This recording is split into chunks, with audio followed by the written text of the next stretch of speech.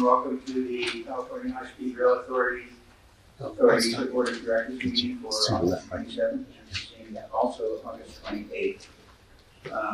It's wonderful to be back live. We thought that live meetings were so easy to put on, and we now find out that they're not. We thought Zoom calls were massively difficult, and they seem to be a way of life, so we did that pretty well after a year and a half or so. So this is what we all look forward to. We don't have a full house here. We hope we do with people who are listening, and we'll see our participation and people who join us in each of our meetings grow, we hope, over the next several meetings. So with that, I'm going to call the meeting to order and ask the secretary, who should be on the screen in front of us and now is hiding in the back, Mo, would you please call the roll? Thank you, Chairman. Director Shane? Chair Richards? Here. Director Camacho? Here. Vice Chair Miller? Here. Assembly Member Rambula? Here. Director Freya? Here. Director Guillometti? Present. Director Escutia? Director Williams? Here. Director Pena? Here. Senator Gonzalez? Mr. Chair, we have a quorum. Thank you, Mr. Secretary. And do we have a flag this morning?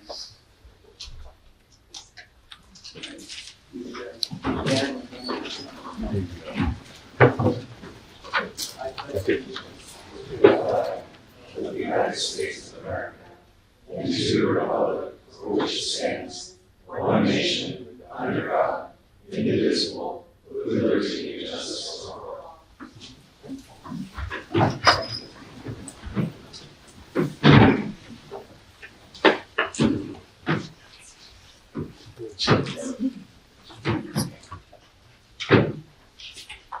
So, ladies and gentlemen, meeting over these 2 days will incorporate the staff presentation on the San Jose Merced environmental documents, and in tomorrow's hearing, the board action on those documents, as well as other items on the agenda for today. As you know from having watched or listened in the past, we follow a pretty strict format on environmental documents to make sure that we are abiding by the laws governing same both federally and to the state of California. With that, we will start with that. What we have, we will follow this, as I mentioned, pretty carefully. You will have noticed, if you look at the agenda, there will be 2 opportunities for public comment. The first opportunity will be for any items on the agenda exclusive of those items dealing with the environmental hearing, as well as anything else that members of the public would like to address. So with that, as noted on the agenda, as is custom, we will start by taking public comment at the very beginning of the meeting. Since we are taking up the San Jose Merced environmental project section, we will also have a dedicated opportunity for the public on that project section later this morning. Public comment at the outset of the meeting will be for all remaining agenda items and non-agenda items not related to the San Jose Merced documents.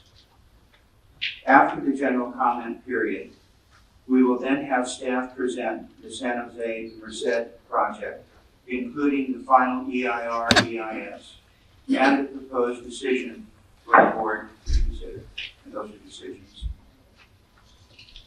After the staff presentation, we will then take public comment on the San Jose Merced project section, proposed decisions, and all related agenda items. Those are agenda items 2, 8, 9, 10, and 11.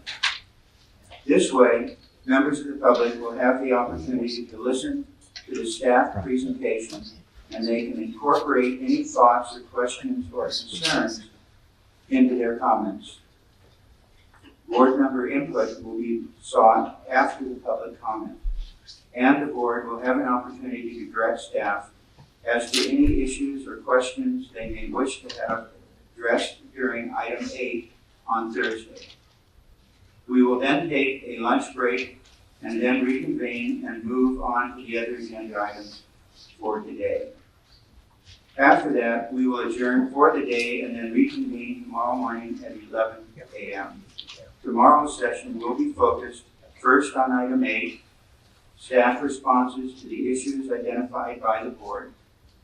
The board will then deliberate on items 9, 10, and 11 related to the San Jose Merced project section.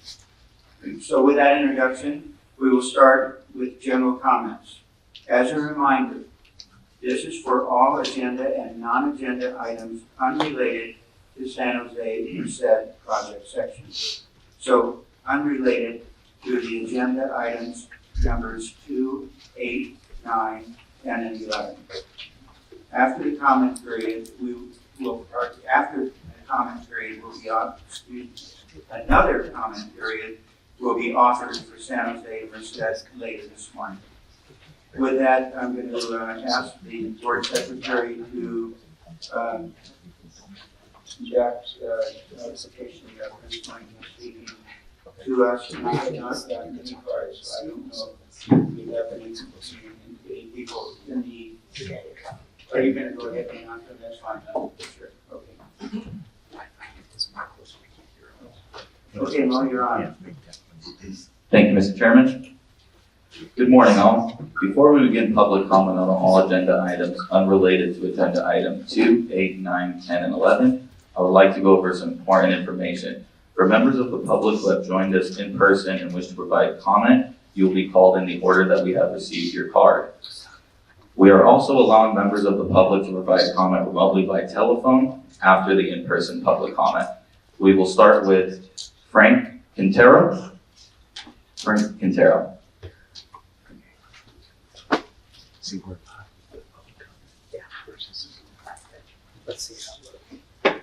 Good morning, Chairman Richards, board members, and what an awesome opportunity to be in front of you today. It's been a while, so thank you, and thank you to the staff.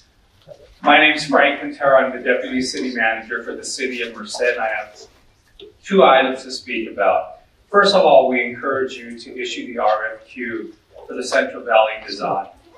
We have 4 communities eager to move forward with this program and plan our futures out with you. So again, we're excited for this opportunity and encourage you to approve issuing the RFQ. Next, we encourage you to approve the 2022 business plan. We continue to strongly support all the efforts of the governor in the high-speed rail project, both those that are in progress and that are planned. We look forward to continuing to work with the High-Speed Rail Authority, and we look forward to great things happening in California, as well as the Central Valley, and thank you very much. Thank you, Mr. Quintero. Next up, we have Dan Levitt. Dan Levitt. And I might introduce him as a long time ago, the head environmental staff member and director for California High-Speed Rail Authority. Thank you. Welcome, Dan. Good morning, Chair Richards, members of the board, CEO Kelly. It is really, truly great to see you here this morning. And as noted, I'm Dan Levitt, representing the San Joaquin Joint Powers Authority and the San Joaquin Regional Rail Commission. I did already provide comments at your last board meeting, March 17th, but we did want to be here in person to reiterate our support for your 2022 business plan and your efforts to implement high-speed rail in California. You have our commitment to partner with you and local and regional agencies to ensure that the Merced-Bakersfield high-speed rail interim service will be well connected with our services and to other transit throughout the valley, and will be a transformational investment in the San Joaquin Valley that will help the state meet its sustainability goals. The success of interim high-speed rail service is essential towards implementing the ultimate high-speed rail service between the Bay Area, Sacramento, San Joaquin Valley, and Southern California. A key focus of my agencies is to continue to work with your staff, your early train operator, CalSTA and Caltrans to make sure that both our San Joaquins and A services connect with high-speed rail at a multimodal station in downtown Merced. And lastly, we do want to reiterate our strong support for the governor's budget proposal to provide the remaining $4.2 billion in Prop 1A funding to the authority needed to implement electrified, true high-speed rail service in the San Joaquin Valley. Thank you very much. Thank you, Mr. Levitt. Next up, we have Laura Uden. Laura Uden.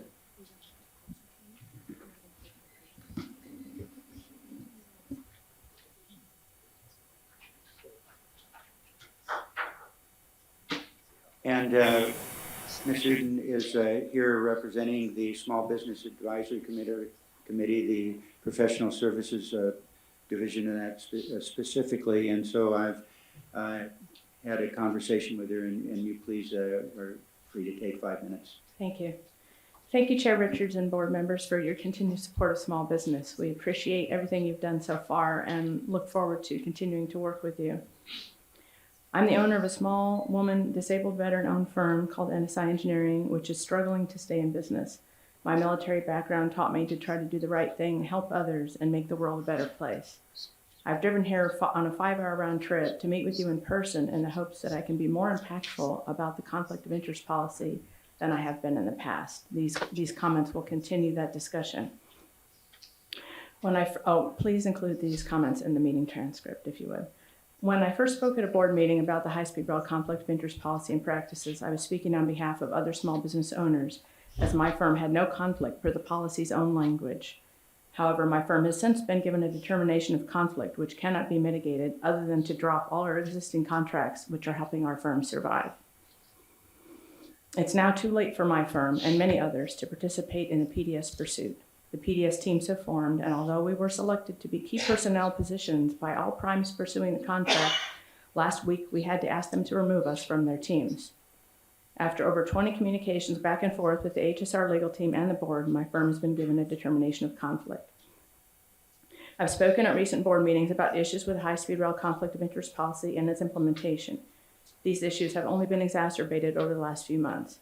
The 5 primary issues include: 1, the high-speed rail legal team appears to be incorrectly interpreting their own policy.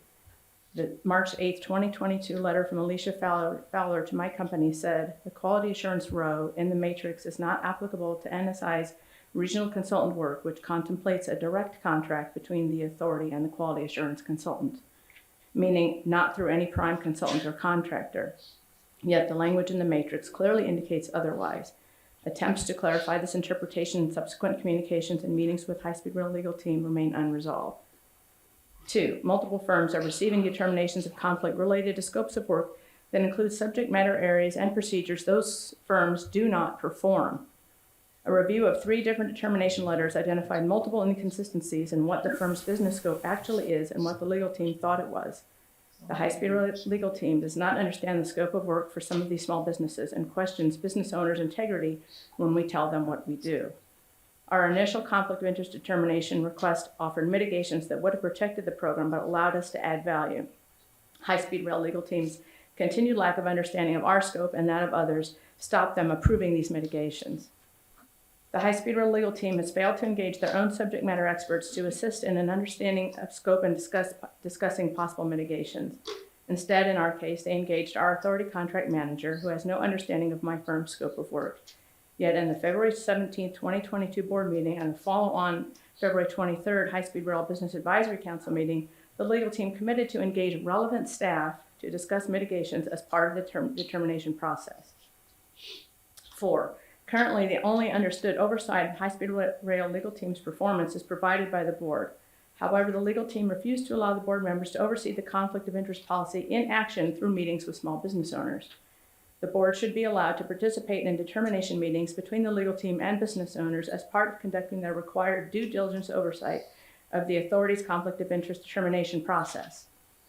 5, the approach for collecting objective information and data through the determination process is unclear and undocumented. The legal team is either not taking minutes of the meetings with the or not sharing them with the small business owners for review and to correct any mistakes and understanding. These mistakes appear to be leading to incorrect determinations of conflict, which are likely to happen if the high-speed legal team misunderstood what was said or inaccurately recorded what was reported, and then used that as information as a justification for determination of conflict. In some cases, the exact same question is repeated multiple times in the same meeting, even when a clear and unambiguous answer has been given. This strategy, which may work in a courtroom to cross-examine a witness, often leaves a feeling that the high-speed rail legal team doesn't believe or doesn't trust business owners. When one issue from high-speed rail legal team is addressed, suddenly new items crop up that have the potential for conflict, even though in most cases the reasoning behind this is faulty on the part of the legal team. Then when the new issues are addressed, other issues are brought forward. This leaves the impression that the intent of the legal team is to do everything they can to find a conflict regardless of what business owners tell them. It appears the policy is not being implemented as written or as promised. Alicia Fowler in the February 1st, 2020 second board meeting said, "Some policies start with exclusions, but we start by trying to ensure people can participate." And you, Chair Richards, added, "I encourage a conversation between those who receive letters of disqualification to work with staff to find a pathway that allows qualification." This is not happening. Whatever actions have been taken by the authority and board to date, based on all this input from me and other small business owners, if any, they are not resulting in changes being felt on the front lines. The process is definitely broken. Because of this, the extensive, in-depth strategic skills and decades of experience on the high-speed rail program of all of these small businesses will not be leveraged for the benefit of the program and the taxpayers of California.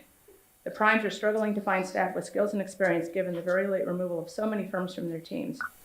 We're being conflicted out now, which is less than 3 weeks before the SOQs are due.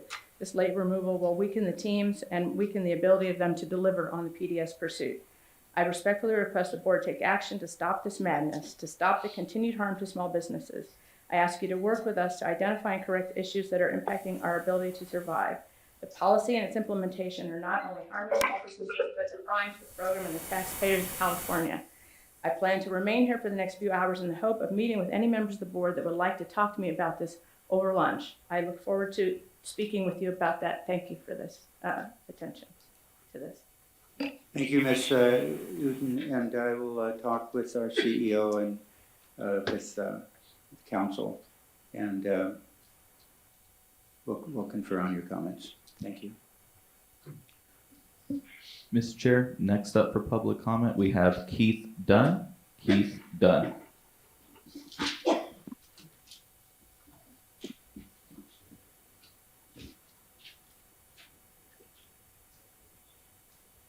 Good Thank morning, you, Mr. Chair, CEO Kelly, and board members.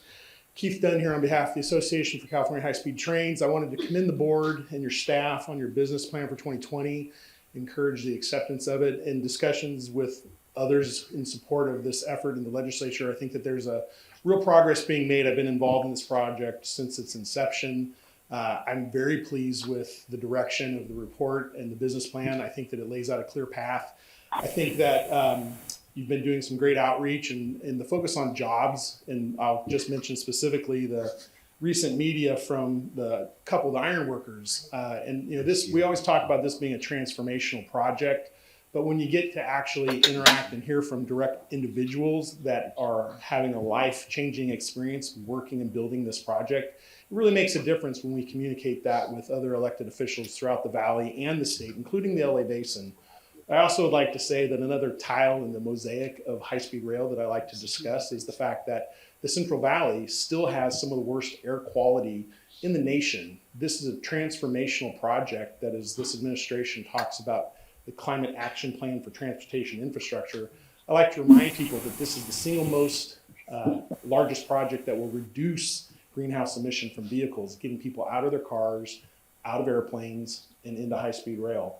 It's a transformational project on the individual level, in the communities, and for our environment. I encourage the adoption of the 2022 plan. I appreciate the work of your staff and this board, and I look forward to continuing to work with you to get this built. Thank you. Thank you, Mr. Dunn.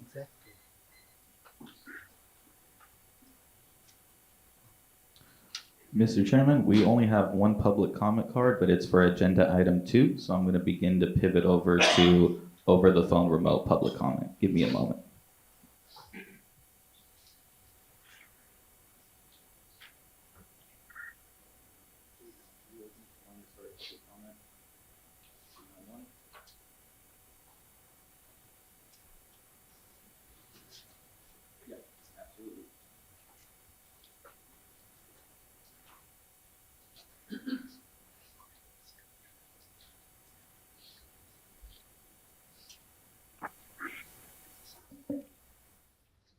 Ladies and gentlemen, if you wish to provide public comment today, you may press 1 and then 0 at this time. Once again, if you wish to provide public comment, you may press 1 and then 0.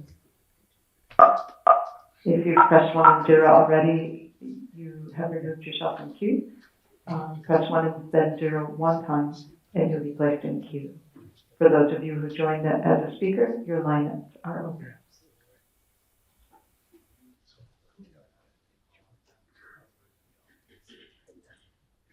Hello? Hello, we hear you. We can hear you. Please go ahead. And if you start with your name. I'm not sure how this works, and I apologize, Mr. Chairman. This is Rod Diridon, and having sat in your chair, I understand that this is an awkward time, especially with all the electronic mess. So thank you for your service, for your board service, and for the service of CEO Kelly and his fine staff. The U.S. High-Speed Rail Coalition has been working diligently at the national level, led by the Secretaries Mineta, LaHood, and Fox, and myself, to obtain funding at the national level for our project. We have $66 billion in the infrastructure bill for intercity rail, a portion of which can go to our project, and we're working on $10 billion more in the climate portion of the Build Back Better bill, which is due to be introduced in the next couple of weeks. Each of those sources of funds must be available to only to shovel-ready projects, which means the money has to be used immediately. So delays are deadly. So there's some background noise, I'm sorry. The delays are deadly. So as you go through the day and are considering the environmental work being done, which is very important, very, very important to hear from the public and to do the best you can in terms of mitigating environmental difficulties. Remember that whatever you do not delay the project. It's that progress is necessary to set the example both in California and for the nation. Remember that the Berkeley poll just out shows that 56% of the public supports you. That in the Bay Area, that's over 65%. In the LA area, that's over 60%, and that's a landslide. So please know that you have the public support to spend the $4.2 billion in the governor's budget, and know that you have the public support to identify high-speed rail as the #1 remedy for climate that so threatens California in the future for our children.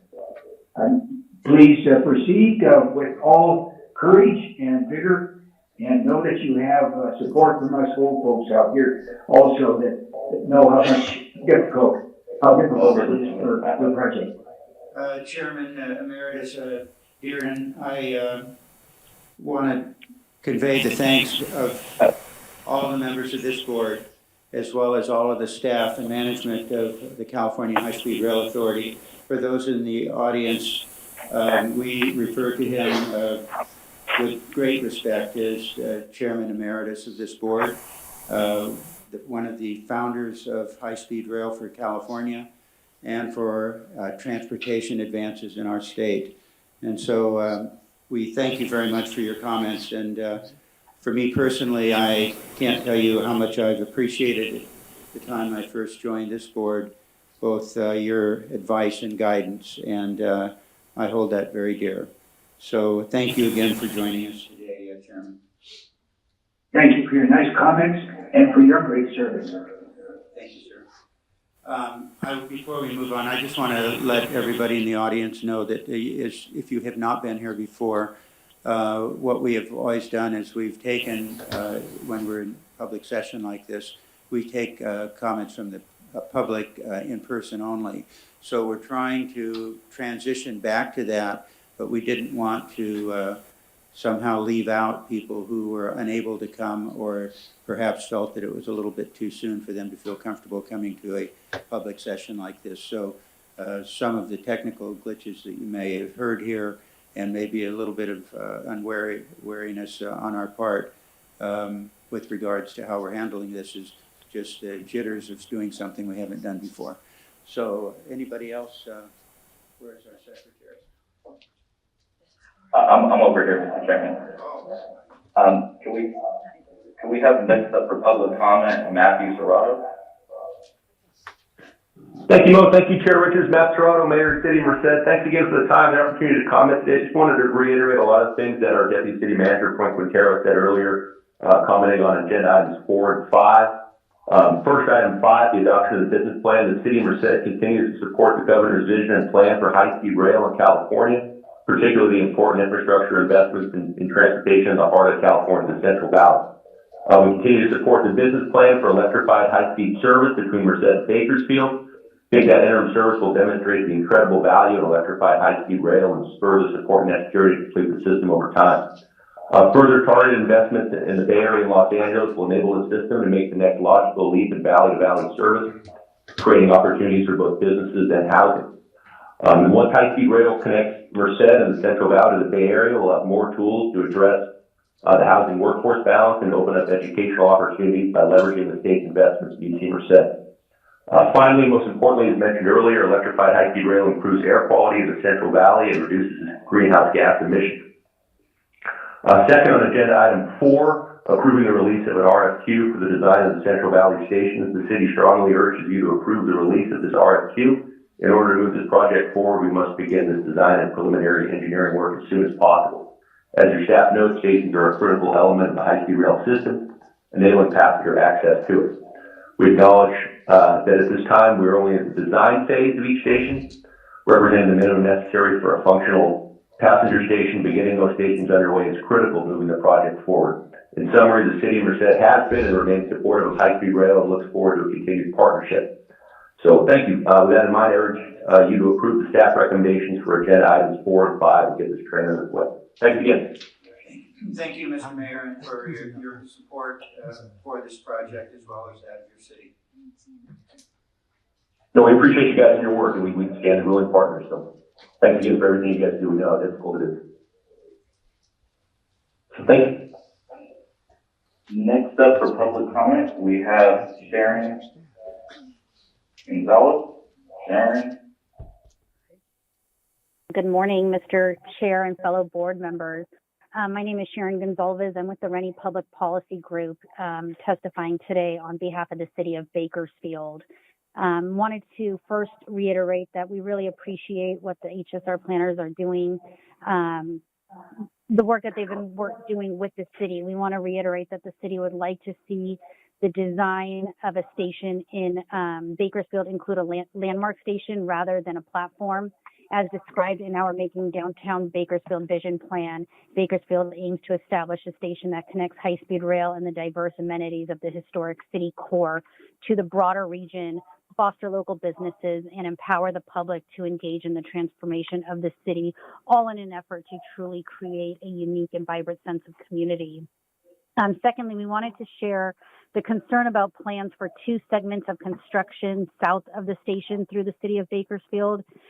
We worry that a pause in construction of 3 or more years in the middle of Bakersfield will result in unnecessary traffic disruptions to businesses in an already disadvantaged community southeast Bakersfield, and will unnecessarily impact these neighborhoods for more than 10 years.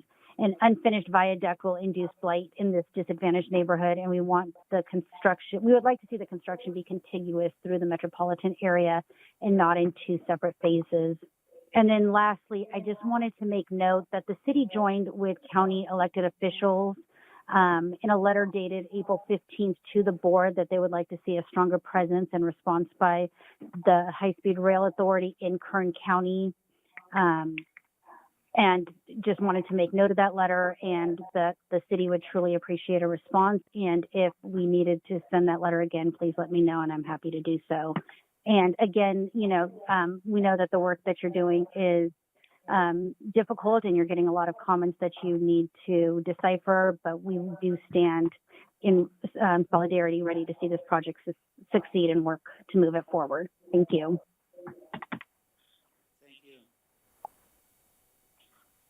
Next up for public comment, we have John Ellis. John Ellis.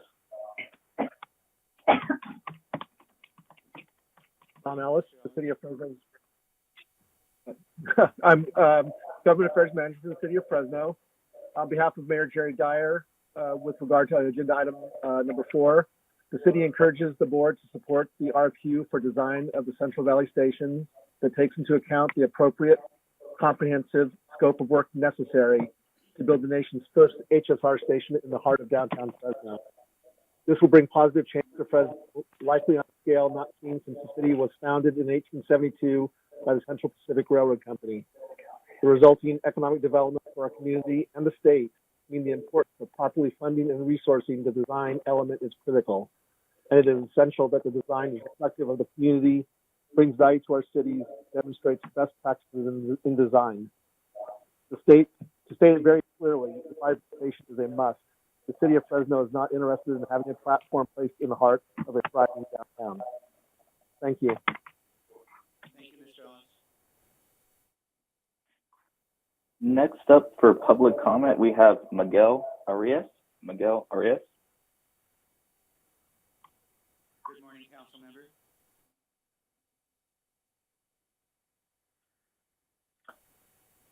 Apologies, sir. It looks like he's having some technical difficulties. I'm going to move on to the next person. Jeanette Owens. Good morning, Chair Richards, directors, and Chief Executive Officer Kelly. Thank you for the opportunity to speak to you today. My name is Jeanette Owens, Senior Executive Officer of Los Angeles County Metropolitan Transportation Authority. We are requesting your approval of board item number 3 of the Project Management Funding Agreement for the High-Speed Rail Bookend Project in Los Angeles Union Station, specifically for the Link Union Station project, the highest priority project contained in the 2012 Southern California Memorandum of Understanding. LA Metro has partnered with California High-Speed Rail Authority for over 10 years to bring high-speed rail to Los Angeles via the Link Union Station project. The Link Union Station will transform how our commuter and intercity rail operates in Southern California with run-through track capability at Los Angeles Union Station, which is a required incremental step to eventually bring the full high-speed rail service to Southern California. The transformative change of converting Los Angeles Union Station from a stub-ended track to a run-through track will provide for rail and transit capacity that is necessary to accommodate future growth in time for the summer 2028 Olympics. Again, we request your approval of staff recommendation item number 3. Thank you very much. Thank you very much, and we look forward to continuation of our relationship and partnership with LA Metro. Thank you, Chair. Let's try to see if we can call on Miguel again. Miguel Arias. Miguel Arias.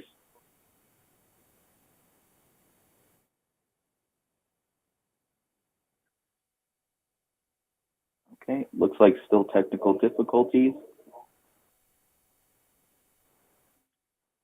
Before we go on to the other phone line, I just wanted to ask, is there anyone else on who wishes to provide public comment right now? Operator, can you please open up the participant lines for public comment? Thank you. And ladies and gentlemen, once again, if you wish to provide public comment, you may press 1 and then 0 at this time. Our first comment comes from John Scale. Your line is open. Please go ahead. Good morning. My name is Sean Jeansdale, and I'm Vice President of the Rail Passengers Association. We're a national organization advocating on behalf of America's passengers. Our organization believes it is of national importance that the state of California advance construction on an electrified Central Valley segment. So we encourage the board to adopt this 2022 business plan and approve the final EIS for the San Jose to Merced project section. In addition, creating thousands of family wage jobs for Californians, an electrified intercity rail corridor is an integral part in decarbonizing the state's transportation system and achieving ambitious climate goals. It is important that the high-speed rail corridor be understood both by elected officials and the public as a key element in the modernization of the entire state rail system with synchronized connections to regional, commuter, and transit rail services. Without this high-capacity electrified trunk, California's rail system cannot achieve its goal of shifting millions of passengers from airplanes to highways onto rail. We encourage the board to move forward with all due haste, and we thank you for the opportunity to comment today. Thank you. Our next comment comes from Roland LeBron. Please go ahead. Your line is open. Good morning, Chair Richard and board members. Thank you for the opportunity. I'd like to follow up on I'm getting some background and it's not coming from me. I'd like to follow up on some questions that Mr. Blair Beekman had about alignment decisions that were made decades ago. And your advice for Mr. Beekman to look for this information on the website. Unfortunately, all board meeting materials prior to 2018 are no longer available on the website under the pretense of non-ADA compliance. So in closing, I once again urge you to address this issue at your staff's earliest convenience. Thank you.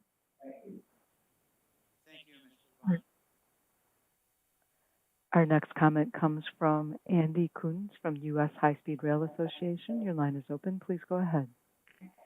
Hi, my name is Andy Coons, president of the U.S. High-Speed Rail Association, and I'm here today speaking on behalf of both the association and the U.S. High-Speed Rail Coalition that Rod Diridon mentioned and is co-chair of. We congratulate you all for your steady leadership on this project, which has made significant progress despite the many challenges the pandemic has brought. HSR has made significant progress in clearing hundreds of miles of the project to be ready for future funding and can go quickly to construction. Stakeholders around the country are taking note of the significant progress being made in California right now, including the Federal Railroad Administration, and they're looking to see an additional state commitment so that they can get behind it with additional federal commitments. Specifically, we support the ongoing project, and we would like to see any way possible to speed up the delivery of this project. We support the state passing the state budget and the release of the state's $4.2 billion to advance high-speed rail with full electrification into Central Valley to showcase what the true high-speed rail is all about right away. That's what the initial intent was, and that's what you all should stick with. We also support advancing all the station design work in the Central Valley. This will be key to connecting with regions around the state. And we support the funding agreement and moving forward with the LA Union Station modernization with the run-through tracks that were mentioned briefly, and also even with additional funds to build the whole build out of the Union Station, not just the first piece. And then finally, we support the EIR-EIS from San Jose to Merced, so we can hurry up and get that project underway, and we can push for more federal funding to accelerate that segment as well. So once again, thank you all for your leadership and your ongoing progress on the project, and we stand behind you, ready, pushing every way we can. Thank you. Our next comment comes from Alvaro Mesa from Gilroy School District. Please go ahead. Your line is open. Good morning, Board of Directors, High-Speed Rail staff, and members of the public. My name is Alvaro Mesa, Chief Business Official for the Gilroy Unified School District. The Gilroy Unified School District supports bringing high-speed rail to Gilroy, as there are a number of economic benefits to bringing a station in downtown and obvious local economic benefits that will help revitalize our downtown and help booster future economic growth for the entire city of Gilroy and the surrounding areas. The school district has raised its concerns during the draft EIR-EIS comment period, objecting to the use of quad gates as proper mitigation at the specific intersection of IOOF and Monterey Street in Gilroy. The district is very pleased to see the outcome of the hard work through the efforts of the environmental justice outreach, recommending bicycle pedestrian overcrossing and complete streets at the intersection of IOF and Monterey Street.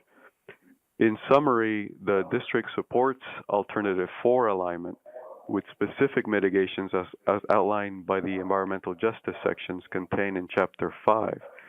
The High-Speed Rail Authority should be pleased with the robust engagement efforts to reach our traditionally underrepresented community by informing them of the potential impacts of this project. Thank you for the opportunity to participate in this stakeholder engagement process. Gilroy Unified is excited about the future of high-speed rail and the robust opportunities it will bring to our city of Gilroy and local economy.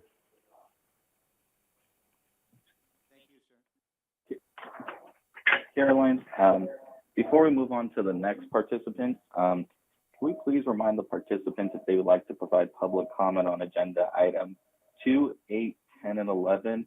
That will be done after the staff presentation. And I believe, Caroline, before we go to the next participant, I would ask if Council Member Miguel Arias, if he's on the line, if he could provide his comment. His Yes. line is open. Hi. Hello there. This is Miguel Arias from the Fresno City Council, representing the area of downtown Fresno. And my apologies for being late. I know you called on me a couple of times, but I was in an emergency meeting of the Downtown Property Improvement Assessment District, where we are voting to renew our commitment for the next 10 years of downtown property owners self-assessing themselves to improve our downtown area, which aligns perfectly with the investment of high-speed rail. Just as a reminder for the public and the board, Fresno, unfortunately, is home to the worst air quality in the country. Our residents in my district have a 20-year life expectancy reduced than people in the same city in the northern part of the city, just based on the concentrated air pollution of the southern part of the city. High-speed rail for us is an opportunity to finally remove a lot of vehicles off the interchanges and the freeway systems that are the leading cause of the highest pollution in the country, in our city. It's also the area where the city was redlined, and we were intentionally discriminatory for many communities that were forced to live in this dirty air basin. So for us, this renewal is just one part of our long-term efforts to revitalize our city at the core of the downtown and to make right the historical wrongs for the communities of color that were intentionally disadvantaged. So I am hopeful that high-speed rail will continue in those efforts with the design of the downtown station. And you should know that the city is not simply going to stand by and just reap the benefits. We are intentionally investing millions of dollars into our own infrastructure in and around the station, making significant improvements, reconfiguring traffic at a very high cost to our local city. And we intend to invest a significant amount of money with the federal infrastructure bill to continue to align and help the high-speed rail system be successful in our city and across the state. So with that, I would ask for your support in helping us right the historical wrongs in our communities and helping us lead to the line of the promise where we can have cleaner air than we do now and we have for the last 30 years. With that, that concludes my comments. Thank you, Councilman. Caroline, if we can move on to the next participant. At this time, we have no further comments in queue. Perfect. If I can just place you on hold until after the staff presentation and we'll resume the second portion of public comment. Okay.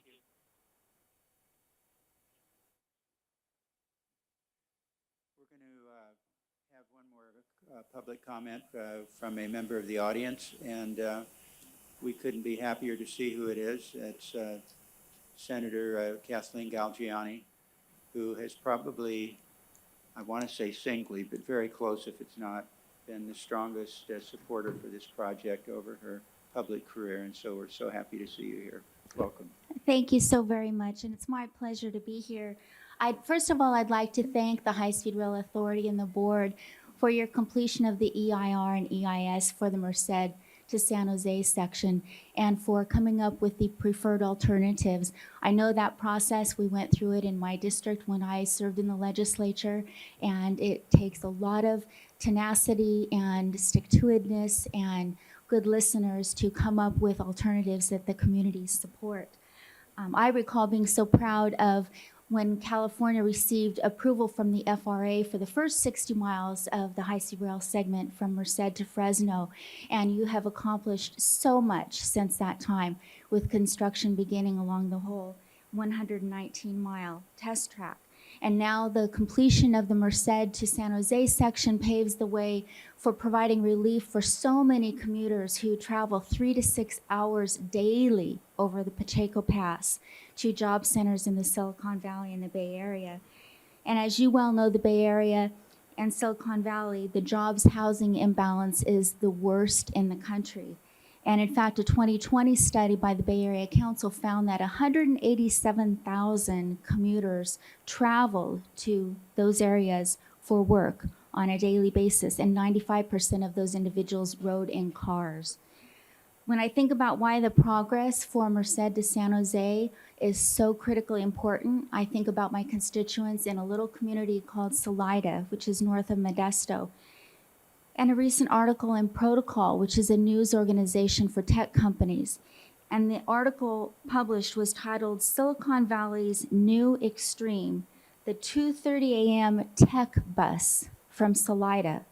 And it told the story of how at 2:30 a.m., workers in boots were boarding a tech bus in the moonlight, traveling 11 miles to Manteca, and then traveling another 55 miles to the Tesla plant in Fremont.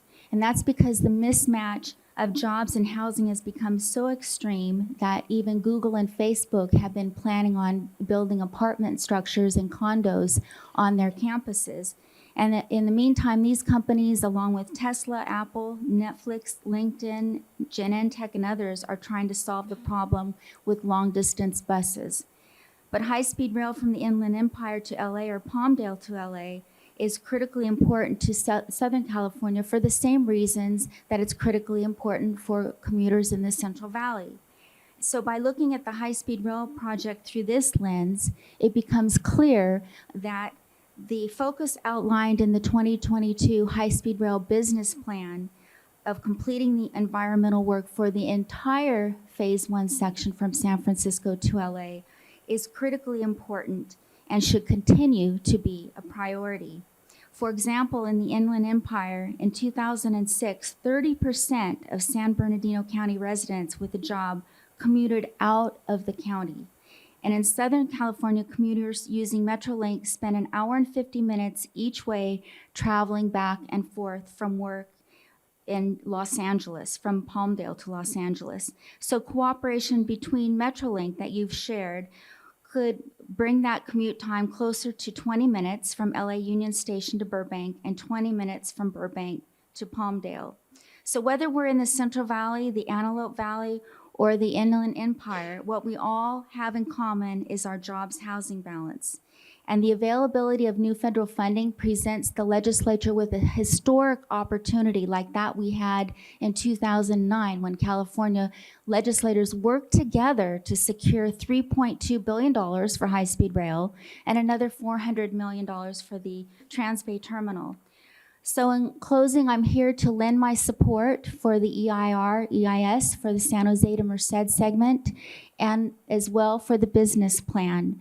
And I want to thank you for your tenacity, for the hours and hours that you've poured over multiple reports, the calls that you've taken from constituents and community leaders, and for your steadfast support of high-speed rail.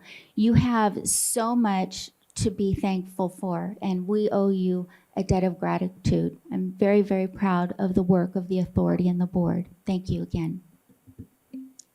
Thank you, Senator Galciani.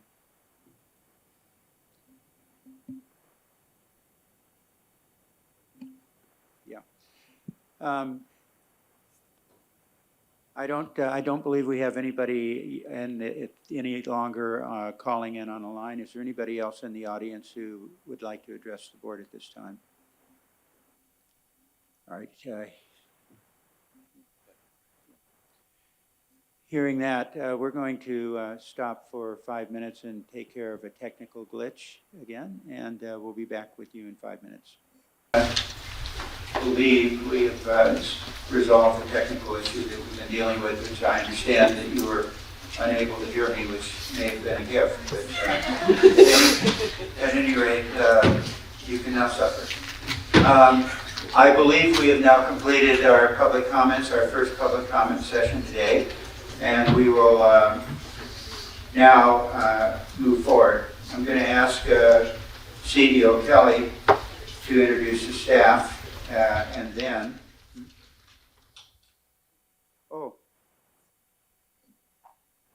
it's not.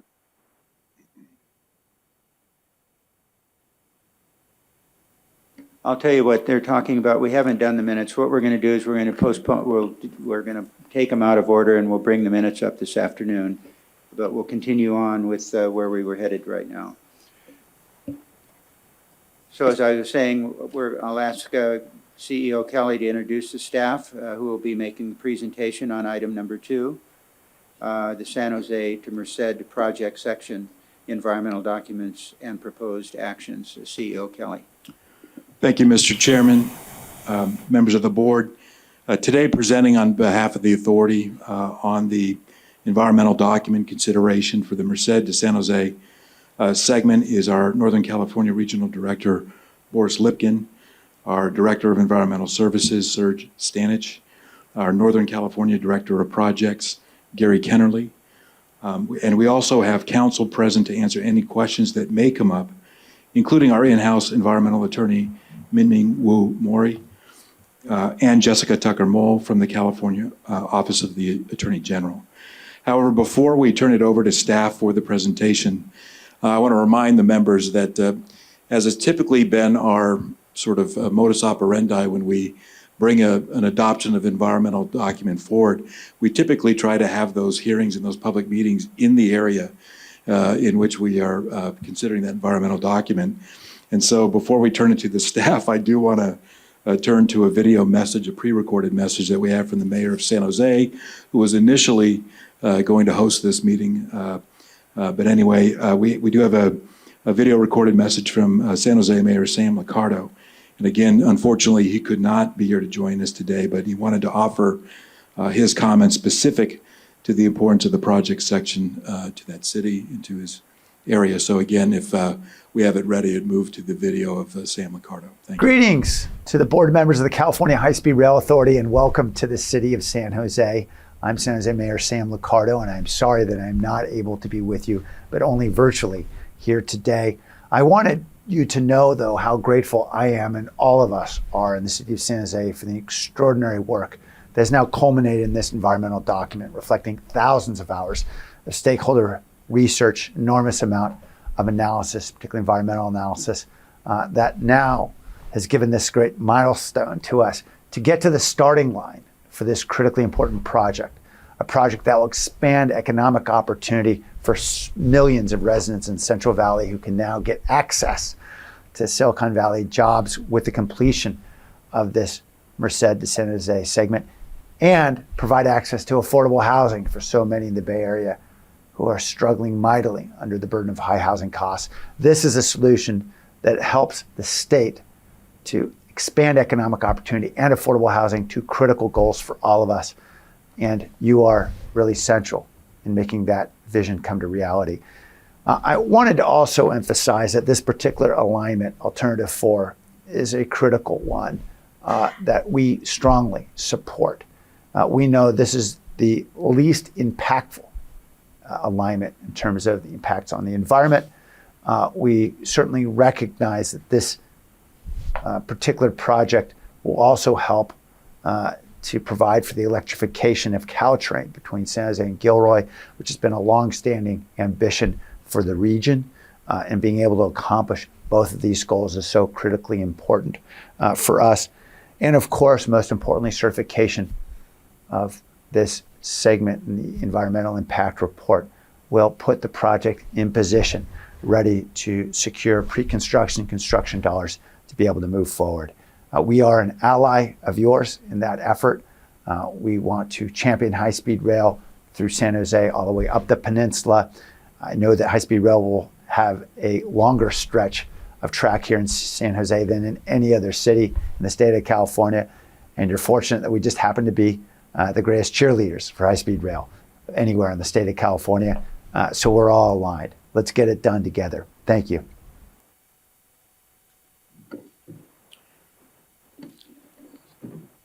We thank Mayor Liccardo for his comments and perspective and the support that he has given the project over the years.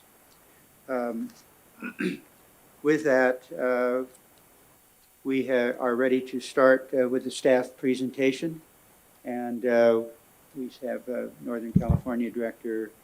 Good morning, Chair Richards. Serge Stanich, Director of Environmental I'm sorry. Services. It's okay. I'll begin the program, but we'll be handing it off to our associates. One beard only, please. I've got a little more gray in mine, Yeah, so you all can right. tell us apart. He's a little taller. Well, he's a little taller, but I got waylaid by the beard. So Serge Stanich, Director of Environmental Services. It's along with Boris Lipkin, our Regional Director, and Gary Kennelly, the Director of Projects from Northern California. It's our privilege to present to you today the culmination of 13 years of work going back to 2009. For your consideration, approval of Alternative 4, the preferred alternative for the San Jose to Merced project section. I'll test this to see if it works. So here's an outline for today's presentation. I'll present to you a few key points or themes for consideration throughout today's presentation. I'll pass it on to Boris Lipkin, who will give an overview of Alternative 4 and its development. Gary Kennelly will then present the development of the various alternatives over the years and how we came to the preferred alternative. And then we'll go over the environmental document, the EIR, EIS, its circulation, comments that were received, and revisions that were made based on comments received. And then identify or go over some of the key topics of interest for the authority and for the stakeholders. So for today, I want to emphasize 3 key points or themes that you'll hear brought up routinely during the presentation. First, the authority staff developed this project to provide electrified passenger service from San Jose to Merced, the Bay Area to the Central Valley, in a manner that is both sensitive to the communities that we pass through and serve, and also protective of the environment. And this project section has worked closely with stakeholders to actually provide improvements to historic challenges of the existing infrastructure. Secondly, the authority has done an extensive outreach program since 2009 to work with stakeholders that have provided input to the project that have both benefited the project for the authority and provide better service to the communities that we'll serve. And then finally, this final EIR-EIS presents a thorough analysis of the project, its impacts, and incorporates mitigation measures and impact avoidance and minimization features that are memorialized in our approval documents and represents the least impactful section or alternative with the fewest road closures, fewest impacts on biological resources, wetlands, habitats, and serves the board and the public with a transparent decision-making. And with this, I will pass it on to Boris Lipkin to present. Thank you, Serge, and good morning, everybody. My name is Boris Lipkin. I'm the Northern California Regional Director, and I am here now, Chair.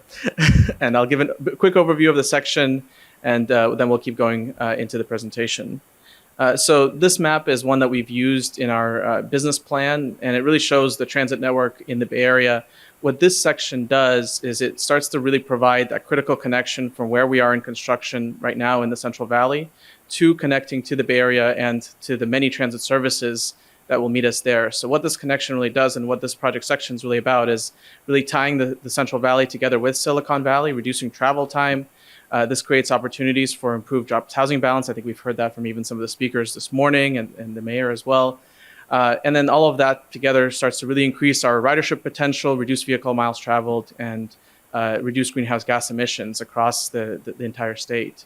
This section specifically provides service to the largest city and county in the Bay Area. So having environmentally cleared this section, assuming the board's concurrence tomorrow, we will stretch all the way from our largest city in Northern California to the largest city in the state, with Los Angeles County being part of where we are already environmentally cleared. So this is an important connection for us. Additionally, the services that we have in the two stations at both San Jose Diridon Station and in Gilroy really provide connections to a variety of key regional transit services. So everything from Caltrain and BART, VTA, Capital Corridor, ACE services, as well as the planned rail extension down to Monterey County. So really, we're tying into both an existing and planned rail network that's meant to cover the entire suite of Northern California destinations.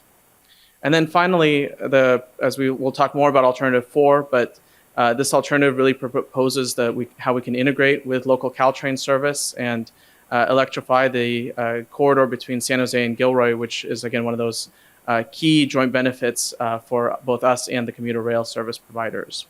So that's the kind of quick snapshot of what the section is about. Getting to a little bit more of the background and specifics. As I think the board will know, we started the environmental process with the first tier environmental clearance back in 2005 for the programmatic environmental document. We then went into more detail, focused on the connection between the Central Valley and the Bay Area, that ultimately culminated in the decision to use the Pacheco Pass, which this environmental document continues that effort. We started with a notice of preparation in this project section in 2009, so we have been at this for 13 years. And really kind of the key milestones on the way to today's big one, which is that we're here in front of you today, is we identified a preferred alternative in 2019. We issued our draft environmental document in 2020. Also in 2020, the board had approved the Central Valley Y project extent. That's part of this overall project section. And then we recirculated some of the, a limited recirculation for some of the specific topics in 2021. And then we ultimately issued the final environmental document back in February of this year. It's been out in public and on our website for a couple months before coming to you today. Just to give a quick snapshot of the preferred alternative, it stretches almost 90 miles, starting in Scott Boulevard up in Santa Clara, and then going down and upgrading the existing rail corridor between San Jose and Gilroy, modernizing and electrifying that stretch. This is a unique feature of this alternative relative to the other ones, and it provides substantial benefits. Before turning east and going across the Pacheco Pass, including two tunnel sections, one 1.5 mile tunnel right before Casa de Fruta, and a longer tunnel as we get through Pacheco Pass and out to the Central Valley, ultimately ending at Carlucci Road in Merced County, which is where the Central Valley Y takes over, where we have already environmentally cleared that part of the section. For those who were on the board in 2019, you might remember that this is a slide that we used back at that time when we were comparing the alternatives. And compared to the other alternatives, the preferred alternative, Alternative 4, has some substantial benefits. A lot of that is geared based on the fact that we're using an existing rail corridor, so we're not having to, we don't have as many impacts from having to acquire and develop a new rail line somewhere where rail doesn't exist today. So we have, because of that, the fewest displacements, fewest impacts on wetlands and habitats and parks as well. We have the lowest capital cost, and importantly, we have that joint benefit of allowing for electrified Caltrain service to South San Jose and South Santa Clara County, which has both been goals for those communities and for Caltrain as part of their long-range service vision. So from a policy standpoint, we also have additional benefits that we're providing on a regional basis. Oops, sorry, I skipped one. Importantly, we have done extensive stakeholder outreach since the beginning of the project. We've had over 1,200 meetings across all sorts of topics and with different members of the public, stakeholders, agencies, and other organizations. We've held a variety of stakeholder working groups focused on specific neighborhood, business, and community and environmental justice organizations, on wildlife stakeholders, and others as well, focused everything from members of the community to agencies and other partners on the technical working groups that we've had. We've held 35 open houses, and of course we've had materials in the relevant languages. So in this project section, it's been Spanish, Mandarin, and Vietnamese as the languages that we've generally translated our materials into. This has been an extensive process that's really benefited the authority and the project section. We've received valuable input that's improved the project over time. And it's really been part of one of those key pillars of the work that we're bringing to you today, has been the engagement with the communities up to this point. This slide, I'm not going to try to go into every dot that's on here, but this is just meant to show that we have had with our agency partners are a variety of engagement across lots of different topics that have been relevant to them.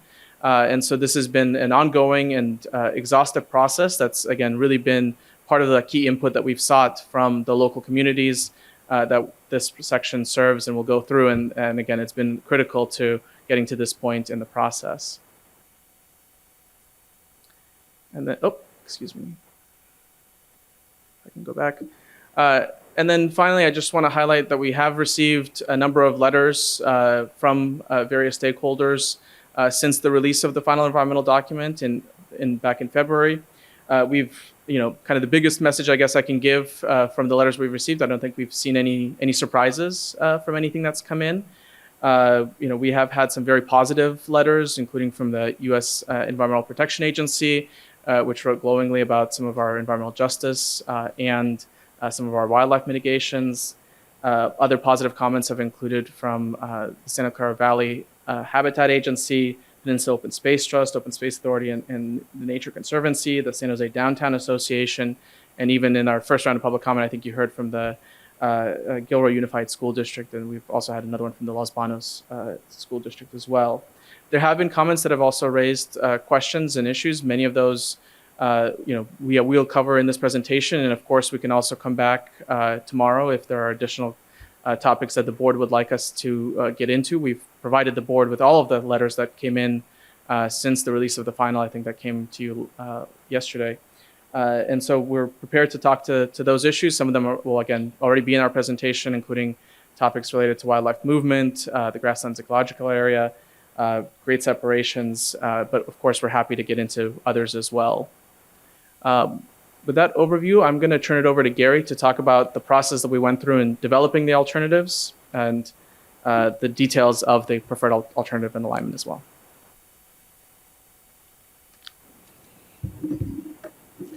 Thank you, Boris. Chair, Board, thank you very much for allowing me to talk today. I'm Gary Kenley, Northern California Director of Projects, and I'll just quickly mention that this is 15 years of culmination of work, so I'm really glad to be able to be here today to talk to you about the alternatives. So, as Boris mentioned, the project background really started with the approval of the program environmental document in 2005. What this did was really identify the routes in the Central Valley and also in the San Francisco Peninsula, but it deferred the decision on how to connect the Central Valley to the Bay Area to a subsequent environmental document. So in 2008, the Bay Area to Central Valley document was presented to the board. This document looked at corridors sort of in the shaded area shown on the exhibit here, to the south bounded by the Pacheco Pass and State Route 152, in the north, the Altamont Corridor and Interstate 580. The decision in 2008 was to approve the Pacheco Pass, State Route 152 as the preferred alternative. And this was further confirmed in a partially revised environmental document for the program in 2012.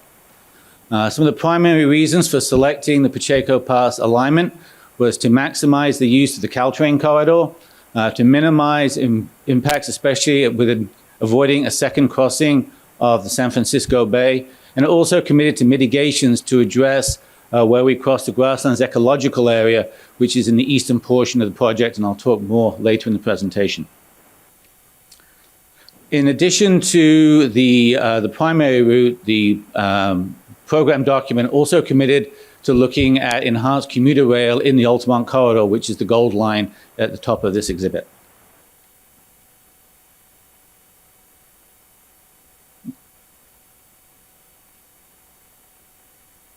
So I seem to there we go, thank you.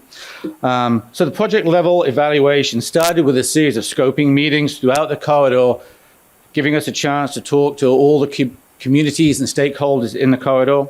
From those scoping meetings, the team developed a series of alternatives with specific locations along the alignment, and all the lines you can see on this exhibit are alternatives that were suggested as a result of interaction with the communities in the corridor. And these were all evaluated in a first round of alternative analysis. The various alignments, particularly in the San Jose to Gilroy section, really we're concentrated on the two existing transportation corridors, the Union Pacific right-of-way along Monterey Corridor, and also US 101 highway.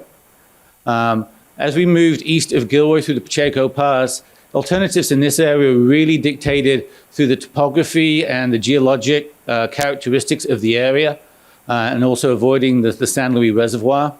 And then, as we came into the San Joaquin Valley, as part of the program document, we had actually committed to looking at alternatives both to the north and to the south of the Grasslands Ecological Area, which is in the center of the San Joaquin Valley.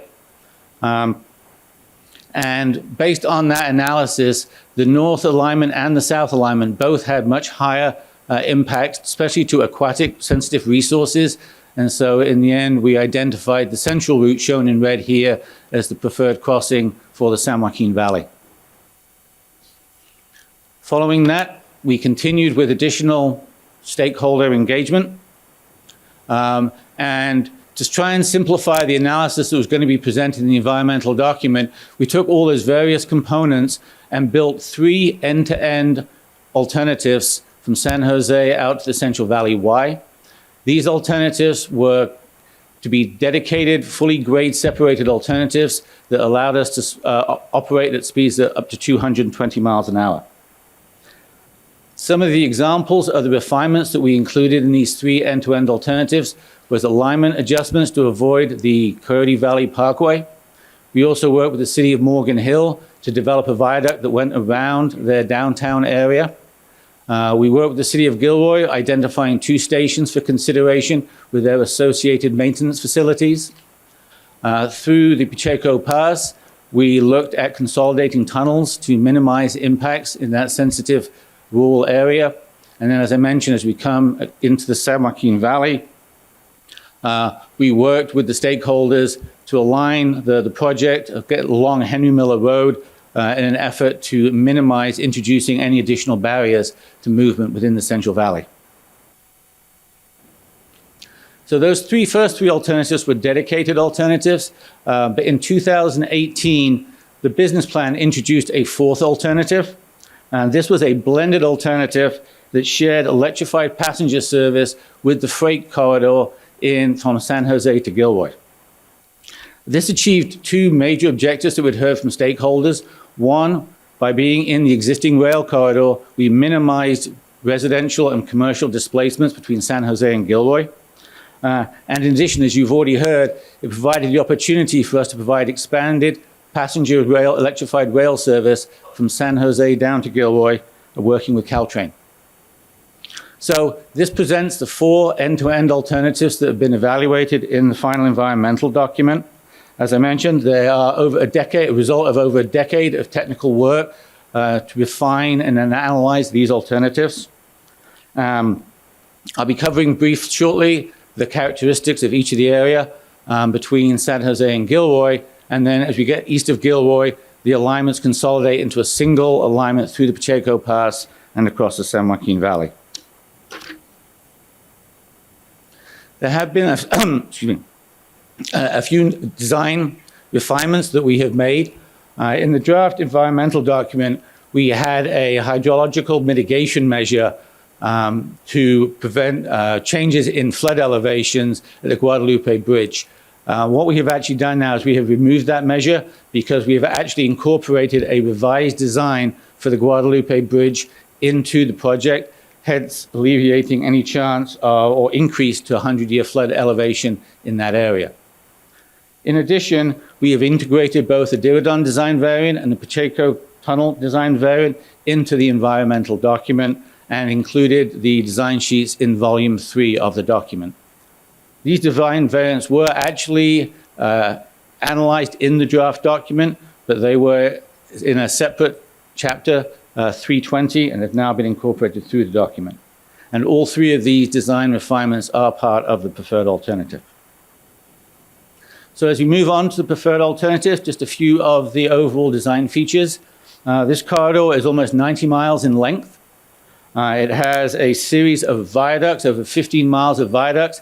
These have been able to enable us to provide greater permeability through the corridor to both wildlife hydrology and other movement. And there's also over 15 miles of tunnels in the Pacheco Pass area, again, used to minimize impacts through this sensitive area. And between Gilroy and San Jose, we will be using the existing at-grade crossings and be making safety improvements to each of those crossings in the corridor. So as we move into the actual subsections, I'll start in the north, up in San Jose. The first subsection is the Diridon Station approach, and this goes from Scott Boulevard in Santa Clara, and is predominantly at grade within the Caltrain right-of-way. North and south of the Diridon Station, we widen the approaches to accommodate both high-speed rail and the additional freight track. And in the Diridon Station area itself, we provide raised platforms to serve the high-speed trains, and then additional vertical passenger circulation to enable passenger movement through the existing station. South of Diridon, we stay predominantly again within the existing Caltrain right-of-way as we go through the Gardner neighborhood and also through the existing Caltrain Tamian station. The benefits of the preferred alternative in this area include the electrified corridor that was electrified in collaboration with Caltrain. As mentioned, it helps to reduce both displacements and visual impacts by staying within the existing rail corridor, and incorporates community improvements that Boris will be discussing later. As we go south, we move into the Monterey corridor, which goes from West Alma down to Bernal Way. Again, the preferred alternative stays predominantly within the existing railroad right-of-way, with 2 tracks for electrified passenger service and 1 track dedicated for the freight trains. In addition, we'll be modifying both the Capitol and Blossom Hill Caltrain stations to 2 platforms to allow for bi-directional passenger service. And each of the grade crossings will have safety upgrades to enable trains to travel at up to 110 miles an hour in the corridor. Again, the benefits are the electrification of the corridor with the potential for increased Caltrain service, reducing both residential and commercial displacements and visual impacts, and again, incorporating community improvements along the corridor.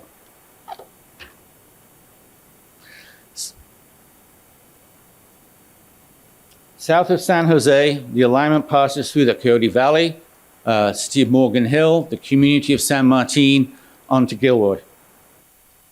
Again, from San Jose, south of San Jose to Gilroy, the alignment stays predominantly within the existing right-of-way, and again, rebuild the Morgan Hill and Caltrain stations. We also include wildlife crossings that extend under both the high-speed rail, the Union Pacific, and the Monterey Road to improve wildlife movement, and these have been located in coordination with the local conservation groups and agencies. The downtown Gilroy station is in the same location as the existing Caltrain station, and this will facilitate connections between high-speed rail, Caltrain, VTA buses, and future rail extension to the Monterey County. South of Gilroy, we have a maintenance facility to serve the trains, and then the alignment turns east now on a dedicated facility across a series of viaducts across the Soap Lake floodplain and on to the first tunnel as we enter the Pacheco Pass. Again, benefits in this section include the electrification of the corridor to Gilroy, reducing the displacements and the visual impacts. We incorporate the community improvements, and in addition, especially with the addition of the viaducts across the Soap Lake floodplain, we've increased the permeability for wildlife movement along the Monterey corridor and also the connectivity in the Soap Lake area. We then move into Pacheco Pass. Again, this is still a fully dedicated grade-separated corridor.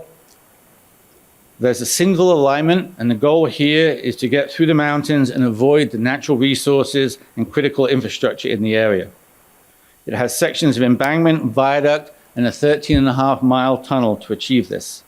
Some of the elements we are trying to minimize impacts to are the Pacheco Creek, also the Pacheco Conduit Tunnel, the Cottonwood Creek Wildlife Area around the San Luis Reservoir, also making sure we avoid the San Luis Reservoir.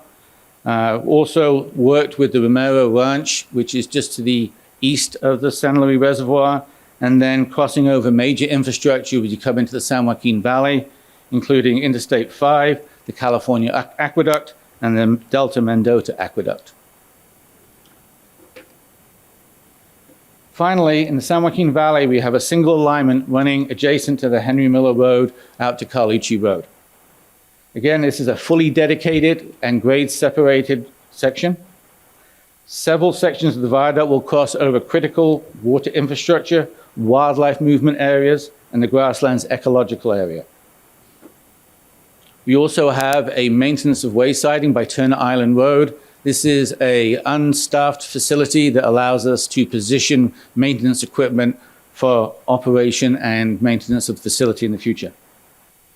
At Carlucci Road, we connect to the Central Valley Y, which the board approved in September of 2020.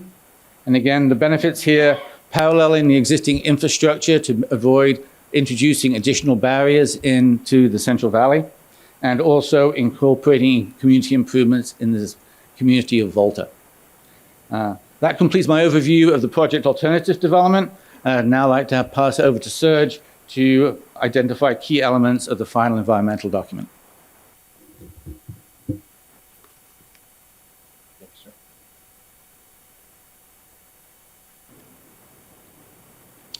So in 2019, staff presented to the board consideration of the preferred alternative. And after September 2019, staff then prepared the draft environmental impact report, environmental impact statement pursuant to the California Environmental Quality Act and the National Environmental Policy Act.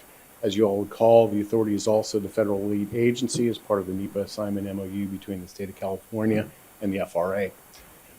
The draft EIR-EIS was published on April 24th, 2020 for a 60-day public comment period. And during that time, we received 746 individual submissions. Those are from individuals, stakeholders, community organizations, and political agencies or public agencies. Each of those comment letters may have had multiple comments. So the staff go through a process which we call delimiting to identify individual comments. And we identified 4,887 individual comments associated with that draft EIR-EIS. As 2020 passed or continued, a couple of events outside of the authority passed changing the status of some wildlife species. The California Fish and Game Commission raised for candidate listing the Central Coast mountain lion, and the U.S. Fish and Wildlife Service listed the monarch butterfly as a candidate species. Those changes in status resulted in new significant impacts for the authority. As well as consideration of some of the public comment that we had, we also reconsidered some of the project's effects on light and noise. And so we decided to recirculate the draft EIR-EIS, and that was done in April of 2021 for a 45-day public comment period to address those resource topic areas. And during that 45-day period, we received 16 comment submissions that were delimited to 226 individual comments. This was all brought together in the culmination of the final EIR-EIS, which was published on February 25th and before you for consideration today and tomorrow.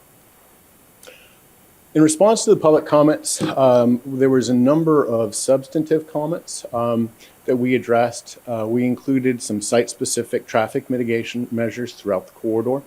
We incorporated the analysis with respect to mountain lion, the monarch butterfly, as well as the light and noise. We added additional mitigation measures and included a wildlife overcrossing to address cumulative effects for wildlife movement along State Route 152. And then we also continued our outreach with environmental justice communities along the corridor, updating our analysis and mitigations provided for with environmental justice.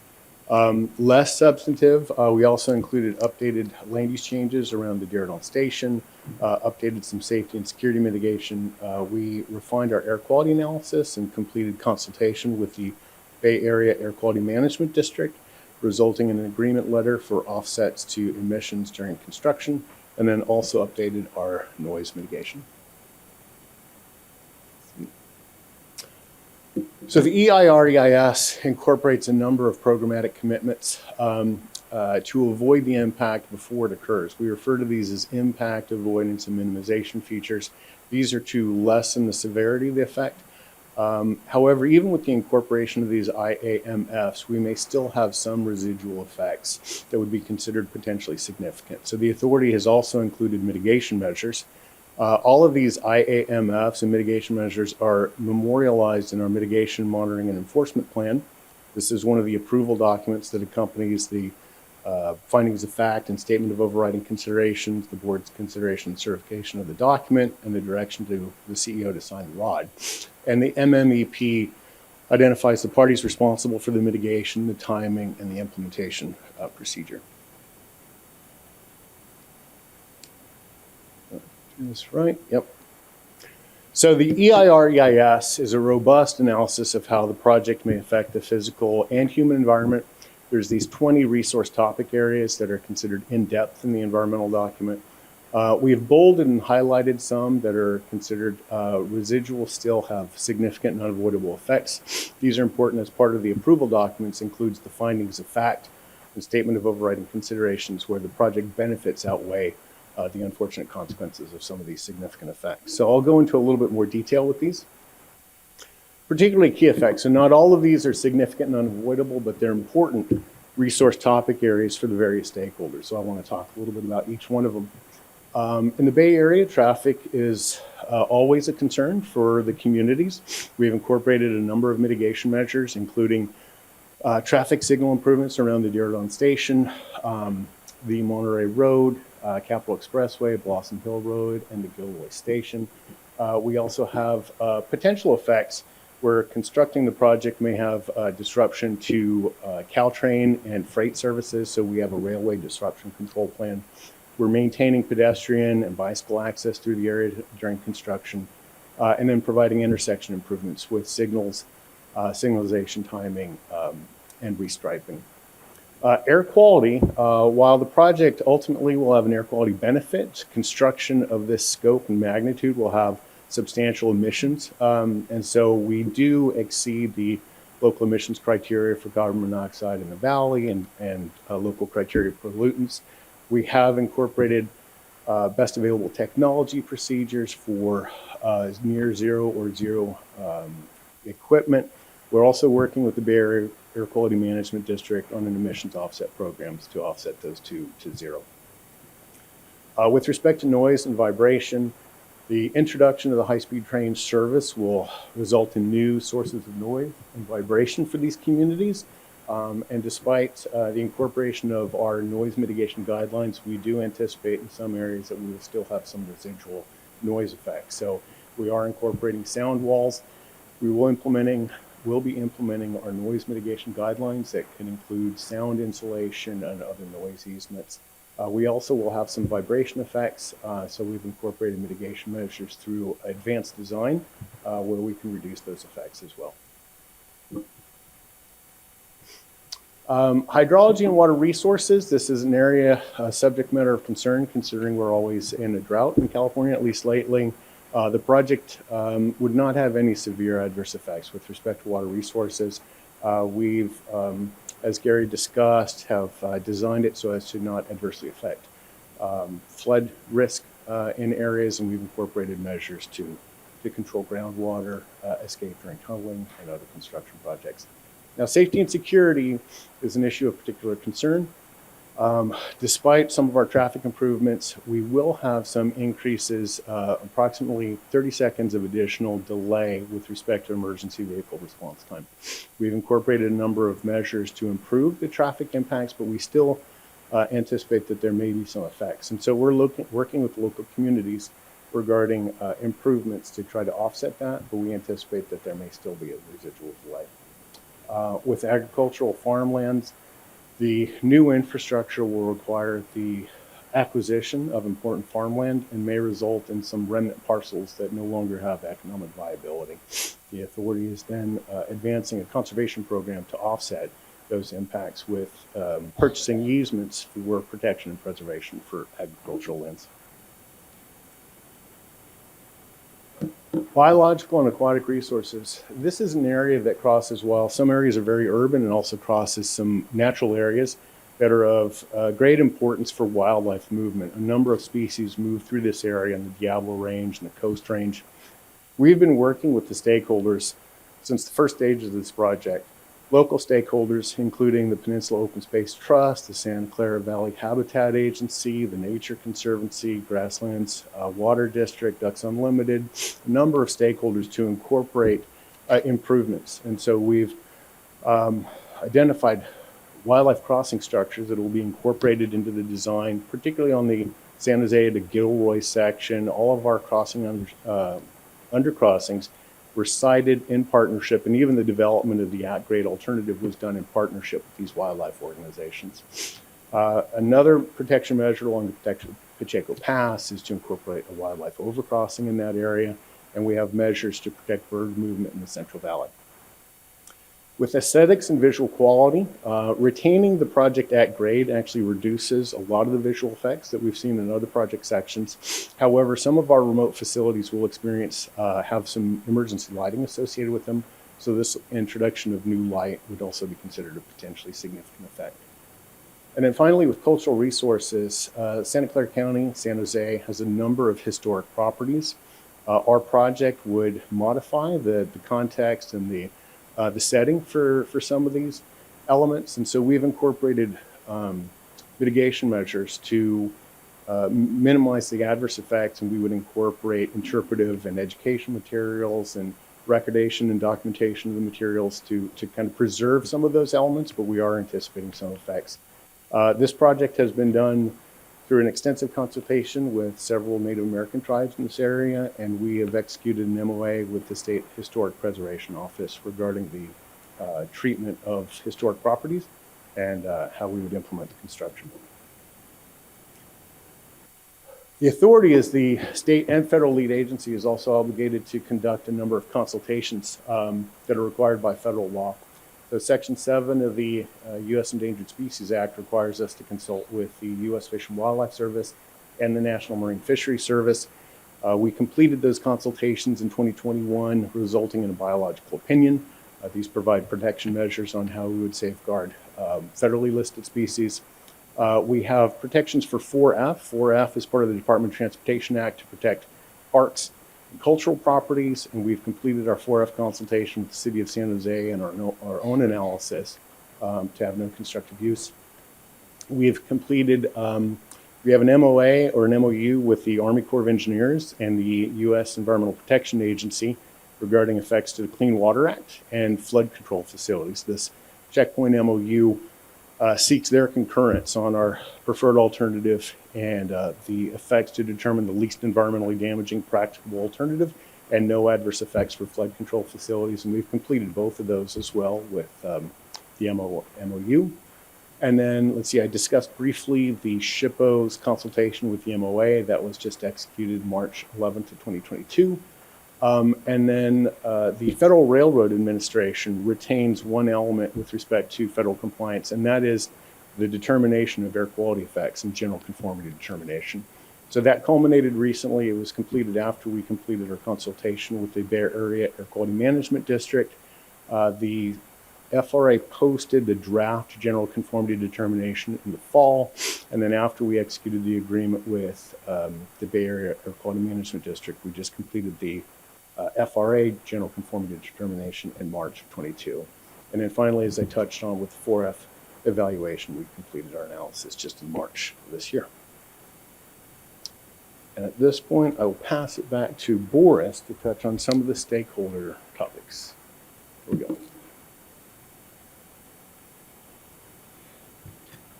Thank you, Serge. And this section is really focused on some of the things that we've heard over the many years and some key issues that we wanted to make sure that we cover with the board for your consideration as we move through today's meeting and into tomorrow. I'll just mention that in this section, we do have a few slides that have some animations with them. So if you're looking at your printed copies, you're probably not going to see the little bits that come in over time. So I might call your attention to when it might be a good time to look at the screen behind you as well. So the topics that we wanted to cover, and of course this isn't exhaustive over 90 miles, there's lots of things that have come up over time, but we want to talk a little bit about stations, specifically Diridon Station and the Gilroy Station, environmental justice is a big topic in this project section, at-grade crossings and grade separations, the Union Pacific Railroad, which owns the rail corridor between San Jose and Gilroy. And then finally, a couple topics focused on wildlife movement and the grasslands ecological area that have been very, very important in different parts of the corridor as well. So this is our station site plan for Diridon Station. And what I just want to call out is what we're proposing at Diridon Station are the modifications needed to provide high-speed rail service to the station. So primarily what this looks like is raising the two long blue platforms in the middle of the station to provide high-speed rail service, and then improving access so people can get both to the station and through the station to those platforms to get to their trains. At the same time, we're very cognizant that there are much bigger plans for Diridon Station, and we are a partner with Caltrain, the City of San Jose, VTA, and MTC, looking at a much bigger vision for what Diridon Station can become as an intermodal hub. And so we're very cognizant of those interfaces between our project and what we need for high-speed rail, as well as what's being contemplated as part of that bigger vision. As a partner, that project is at an earlier stage, but we are working very collaboratively to make sure that everyone is aligned and we know how all of that can move forward together. In Gilroy, similarly, this is the plan for our Gilroy station, which is another, in the Bay Area, all of our stations are modifications to existing facilities. So this one has just a minor station right now for Caltrain service, just a few trains a day that come here. And so going from the bottom to the top, we'll maintain that Caltrain platform. We'll add two high-speed rail platforms. Those are again shown in blue. We'll add another Caltrain platform for their northbound service as the next one up. And then the two pink or fuchsia tracks, those would be for the freight service for UPRR and for the extension of rail service to Monterey County on their own platform face on the east side of the station. Importantly, we've since the preferred alternative was identified, we've been able to restart our work with the City of Gilroy and really looking at the land use surrounding the station and planning for how the station can integrate with the rest of the downtown in this community. And that's been a very collaborative process. I think we've established a good rhythm working with the city on kind of how all this shapes out into the future. Turning to environmental justice, as I mentioned, this is a big topic in this corridor, simply based on the geography of where we have low-income and minority populations and where the rail corridors and other transportation networks are. There's a lot of overlap there, and so we've done extensive outreach starting back in 2016 as we were developing the project. And then in 2019, as we were preparing the draft environmental document, we realized that some of our impacts were coming out that we would have some disproportionate effects where the burden would fall more heavily on environmental justice communities than on the population broadly. And so when we had that realization, we started work on a multi-phase outreach process focused on community improvements that we could basically incorporate that would offset our impacts to those communities. And so we were doing that in parallel with the development of the environmental document, and all of that work has culminated into what's before you in the final environmental document. So I'll just give a brief overview of some of that effort in these slides, and of course there's a lot more in the document itself. So we first started with in late 2019 and into early 2020, before the pandemic started, with really identifying community improvements, developing evaluation criteria, talking to the communities, identifying things that might be important to them that we could then see if those made sense to us and how they would work with our impacts in those particular neighborhoods. So that was our first step. We then refined those concepts further in the summer of 2020, working with the implementing partners, because many of these are things that we'd be working with a school district, a city, or another organization to ultimately implement. So we wanted to get their buy-in and take on the potential improvements. And then we came back out with a proposed list that we sought to incorporate in September of 2021 to get additional feedback on that proposal, get additional ideas for what things that the communities might want to see, as well as their take on some of our conclusions. And so all of that has really been a collaborative process with our communities, and they've had input into analysis of project effects, the project benefits, the mitigations, and every part of this process has been that collaboration with the affected communities. So just to give a sense, across the 8 different communities, environmental justice communities that we have, This is the suite of improvements that we have incorporated into the final environmental document. So the ones that we had started with in September of 2021 are in the first column. Those are the ones that were more directly tied to the impacts that we were seeing in every given community. So if we had a noise impact, then we would propose a noise treatment. And similarly, as we did our outreach, we got additional ideas and concepts that people suggested would be equally effective or even more important to the community. And so we were able to incorporate a number of those, and those are shown in the third column on the chart, across each of the communities to really make sure that we're doing our best to offset and reduce our effects in those communities. We did also surveys and found generally that the communities agreed with our assessments of the conclusions that we were drawing for the environmental document. And so this is one of the slides that has a little bit of an animation. This is sort of the wrap up. But we had started with the effects that were disproportionately affecting low-income minority populations across the different alternatives and across different topics. And with the preferred alternative is business displacements, emergency vehicle response, operational noise and operational traffic. After we took into consideration the direct mitigations, the benefits of the project, and the offsetting mitigations that we've incorporated, we were able to, in the preferred alternative, offset the full suite of impacts, disproportionate impacts that we were seeing. In some of the other alternatives, we do still have a few, especially things like aesthetics and visual quality, where we can't hide a giant viaduct. That impact will still be there. But we have, I think, done a lot of work here that's sort of leading on the leading edge of how to address disproportionate effects to low-income and minority populations. And I think we're very proud of the offsetting mitigations that have been incorporated into the final environmental document. We have had very positive responses. I think, again, you heard one of those from the Gilroy Unified School District, and I think we have others as well that have been received very, very well by the communities. To give just a zoom in on one of those communities, and again, this is another slide that has some animations. This is the Gardner community, and this is a neighborhood just south of Diridon Station.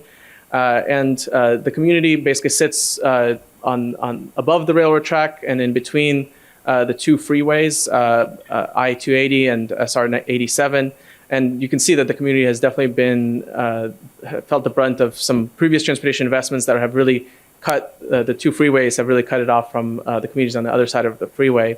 And so we've worked with the community for a very long time here to really assess options, evaluate what we can do to reduce impacts, and mitigate them, and then ultimately offset them. So the first thing, this is the existing rail corridor, and as part of the Caltrain electrification project, which we're helping to fund, we are reducing the emissions that are happening, the local air quality emissions and the noise happening from diesel trains running on that corridor. By replacing those with electric trains, we're already significantly improving the existing condition there.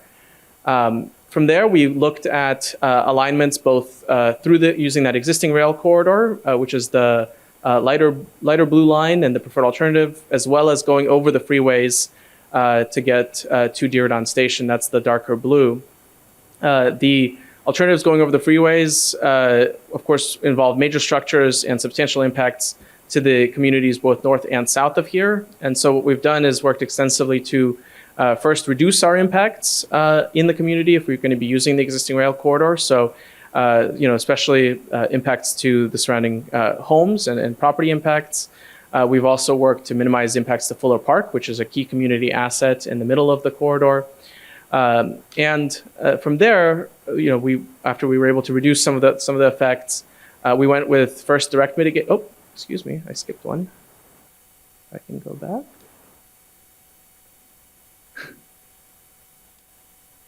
Oh, this one. There we go. It'd be good if I pressed the right button. So first, our direct mitigation is for noise impacts that we have from the at-grade crossing on the left side of the graphic. You can see we have the long yellow line along the rail corridor. That's a proposed noise mitigation, noise barrier to mitigate effects of especially the horns as the trains go through here. But as part of our offsetting mitigations, we've included 3 sets of improvements. One focused on residential noise treatments for those residences along the freeway that are affected by the existing noise from those facilities, as well as the Gardner Elementary School, which faces similar noise effects. And then based on the input that we received in our outreach, we added additional recreational improvements in Fuller Park. As again, I mentioned, that's a key asset that we were able to improve. And so we've really worked hard to both minimize our effects and then ultimately to offset them in this community and all the other communities, of course, that we go through as well. So the other important topic that we've certainly heard about during our engagement with local jurisdictions is about the at-grade crossings. And this is an existing rail corridor that is there, and we were certainly modifying some of it. So the first part that I'll mention is there are a number of streets that we're either closing or realigning as our project moves, as the design progresses. We have at each of the grade crossings, we're really focused on improving the safety of those crossings from what's there today. And there's strict requirements from both the Federal Railroad Administration and the California Public Utilities Commission focused on what it takes to operate trains at various speeds and when grade crossings are acceptable or when grade separations are required. We've incorporated, as Serge mentioned, site-specific traffic mitigation measures where we do have traffic effects that we can mitigate. And we've worked extensively on our measures focused on emergency vehicle response times and how that can be implemented, including opportunities for where local jurisdictions might have a grade separation project that they're pursuing, how we can work with them on that and as part of our mitigation for emergency vehicle response.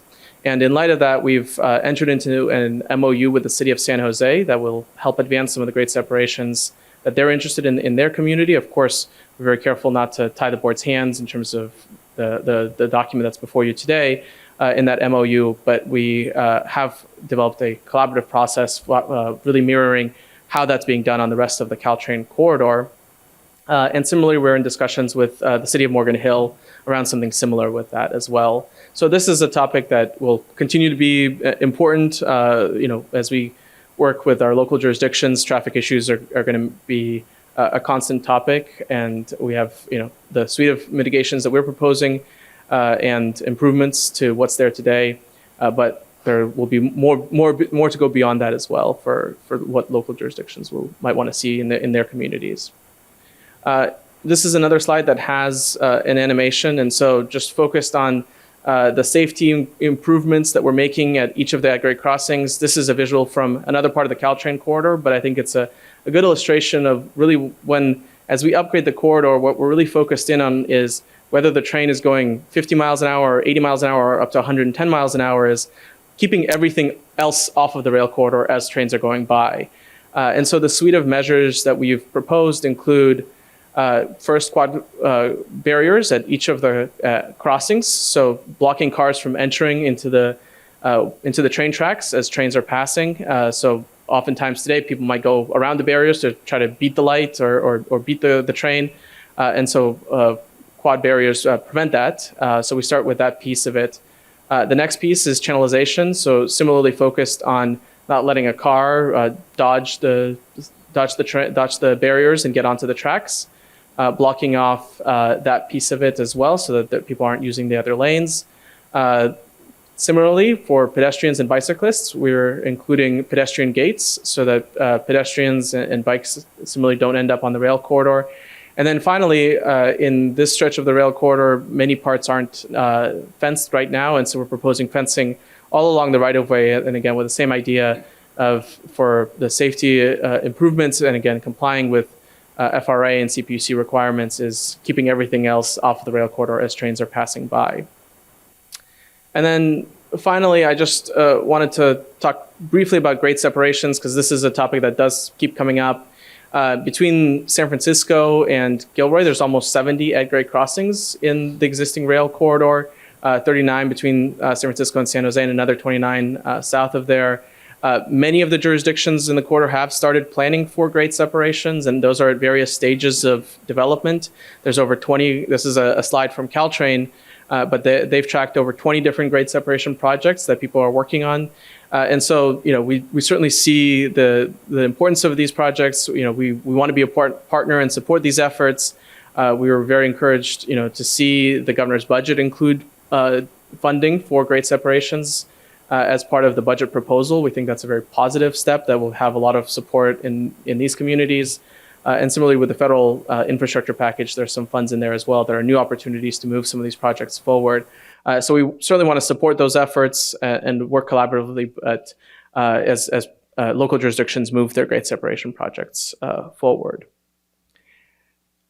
And then the last topic that I want to cover is the Union Pacific Railroad.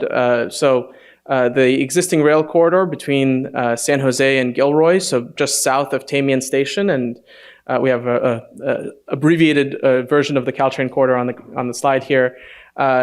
This is owned by Union Pacific, and the authority and CalSTA. We've been in negotiations with them for use of the corridor since 2018. This has been an ongoing process. And we've certainly been very carefully coordinating with them about both this process and the environmental document itself. But we're still that agreement is still in the works, and so we will need to ultimately reach an agreement with Union Pacific to implement the project section between San Jose and Gilroy. But this is, of course, an important step in allowing us to be precise in what that looks like and move that forward. So with that, I think I'll turn it over to Serge, back to Serge, to cover some wildlife movement and grasslands ecological area topics and wrap up the presentation. So Prop 1A requires the authority to develop all our alternatives in predominantly transportation corridors. And the impetus of that is that you can largely avoid significant effects or damaging effects to the environment by establishing your corridor through established corridors. Unfortunately, you can also see some exacerbation of existing problems. And this is what we've touched on a little bit with environmental justice. And wildlife movement is an area or topic of considerable concern, particularly as you look on the exhibit, we're crossing the area of the Diablo Range, which is an important north-south corridor for wildlife, and connecting the Diablo Range to the Coast Range. So from the earliest development of the project, the authority staff started to work with wildlife stakeholder groups in Santa Clara County to address the mountain range movement, and in the valley with the movement in the grasslands ecological area. And I'll touch on that a little bit more in detail as we move on. So we identified these 5 predominant movement corridors. Area 1 is the Coyote Valley between the Diablo Range and the Coast Range. Area 2 is the Western Pacheco Soap Lake area, which is one of the 2 areas designated by Audubon as an important bird area. 3 is the Pacheco Pass. This is an area where we're predominantly in tunnel, but has experienced a high number of mortality for wildlife due to animal strikes on the 152 corridor. 4 is Eastern Pacheco Pass, and then 5 is the grasslands ecological area. So I will go into a little bit more detail. First, I'll start with number 3 here. The Pacheco Pass area is an area where we're in tunnel, but it's been considered highly sensitive for wildlife movement for some time. There's been a number of stakeholders that have been advancing an opportunity for a wildlife overcrossing.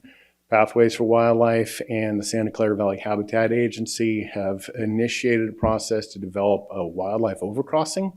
And in consideration of our project's effects during the draft stage, where we identified a potentially cumulative contribution for wildlife movement as a potentially significant effect, we identified this opportunity as a mitigation that would offset that wildlife movement. And it has been very strongly embraced and received by the stakeholder groups. And it's one of our kind of signature mitigation measures. The Coyote Valley, we've been working with the Peninsula Open Space Trust and the Open Space Authority. This is an area where wildlife movement is critical to move from the Diablo Range to the Coast Range. This is an area where there's really 3 important barriers. There's the Highway 101, the Monterey Corridor, and the Union Pacific Corridor. And so our work, we developed it with POST, the Peninsula Open Space Trust, the Open Space Authority, and the Habitat Agency to actually implement some of their measures in their linkages plan to identify crossing opportunities. And so we have 12 designated wildlife undercrossings that are sized approximately 5 by 5 boxes and 40 by 15 foot boxes. So some robust crossings. They're designated with the large kind of elk logo and the smaller kind of fox or location or emoji, however we describe it, icon, as far as the different placings. But we've been working closely, and we have a very nice letter in the record from POST, OSA, the Nature Conservancy, and the Habitat Agency, acknowledging the work that we've done and seeking a continued partnership. The Grasslands Ecological Area is a highly sensitive area of about 160,000 acres of wetlands that are the largest remaining stand in California. It was designated by the U.S. Fish and Wildlife Service in 1979 as an important area for conservation. And then it also, in 2005, was designated under Ramsar, which is a UNESCO convention for bird conservation and wildlife conservation.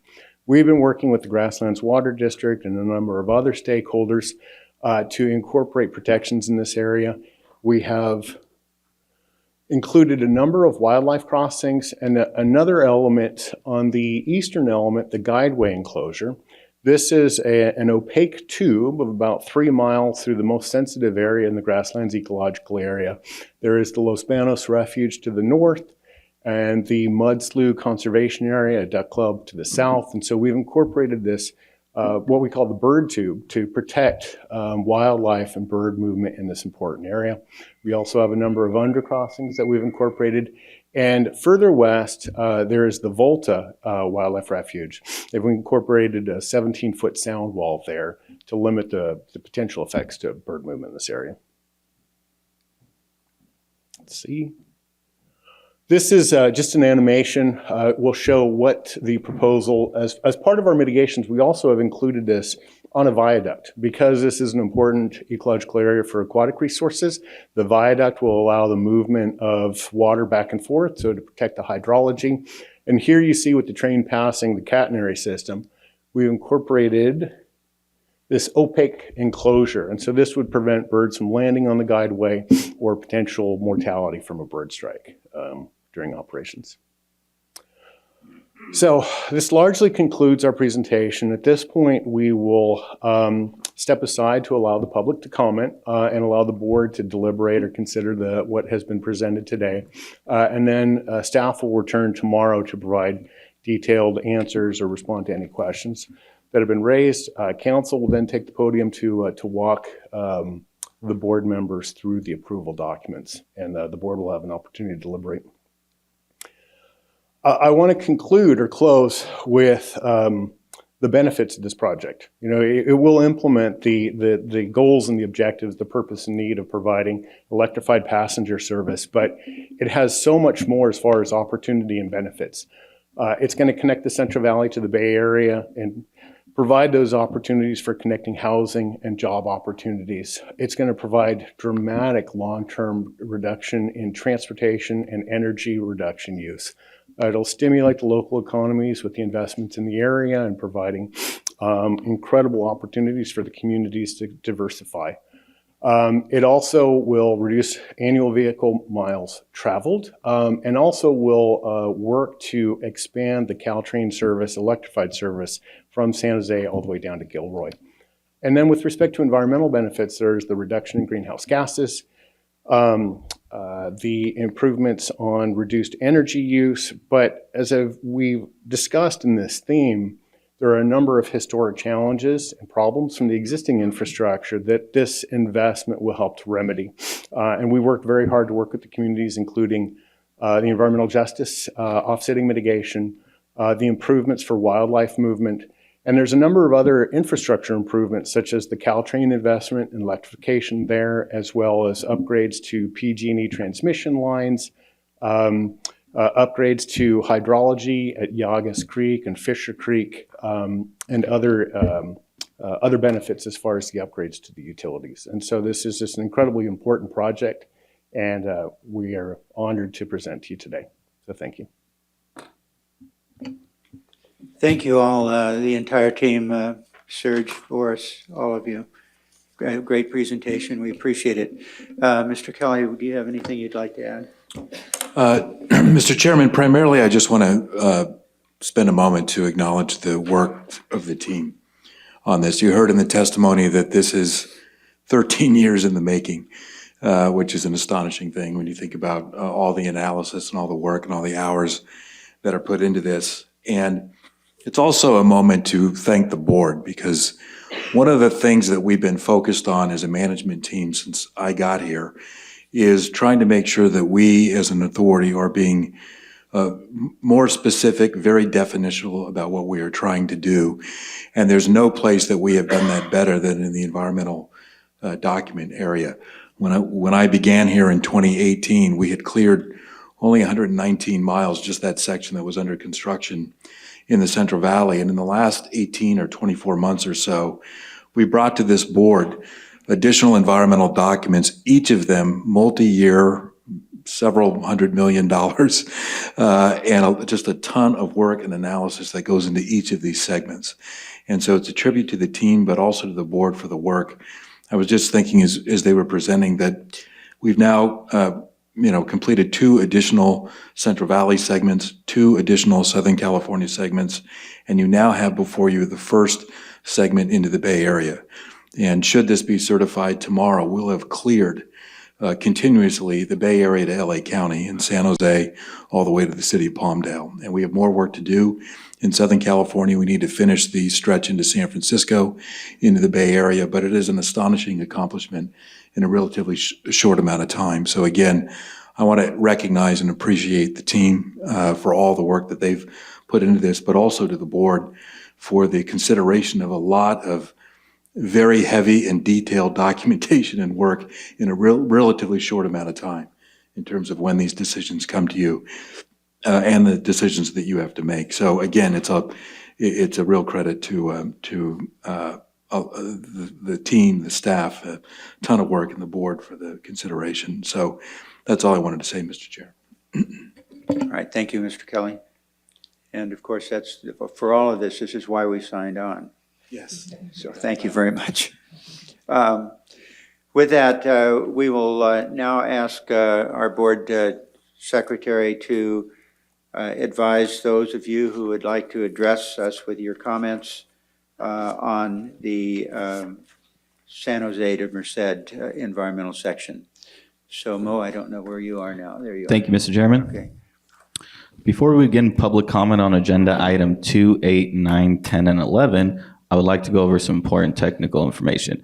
For members of the public who have joined us in person and wish to provide public comment, you'll be called in the order that we have received your card.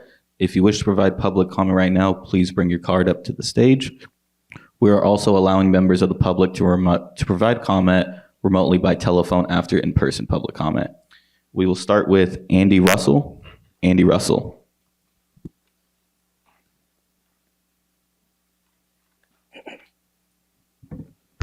Hello. Thank you, CEO Kelly and Chair Richards and the rest of the board for your leadership and extensive work that you've put into this.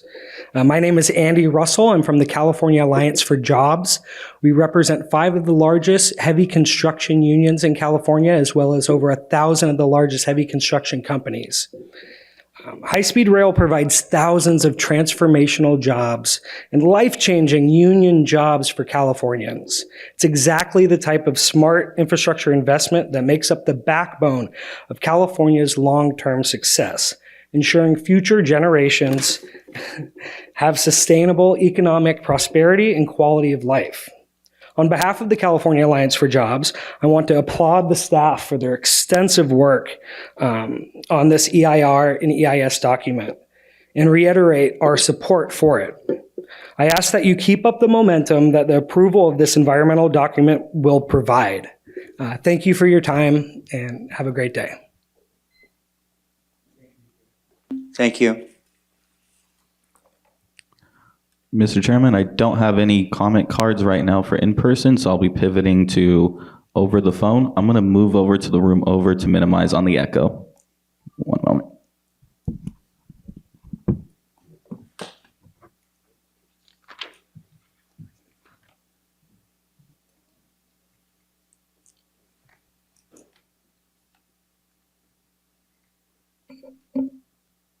Public comment. I want to ask if Marie Blankley is on the line. Marie Blankley, Yes, I am. you can provide your public comment. Okay, thank you. I'm Gilroy Mayor Marie Blankley, and I'd like to piggyback on what Mayor Sam Liccardo said earlier in the meeting. I'm sorry I can't be there in person too, but I do believe that next to San Jose, Gilroy will be the next most significant transit hub on this stretch. And this is a wonderful presentation to see. Gilroy's Transit Center is very much ready for this to happen. The space is there, the need is there, particularly connecting housing to jobs, including the additional Caltrain benefits that will come. I want to thank you for all of this. The perspective I'd like to add is from the skeptic public, that until they actually see something happening, it feels like all we hear are the dollars this is going to cost, and it doesn't feel real. I want to tell you it's starting to feel real. Thank you. I'm hoping that in the next, certainly in less than 5 years, in my meetings with high-speed rail staff, maybe as soon as 2 to 3 years, we might see some actual ground being touched. And that's what I hope will actually happen, so the public can really start to believe that this is going to happen. Thank you. Thank you, Mayor, and thank you for your participation and support. Caroline, before we move on to the participants, I just wanted to ask if we have anybody else on the line at the moment who wishes to provide public comment who is not on the participant line. Caroline, can we move on to the participant line? Yes, absolutely. Thank you. Ladies and gentlemen, if you wish to comment on today's call, you may press 1 and then 0 at this time. Once again, if you wish to comment on today's call, you may press 1 and then 0. One moment, please, for the first comment. Jose Manzo from Oak Grove School District, your line is open. Please go ahead. Thank you. Thank you, Chair Richards and members of the board. Thank you for the opportunity to address the board. My name is Jose Manzo. I'm the superintendent of the Oak Grove School District, which is located in South San Jose. I want to begin by thanking the High Speed Authority staff, Cece Vu, Audrey Van, Cooper Tamayo, and Kathy Paskin, who've spent a considerable amount of time over the past couple of years meeting with me and my staff regarding this project. We also appreciate the board's commitment to provide environmental justice offsetting mitigations to communities highly impacted by this important high-speed rail project. The high-speed rail alignment would traverse a section of our school district, which is in the Monterey Highway Corridor in East San Jose, with the greatest percentage of minority populations and low-income populations in the district, as well as one of the highest in the city of San Jose. I believe staff is recommending an improvement to one of our track and fields with an all-weather turf and playing surface for one of our intermediate schools, Caroline Davis Intermediate. The proposed enhancement would benefit the community's minority and low-income residents by providing recreational improvements to enhance community health and well-being. The Edenville Roundtable community suffers from a significant lack of access to health services as well as after-school and weekend recreational centers where it is safe for students and young adults as well as the community members to have access to recreational activities or organized sports. Upgrades to the all-weather field and track would provide service facilities to the community that would allow the school to program activities in the after hours and weekends. This amenity will be enjoyed by students and members of our community for years to come. Highly encourage the board approval of the proposed justice offsetting mitigation strategy. Thank you. Thank you, sir. Rebecca Long with MTC, your line is open. Please go ahead. Good afternoon, Chair Richards, Vice Chair Miller, and CEO Kelly. My name is Rebecca Long. I'm the Director of Legislation and Public Affairs at the Metropolitan Transportation Commission. And I just wanted to congratulate the staff and board on reaching this huge milestone and share MTC's support for Alternative 4 in the EIR, which really is the most beneficial from a regional standpoint. It utilizes the existing rail corridor between San Jose and Gilroy and also allows for electrified Caltrain to be expanded further south. So congratulations, and just urging your adoption of the EIR. Thank you. Thank you, Ms. Long. Ellen Weir from Grassland Water District, your line is open. Please go ahead. Good afternoon. This is Ellen Weir on behalf of Grassland Water District and the GEA stakeholder group. We wanted to be there in person today to provide comments, but had pre-scheduled a trip to Washington, D.C. So grateful for the opportunity to comment by phone. We wanted to thank staff and consultants for continuing the long history of engagement with stakeholders in the Grassland ecological area. We've made great progress in building this project through the largest remaining freshwater wetland in the West, which is the Grassland ecological area. This progress includes a commitment to conservation easements, a wildlife protective enclosure, and better sound and lighting standards to reduce impact. And we believe these measures are crucial for protecting habitat and sensitive species. And we want to express our gratitude to the authority for their hard work that it took to get to this point. Unfortunately, we have a number of remaining concerns with the EIR-EIS, primarily the analysis of impacts in the Volta Lake area, which contains vital wetlands that support water birds and the threatened giant garter snakes. Also, the analysis of impacts on recreation and the constructive use of state wildlife areas does not acknowledge significant impacts to public trails, camping sites, hunting and bird watching sites, as well as our Grassland Environmental Education Center. Our final concern is that many of the mitigation measures are vaguely worded and do not provide oversight or enforcement options. So we've determined with your staff and leadership that the first two issues of conflict cannot be reconciled. The third issue, the implementation of mitigation, is really the only remaining avenue that we have to try and resolve these conflicts cooperatively. We are making some progress on that. So today we'd like to ask the board to direct staff to pursue an implementation plan with Grassland Water District and the GEA working group to try and reconcile these issues and ensure that the project is built in an environmentally responsible way through the GEA. Thank you very much. Thank you very much. Laura Tolkoff with Spur, your line is open. Please go ahead. I'm sorry. Laura, if you press 1 and then 0 again, you'll be able to be back in queue. We'll move on currently to Adrian Brandt. Your line is open. Please go ahead. Thank you, directors and staff. Appreciate the presentation. I am a member of the Caltrain Citizens Advisory Committee, as well as your own community working group for San Mateo County. However, I'm speaking on behalf of myself only at this time. I wanted to give my support and urge you to also support the Alternative 4.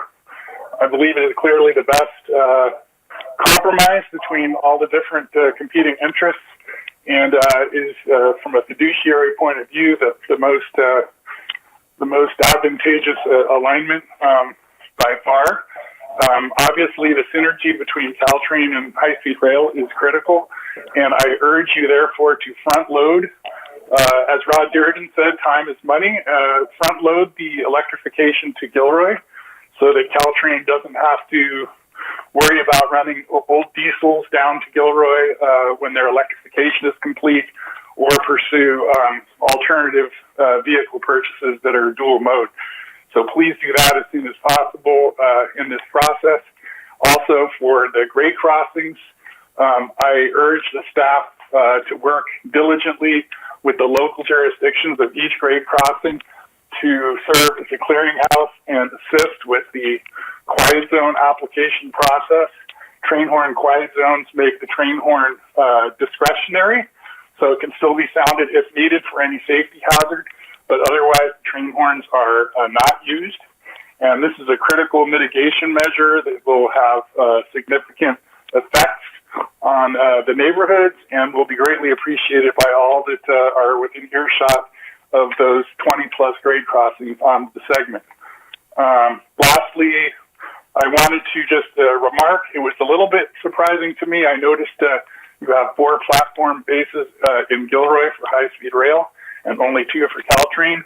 I'm not sure, but maybe that should be reversed, because going forward, I know Salinas wants service, and I can imagine that there would be actually a need for more platform bases for Caltrain than high-speed rail at that particular station. Otherwise, I urge you, just as Rod Diridon did earlier, to do everything in your power to accelerate this process. As everyone knows, the rest of the world has implemented high-speed rail many times over in the time that we've passed Proposition 1A. Countries like Morocco and Turkey, and obviously China, now the world-leading high-speed rail country in the world, have kind of, I think, put us to shame in terms of our delivery capabilities. So I understand this environmental process is important, but I'm duly impressed with the staff presentation. There's clearly a lot of care was put into it, and so I urge your support and passage of this approval of this final environmental impact report at this series of meetings. Thank you. Thank you. Noah Christman with Spur, your line is open. Please go ahead. Good afternoon, Chair Richards and board members. My name is Noah Christman, and I lead public education at Spur. We are a public policy organization focused on making the Bay Area more sustainable, equitable, and prosperous. And we strongly support the continued build-out of high-speed rail. Beginning in the 70s, California's leaders began to envision a way to connect the dense urban coastal areas of the Bay Area and Southern California with the San Joaquin Valley via high-speed rail. 50 years later, we now know just how important sustainable transportation like high-speed rail is to our ability to live in this warming world. High-speed rail is fundamentally about changing how we move and grow as a state, adding a new, clean way to travel between cities that simply doesn't exist today. As a result, we encourage you to certify the EIS for the San Jose to Merced section. Additionally, SPUR cares deeply about the future of Diridon Station in San Jose, which is a critical node in the statewide and regional transit networks and can become a catalyst for growth, as well as an important part of public life in that city. And we encourage the authority to continue working with San Jose to develop an integrated Diridon Station and work collaboratively to make upfront investments in the station and station area. Thank you so much for your leadership to date, and we're excited to see this move forward. Thank you. There are no further comments in the queue at this time. All right, thank you. Thank you, Chair. And there are no further public comments. And I'll open one more time anybody in the audience who would like to speak. All right, thank you. The public comments are closed. And thank you. Thank you. I'll now ask my colleagues on the board to identify if there are any issues raised in either the staff presentation or public comment that you would like to have the staff to address further. As noted in the agenda, while we take up some other business items and break for the night, staff will consider those board identified questions or issues and will be prepared to offer a response tomorrow when we start back at 11 a.m. So if you have any issues you'd like to address further or would like to have addressed further, now's the time to identify them. So I'll now ask any members of the board. Yes, Director Perea.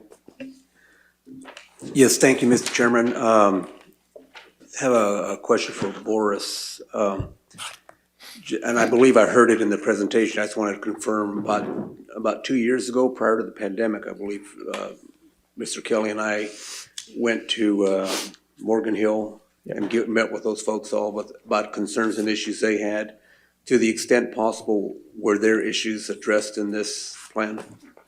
Yeah, I mean, I think where we are with Morgan Hill, if you'll recall when we were there, there was still a lot of conversation around whether we should follow the 101 freeway or the existing rail corridor. Right. In the letter that we received and the communications that we've received from Morgan Hill recently, they've definitely turned their attention to agreeing with our preferred alternative with using the existing rail corridor.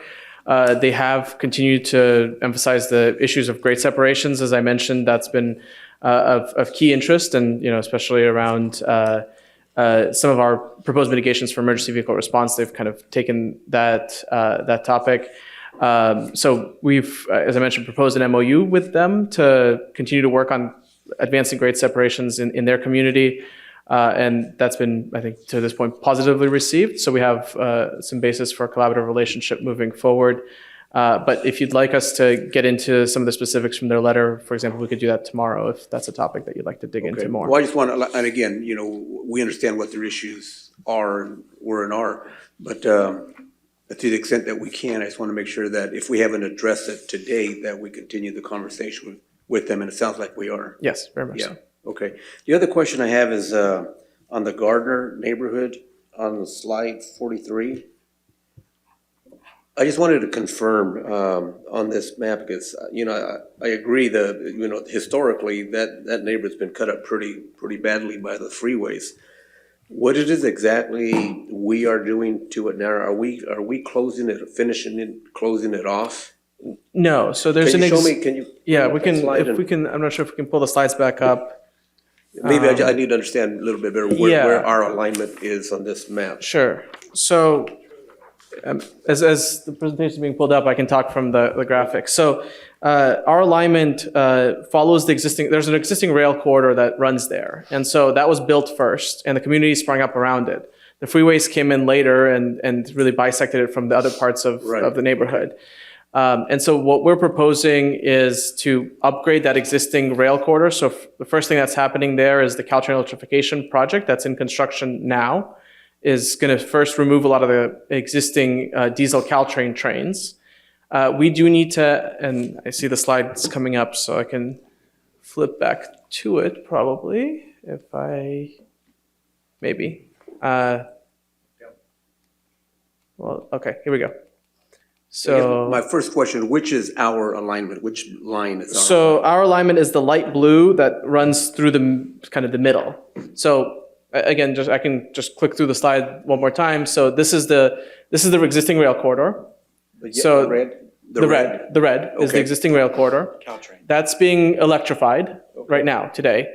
We need to add an additional track here. And so in the existing rail corridor, so we've worked very hard to minimize the impacts from that, especially on property impacts. So that's why we have just a few places that we call out. There's, as we build a new bridge over the freeway, here, and a little bit of right of way here as we get over this freeway, and a small station facility item here.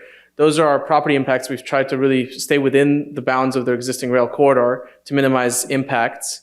And then we've also proposed the mitigations. So these are the mitigations. So one is a noise barrier along here, this yellow line. And then noise treatments this is our offsetting mitigations for the houses along the freeway, for the school, and then the improvements in Fuller Park, the recreational improvements. So that's kind of the suite of things that we're proposing here. Okay, thank you. Thank you, Director Pereira. Yes, Director Pena. Thank you. Question about, on this slide also, Gardner Elementary School that is going to be completely surrounded with a noise treatment. That's a wall?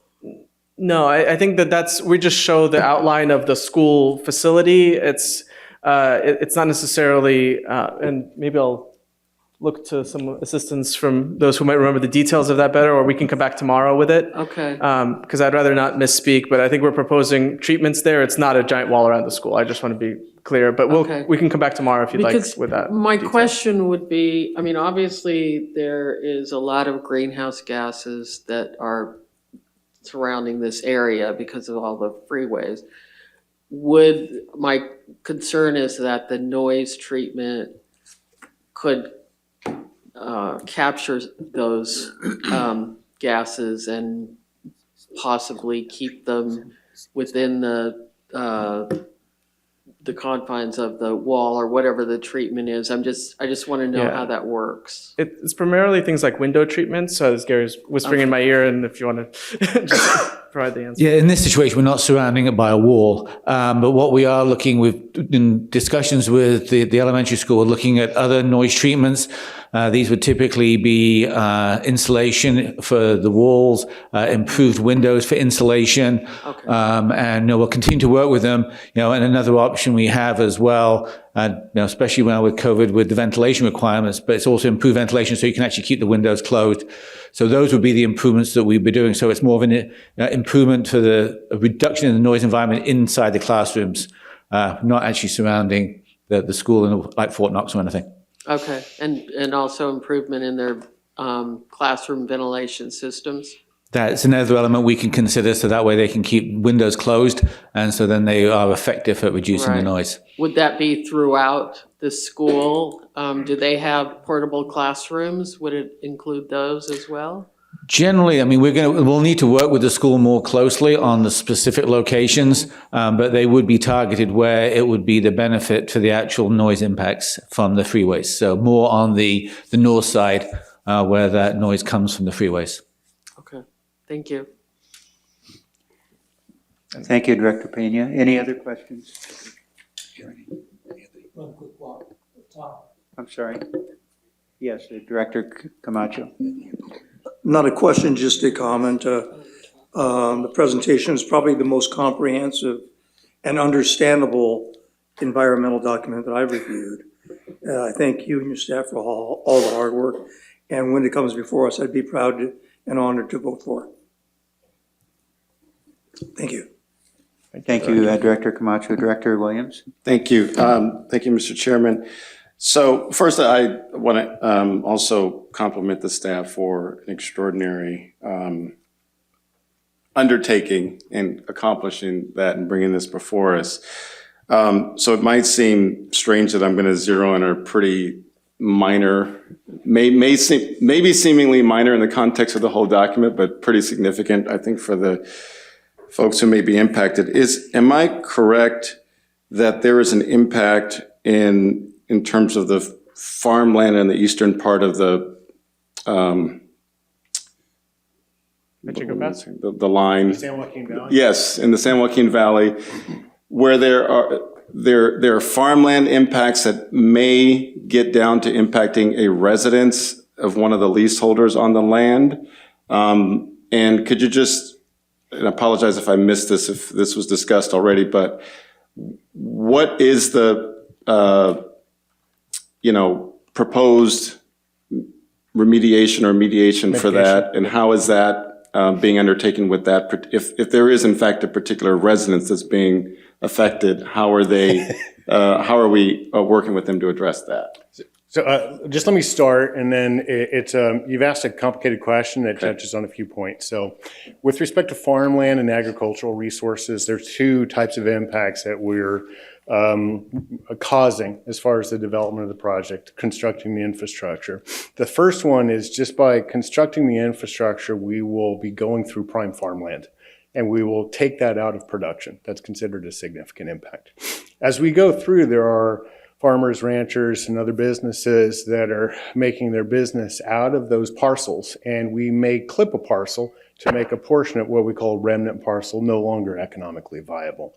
And so that's the other significant impact. We have mitigation measures then to work with the owners and minimize that impact as far as the economic viability. I believe you're probably referring to some of the specific comment letters that we've received where acquiring these properties will also result in some displacements. Along with other residential or business displacements, we have provisions in our socioeconomic section to incorporate protections along the Uniform Relocation Act, where we work with them to provide alternate housing or business opportunities. I'll pass it over to Gary, who can give a little bit more detail regarding one of the specific letters that we received in the last few days. Thank you. Director, well, I believe you may be referring to the Vieira property, since you mentioned just on the east for the San Joaquin.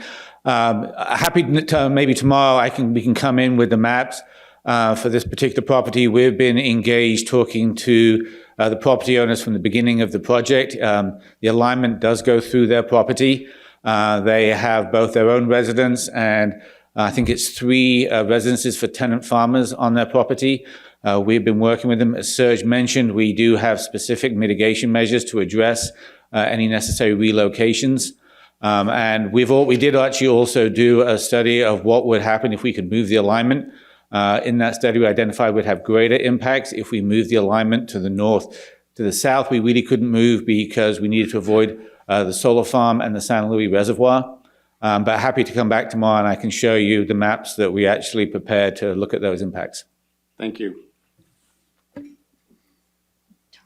Any other, yes, Vice Chair on that? Just along that, can you also talk a little bit about the farm worker housing in that area as well? And then in the Gardner neighborhood, you're clipping that, and just kind of maybe talk a little bit about your process there, about whether that's residential impact or not.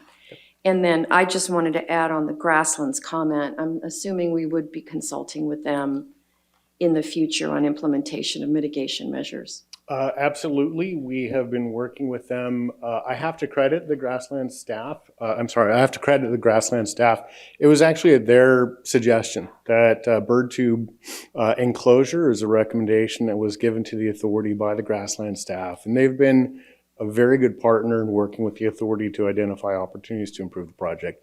We have actually included, as part of the resolutions, commitments so the board can direct staff to continue working on advancing these partnerships, and have specifically noted Grasslands Water District along with the other stakeholders and partners that we've been working with. Thank you. And I didn't say it before, but you did a great job. Appreciate it. Thank you. Thank you so much. Thank you, Vice Chair Miller. Any other comments? Yes, Director Pena.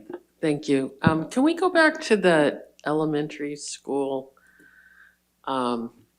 slide again? Sure.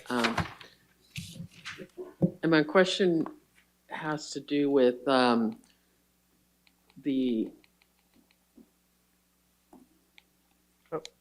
went through it. The grassy area. Is there, somebody else mentioned, one of the people that phoned in talked about a turf, upgrading a turf area at a high school.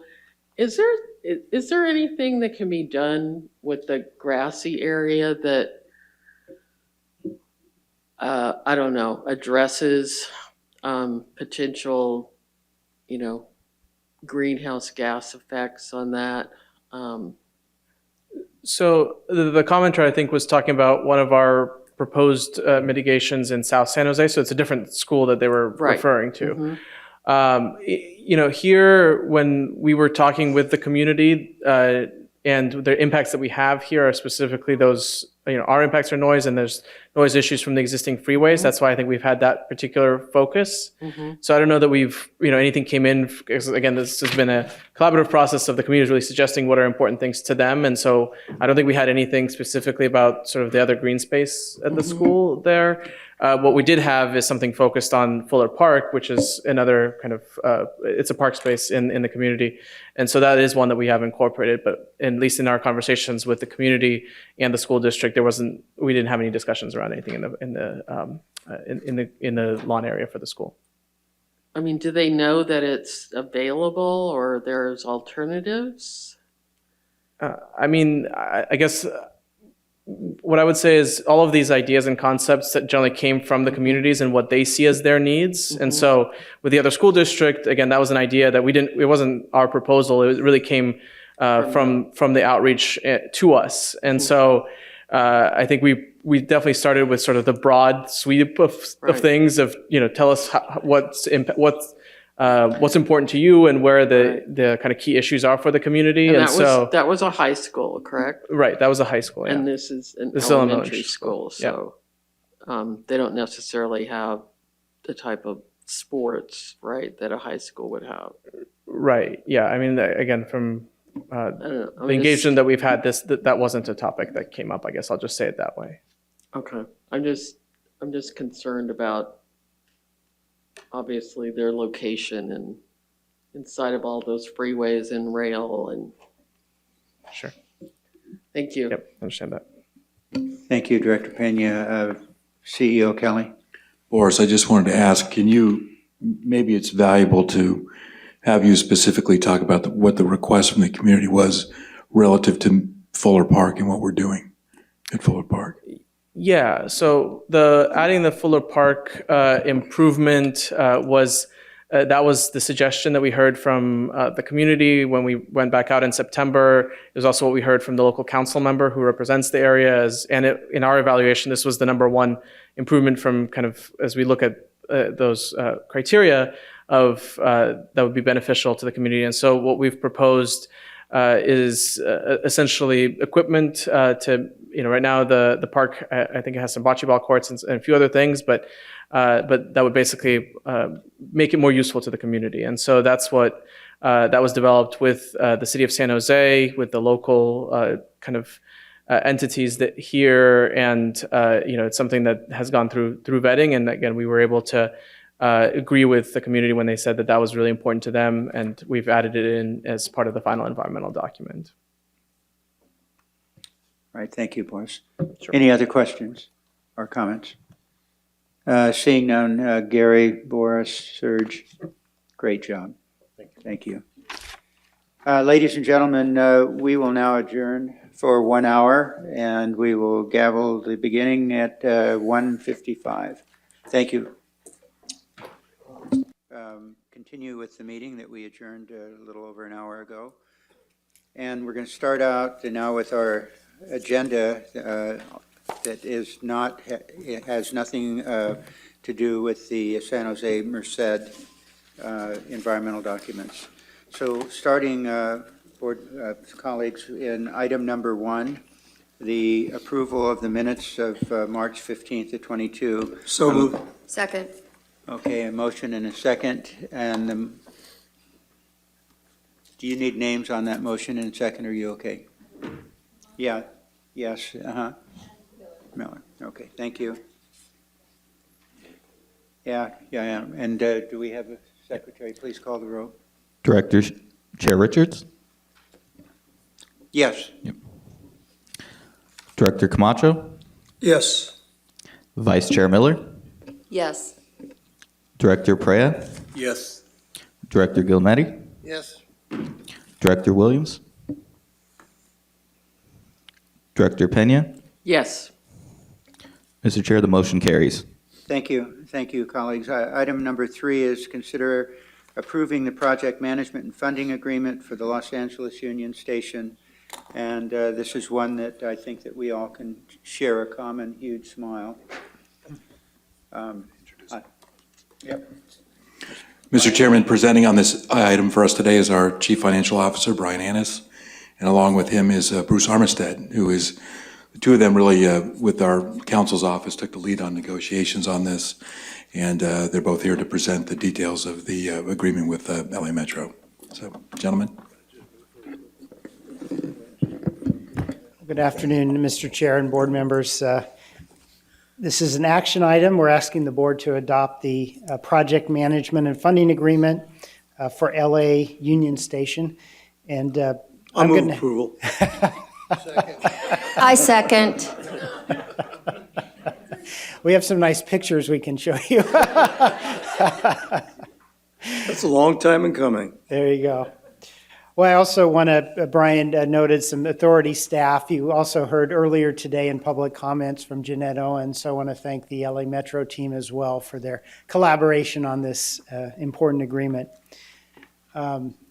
So I am going to,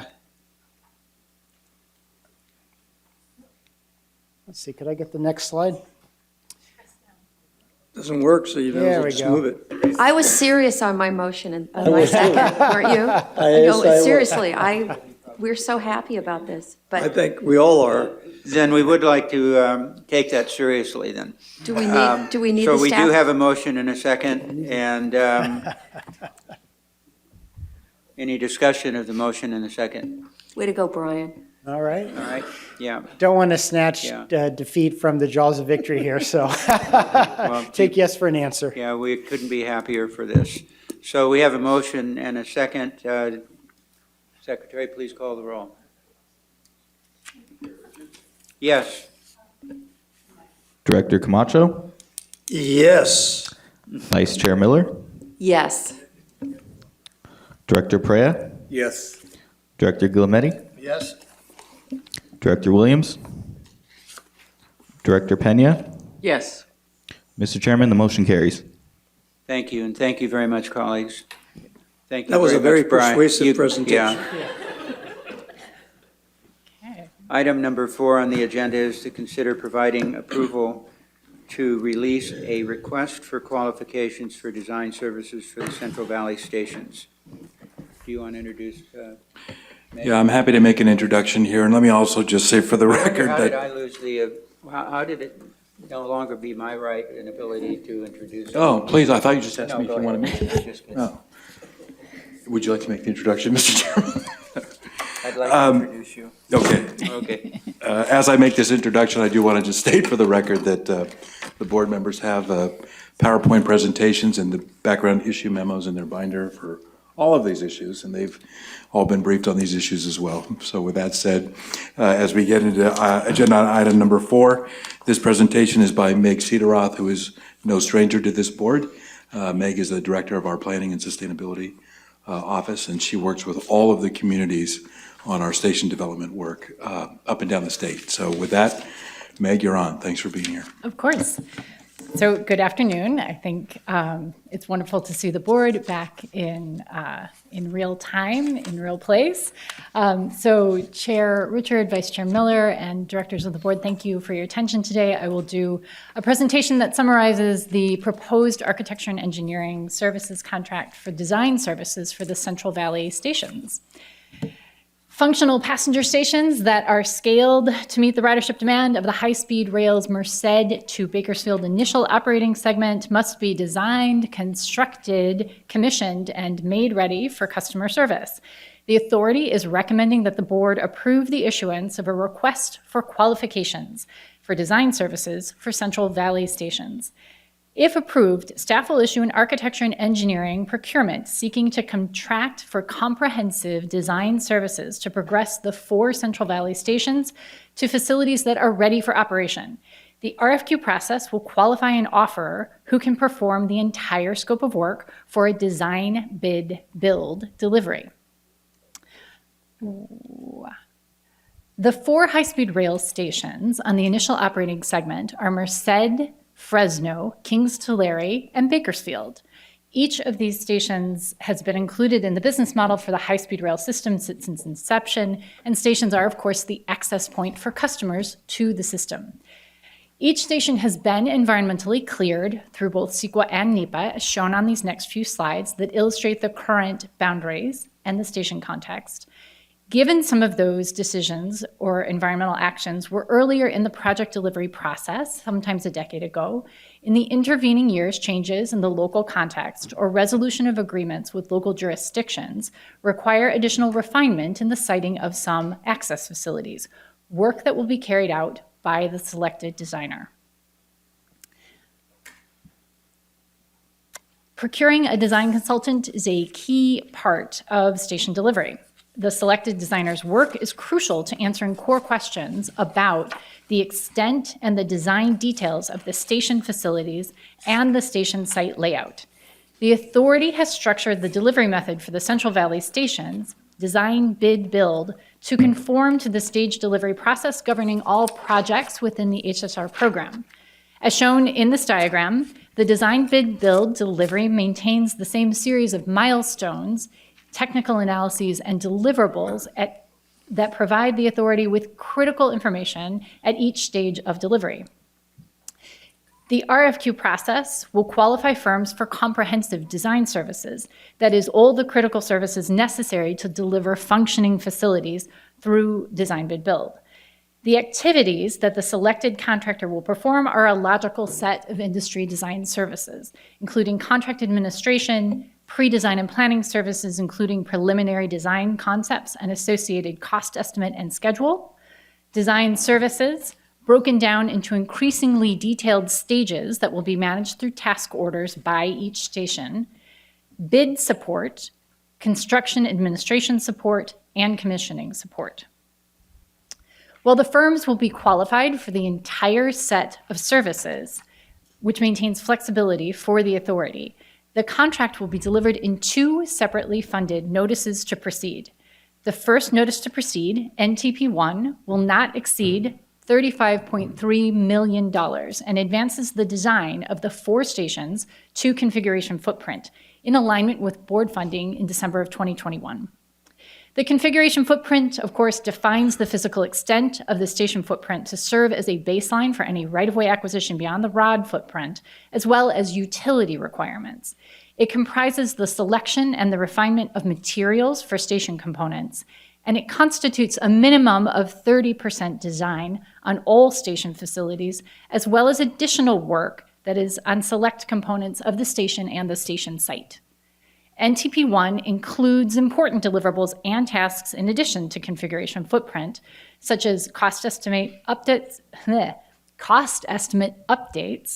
value engineering, building information modeling and asset management, sustainability and climate analyses, facilities programming, updated project risk assessments and schedules, and site investigation, survey, and analysis. At the completion of NTP1, the authority will have the sole discretion to progress the design to final design and all that is necessary to make the building ready for customer service. NTP2 comprises that remaining work, including final design, bid support, construction support, and commissioning support, so that the station facilities at each station are ready for customers. The estimated amount for NTP2 is $36 million. Prior to exercising this option, authority staff will request and obtain board approval. Finally, the timeline of the 2 NTPs and station delivery is currently synced with the planned start of customer service at the end of the decade. So scope of work, as you know, refers to the physical extent of what will be designed. The selected consultant will complete design work on all the physical components necessary for functional passenger rail service on day 1 of the initial operating segment. While the authority has environmentally cleared passenger facilities that can handle the ridership for phase 1 of the system, that's the full extent of the system between San Francisco and Los Angeles, the Central Valley stations will be built as building blocks. Station building blocks are scaled to the system phases, the iOS, Valley to Valley, and Phase 1, and comprise the physical scope required for safe, comfortable passenger facilities in a given station to accommodate that operating phase. Building Block 1 includes those elements required for the iOS, both landside and trackside. The selected designer will advance design for Building Block 1 for all 4 stations. Some elements will be constructed to a size that accommodates future ridership so that they do not have to be reconstructed during revenue service. That means the selected designer will advance design through configuration footprint on items such as a station head house and additional access facilities for the purposes of future-proofing our final design for Building Block 1. The objective is to avoid rework, throwaway costs, and to further refine cost estimates. This building block approach for the stations is in keeping with our building block approach for the entire system. So this slide gives you a little bit of a picture of all of those building block elements for day 1 service. These include things that are behind the fare barrier. These include elements behind the fare barrier or fare-controlled area, the trackside elements, things such as a platform, a canopy, as well as vertical circulation and concourses, as well as things that you can't see in this picture, such as functional areas and crew spaces. Building Block 1 also includes landside components. Those are the physical elements on the wider station site that provide for logical, organized, and user-friendly access to the station. This includes things such as intersections and roadway improvements that allow access to the site parking that is ADA compliant, as well as parking for cyclists and other automobiles, transit facilities such as bus stops, as well as pickup and drop-off, which includes spaces for transportation network companies or TNCs, such as Lyft and Uber or whomever their successor will be. So the board is well aware of all of the work underway to progress the iOS. And using task orders with each NTP, We will manage the timing of the components of this design contract so that they are conforming to other pieces of work. For example, in Merced, this designer will begin detailed work on the station site once we've completed a study of a co-located facility with the San Joaquin JPA and ACE. This designer will also coordinate very closely with the selected designer of the LGA extension in order to integrate station facilities into the viaduct in Bakersfield. And this designer will work very closely with the track and systems contractor to confirm the location of platforms and station tracks, as well as do construction sequencing. Finally, this designer will receive work from existing construction packages such as CP1 in Fresno and CP23 at the Kings Tulare station. The selected designer will also take on and advance some key parts of the authority's existing design vocabulary, specifically the canopy design concept that was completed in 2019. So the board may recall that the authority's grant agreement with the FRA specifies that the authority should treat the stations as a new city gateway and that their form and spaces should be considered, as well as their placemaking effects, their iconic and readily identifiable design. So the authority's canopy design concept was developed to accommodate our specific and varied needs. It's something that is easily recognizable as high-speed rail. It's something that can be easily maintained. It can be adjusted to different conditions. It is adaptable over time, incorporating functional station elements into it, such as signage, lighting, speakers, cameras and sensors, climate control, and seating. And from a structural perspective, it is a design that can be self-supporting while also handling the loads of photovoltaics necessary for station energy. Through this new station design contract, the existing canopy design will be refined in terms of materials and extent, and it will be resolved in terms of engineering detail to suit each of the specific conditions. This slide illustrates conceptually the range of ways that the canopy must be configured to fit in the local context while also providing an envelope for our passengers and back-of-house facilities. I will conclude now with a brief explanation of the RFQ process and evaluation.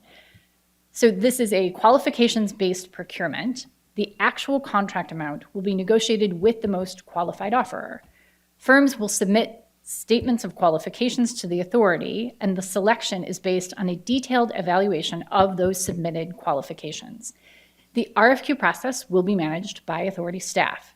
The SOQs submitted by offerers will be reviewed to ensure that all the technical requisite qualifications and RFQ requirements are met. The SOQs will first be evaluated on some pass-fail elements contained in the RFQ, among which, as you know, is a pass-fail element relative to ESG or environmental, social, and governance issues.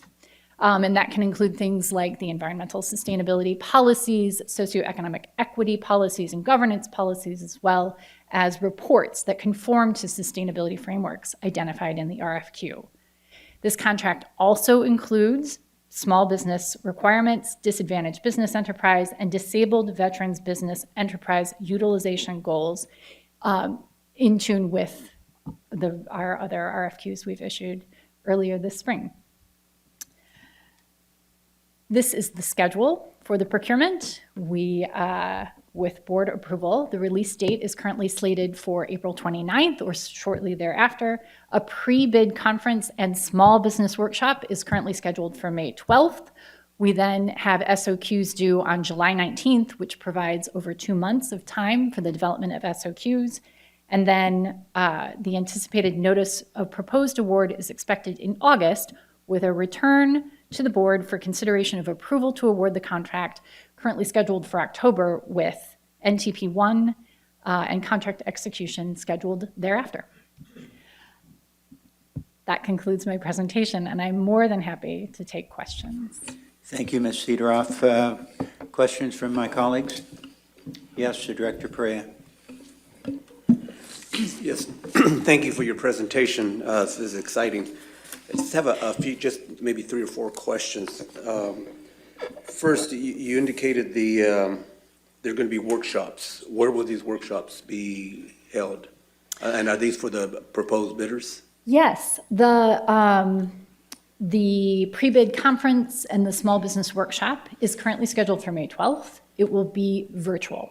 And we've successfully had virtual pre-bid conferences for the PDS contract as well as the 2 design extension contracts. And we've had some very good feedback on the quality and the robustness of those interactions. Okay, and the canopy concept, does it allow for structures within it? For example, Yes. restaurants, businesses, et cetera, to create that kind of synergy in a station, or is it more of a drop bit on? No, actually, the canopy envelope is fairly it's fairly flexible, and it's done with intention so that we, as the authority, can decide how much space is held underneath it. And so there are some spaces that there is some allowance for spaces that are flexible for things like coffee shops and bathrooms and other facilities for the passengers, but then the rest of the station site as well offers opportunities for broader facilities that you're referencing. And the exploration of that is a key task of this designer. Okay, and in Fresno, who have you been meeting with? Who's the team? Fresno has been an excellent partner to work with. We have been meeting with city staff before he left the city, Dan Zach. We met with fairly frequently to talk through specific planning issues and the interface of the city with station streets, staff from FACTS, as well as staff from the Economic Development Office as well. I think Lupe Perez, if you've worked with her. Okay, I may suggest and add that you may want to include Councilmember Arias, Councilmember of the district, yes. in all those discussions. Yes. Because it'll be important that he be He's aware a of key what's happening. stakeholder, yes. Great.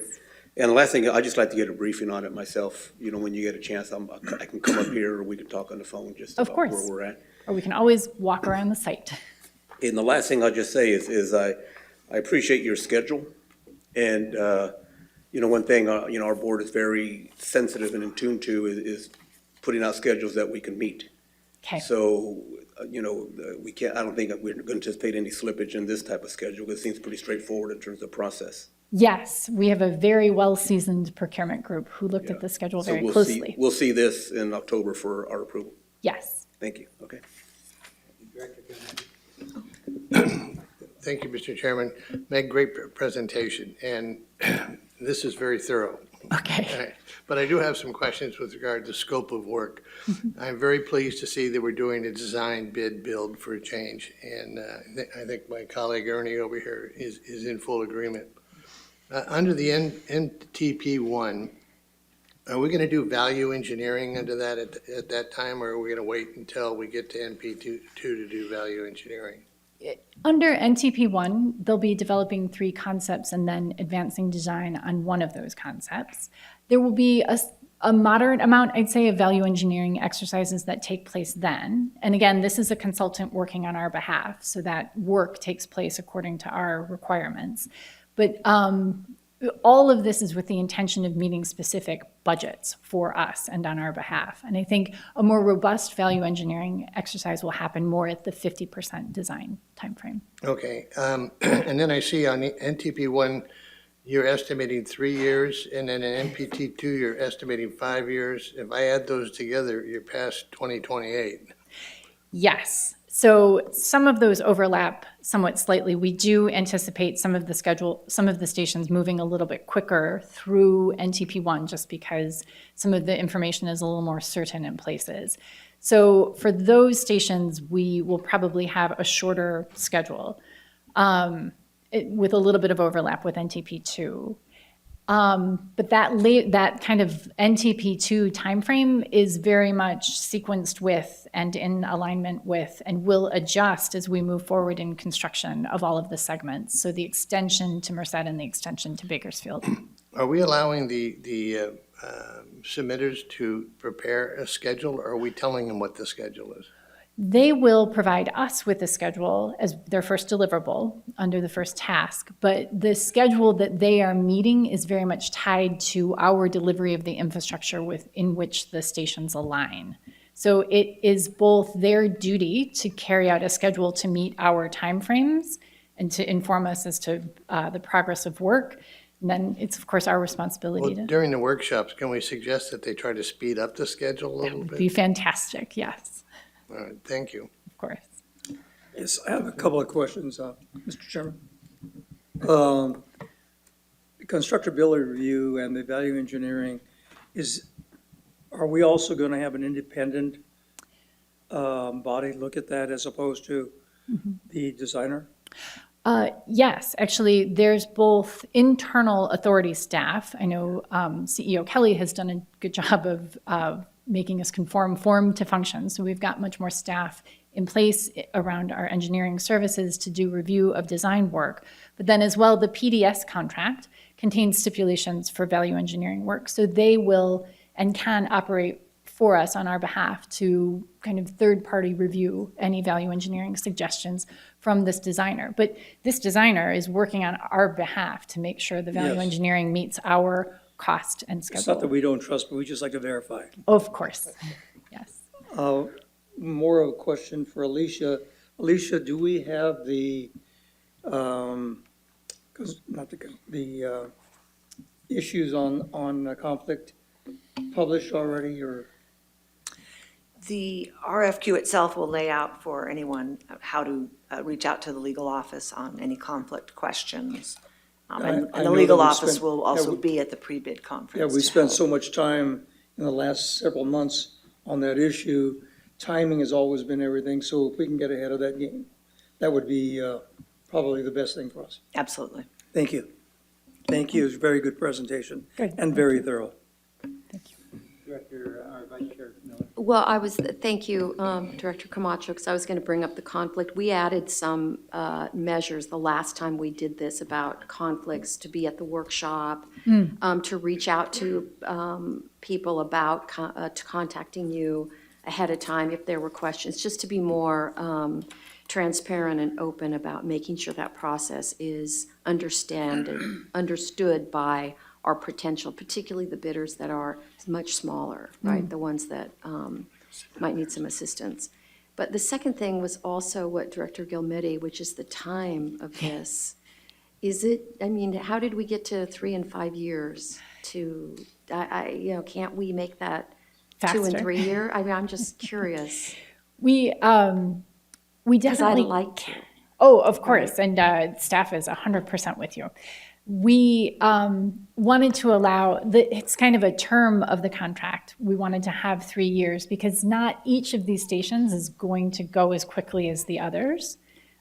Fresno, to be candid, I think Fresno may move a little bit faster than we know Merced, for example. We're doing a little bit of study on that location. So that will wait just a little bit. And so the term of the contract is to make sure we have a kind of a good envelope in that timing, but the actual progress of the work may happen much faster. But the term of the contract is, I mean, I guess what I'm trying to say is in our larger scheme of things, how are we making 2030? If we have an 8-year design contract? Yes.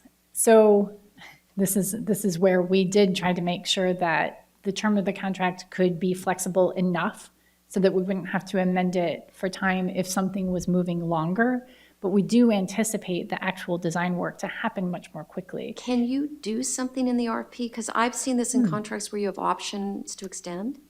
Yes. Or is that a problem, like that you didn't want to do that? In other words, or is it structured? I just didn't see that the design services were to be completed within 24 months. If it was needed to be extended, then we would do another something. extension. I just am wondering why the engineers thought, our engineers think 5 years and 3 years is the time. And if it's not the time needed, then what is the, you know what I mean? What is the time really needed? Because you could design it. Much more quickly. Maybe, go ahead, Jim. Please. Meg, why don't, you just mentioned that Fresno's a little further along in what you're doing with them versus Merced. So why don't we have them submit a schedule for each of the stations? Yes, actually, that is deliverable 1. Yeah, all right. Okay. And maybe in that say that, you're looking for, I mean, I maybe not, but you're looking for speed here, right? We're just really trying to get the construction out as soon as we can. Yes. Bids out. Yes, and I think one of the advantages of how we've structured this work is that as design advances for each station, it can kind of start to move independently.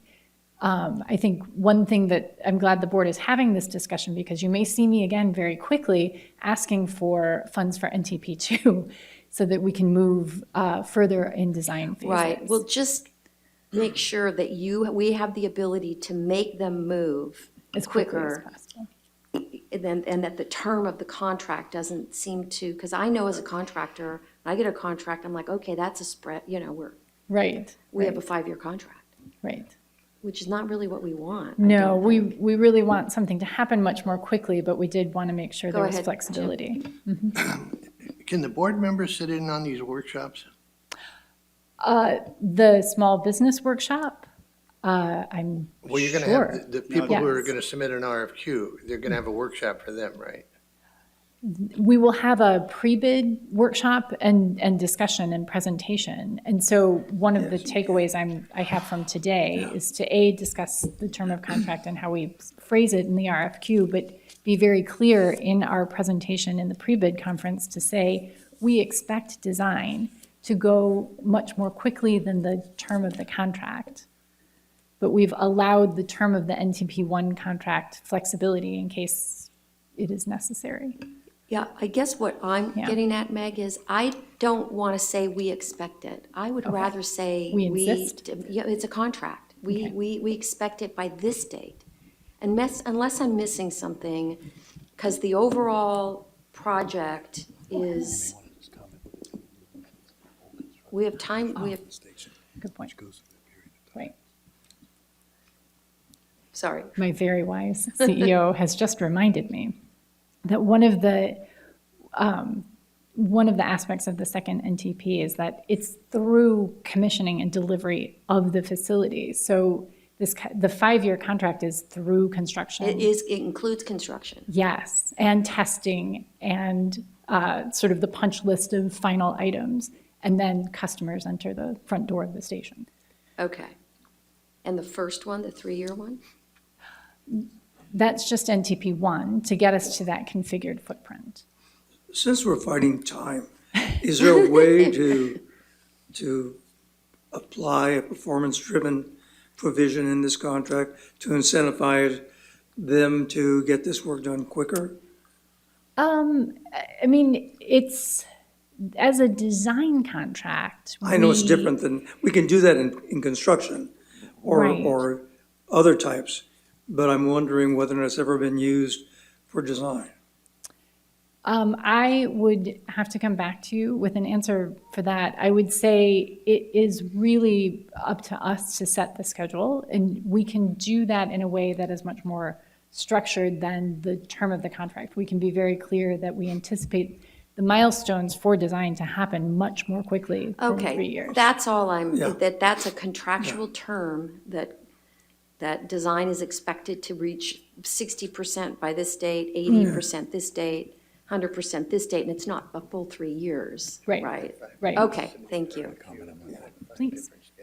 I just want to comment on one thing that Director Gilmetti asked, and so kind of a word of caution, and that is that as we go into these public workshops on these specific procurements, I just want to remind the board that we have to come back to you to approve the award. And so you may want to be a little careful on how far you're involved in the process before we come back to you to approve that award. So I just want to remind you that there's some distance might be useful because again, we're going to come back and tell you what we've done and where it is and what the award looks like. And you may want to just be aware of that as you are inquiring about getting involved in the process part. That again, it's got to come back to you for your judgment. So I think that, I'm sorry.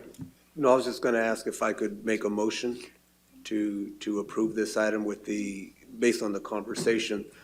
As Member Gilmetti said, that we have a specific design schedule for each station that's being considered, and then blend in the comments made by Member Miller in terms of, the criteria, making sure that it just gets done sooner rather than later. All right. I'll second. Is that by you, Ernie? Yes. Okay. Okay, so there's a motion and second. Any discussion? The only thing that concerns me about that is you'll go ahead and you'll have the go-ahead if the board moves in this direction with this motion. I think that what you're hearing a lot of is that those who are in and around real estate or construction and development and design, design is very important, obviously, but it goes pretty quickly. It does. And so I think that that's the initial kind, it's not a pushback, but it's a concern because, and I did read it, and I thought at first I thought exactly what Directors Galmetti and Camacho were saying, and then I thought that I recognized that it was the entire period in time to the completion of construction. So I think that's more meaningful, but you really, design does not have to be a long, protracted process, and I'm concerned about only what you come up with isn't designed and protracted. Yes. But rather what you're going, if you get the go-ahead, we really tie that down. It's not necessary, though. I don't remember who said it. Yeah, did you say that about you have a contract for 5 years and that's what a contractor's doing? Yes. So we don't need to do any of that sort of thing, and it should be one of the easier, if not the easiest part of the entire development process. Yes. Okay? Yes. So, Thank you. We have a motion and a second. Can we call the roll, please?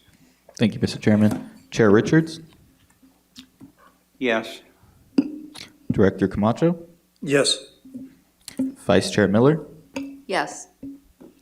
Director Perea, Yes. Director Gilmetti, Yes? Director Williams, Aye. Director Pena. Yes. Mr. Chairman, the motion carries with the amendments. Thank you. And Meg, we'd only also just reemphasize, dealing with the local communities, absolutely critical. Okay. Oh, you pressed down. Down to move forward. They haven't called up your size yet. Okay. Thank you very much. Okay.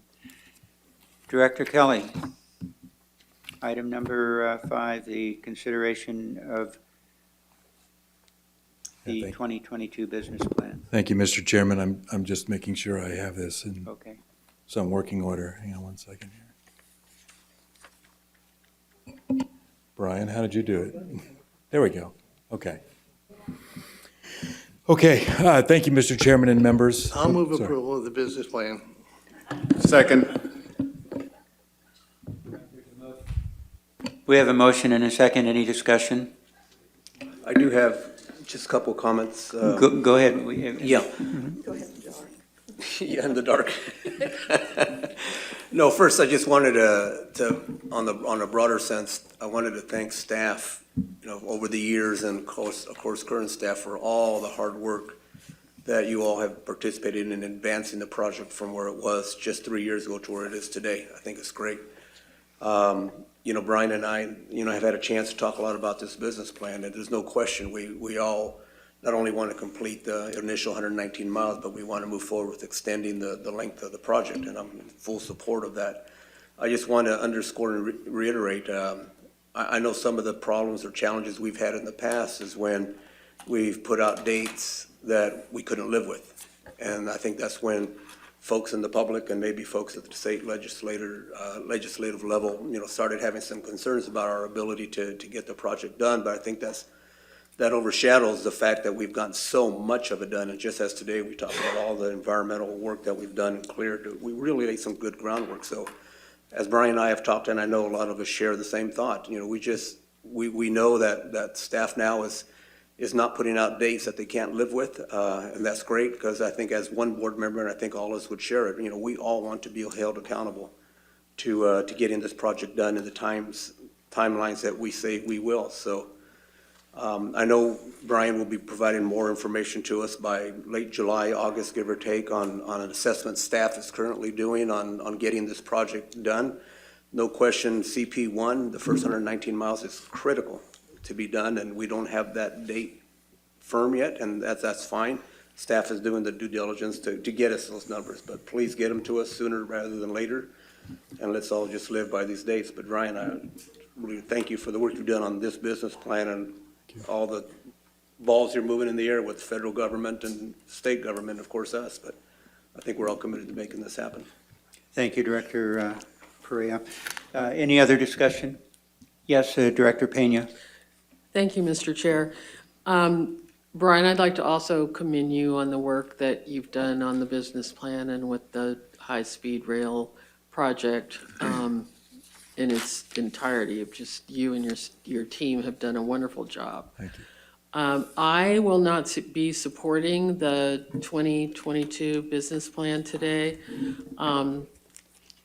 primarily because it defers so many fiscal action updates until 2023, particularly the 4.2 billion Prop 1A appropriation that was supposed to be decided last year was deferred until this year, and it's still not decided. And I know that on the Assembly side that they are looking for some specific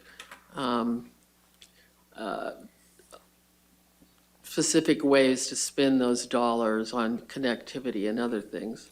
And I know that the federal funds are also uncertain at this time and lack specificity. And so for these reasons, I cannot support the business plan today. Thank you. Thank you, Director Cedar. I'm sorry. Where's Meg? Get up here. Director Pena, I apologize. She's still on my mind. Any other discussion? Mr. Secretary, please call the roll. Mr. Chairman, Chair Richards, Yes. Director Camacho, Yes. Vice Chair Miller, Yes. Director Perea, Yes. Director Guillometti, Yes? Director Williams, Aye. Director Pena. No. Mr. Chairman, the motion carries. Thank you. Thank you, colleagues, and don't run away, CEO Kelly. Right. Item Okay. number 6 on our agenda, the CEO report. Right, thank you, Mr. Chairman. Again, members, each public meeting, I present a CEO report to the board.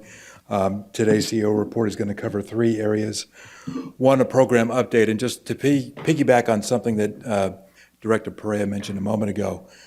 We've talked to the board before, both in closed sessions and in public sessions, about commercial settlements that we are working through. We've also updated our change order process. Part of that update is I bring to this board and report to you all commercial settlement and change orders above $25 million that we have settled. Part of getting to certainty on all of the things that we're doing is to get all of the scope changes from the past into the contract, get those settled so that we are certain about schedule costs and everything else when we talk about this project going forward. We've achieved that on CP4, and we are close and getting to the end of achieving that on CPs 1 and 2, 3. And so part of the CEO report is to provide the program update. I'm going to tell you a little bit about a recent poll that was done about the project that I think is worth talking about. And then I will conclude with a suggestion on summer schedule for the board's consideration. And then with that, I'll conclude all of my remarks. There we go. Again, these are the issues that I'll be covering in this plan. So first, on some of the issues that we have recently settled, commercial issues, one is we work with what's called a provisional sums account, which is an account of funding that we put dollars in to make sure we can move all of the utility work on our project. And for CP Construction Package 1, we have upped the provisional sums amount by $31 million to assure that we can complete all known utility work on CP1. This change is needed to make sure that the work is completed, and the estimate is for all known utility work for the remainder of the project on CP1. And so that's a change that we made. McKinley Avenue is a modification that was requested by the City of Fresno and Caltrans for project modifications between 2015 and 2018 to align the new northbound 99 on-ramp and allow for utility relocations. These relocations are a major component of the high-speed rail footprint in the area of McKinley Avenue, and the executed settlement allows that work to be completed. That cost is $78.6 million, and we've concluded that settlement as well. I've talked to the board about this in the past. We've actually discussed this in both open and closed sessions only because this is part of the 4 commercial settlement issues on construction package 2-3. I'll remind the board that we identified 4 issues we are in negotiations on 2-3 and settling each of those one by one. The intrusion protection barrier is one of the largest that we had to solve, and that is now resolved on CP 2-3. And so we've concluded that negotiation. This action avoids further delays and resolves the IPP dispute with the contractor. The trick about this one is the intrusion protection barrier is a dividing wall, if you will, between high-speed rail trains and freight railroads. And it's unique because our trains go at such high speeds. It's a requirement of the freight railroads. It was a safety requirement of the FRA, and the design of it was not known until after the contracts were let. And so we had to finalize design, work through the cost differences, and we've settled that one as well. It's a big number, but you see that is now resolved on CP 2-3. We also extended our construction management contract relative to the PCM here for, I'm losing which PCM this is, but it's a budget amendment and contract extension to the end of December, or the end of 2022. We've done this for each of the CPs. This was, I believe, the last one we had to do. I think this is Arcadis on 2-3. Cost is 27.8. It's a rough estimate of about $3 million a month. That is the cost to do this. But again, this is something that we have to do to extend the work and construction and manage the construction through the end of the year. As we bring on the PDS provider, we'll evaluate further the work of the PCMs and whether or not the PDS provider can take on some of this role. So again, this is something that we want to extend through the year and then evaluate where we are as we're later in the year on a PDS helper, and then we'll decide how to move forward on construction management contracts at that time. We had a time impact resolution. This is one of the last issues. This is the last major issue that we have to solve on CP4. CP4 is now in a very steady state, as I've testified to this board before. We have just finalized the last delay claim relative to the CP4 contract. This is really tied to past right-of-way acquisition issues and the lack of an agreement with the Semi-Tropic Water District. That agreement is now in place. We are now operating under an agreement with Semi-Tropic Water. There's a lot of their equipment that we are moving in that construction, and we now have an agreement for how we will work together to move forward. So this is now in place. We are now working constructively with Semi-Tropic on the project, but we did have to finalize the last delay claims from the builder on this. That was $21 million, and that is now settled. So all of those issues are now resolved, and again, this is part of us resolving these issues one by one so we can move forward with the construction in the valley. I did want to talk a little bit about, did I go too far? Hang on one second. Let me jump to this first. This is a conversation about our upcoming board meetings. We typically, as I've said at the outset of this meeting, we try to have board meetings in locations where we are taking on the environmental document or we're making a decision about an environmental document. So we want to try to have that conversation in the community that's affected. And so this is just a schedule that's going to lay out some of this.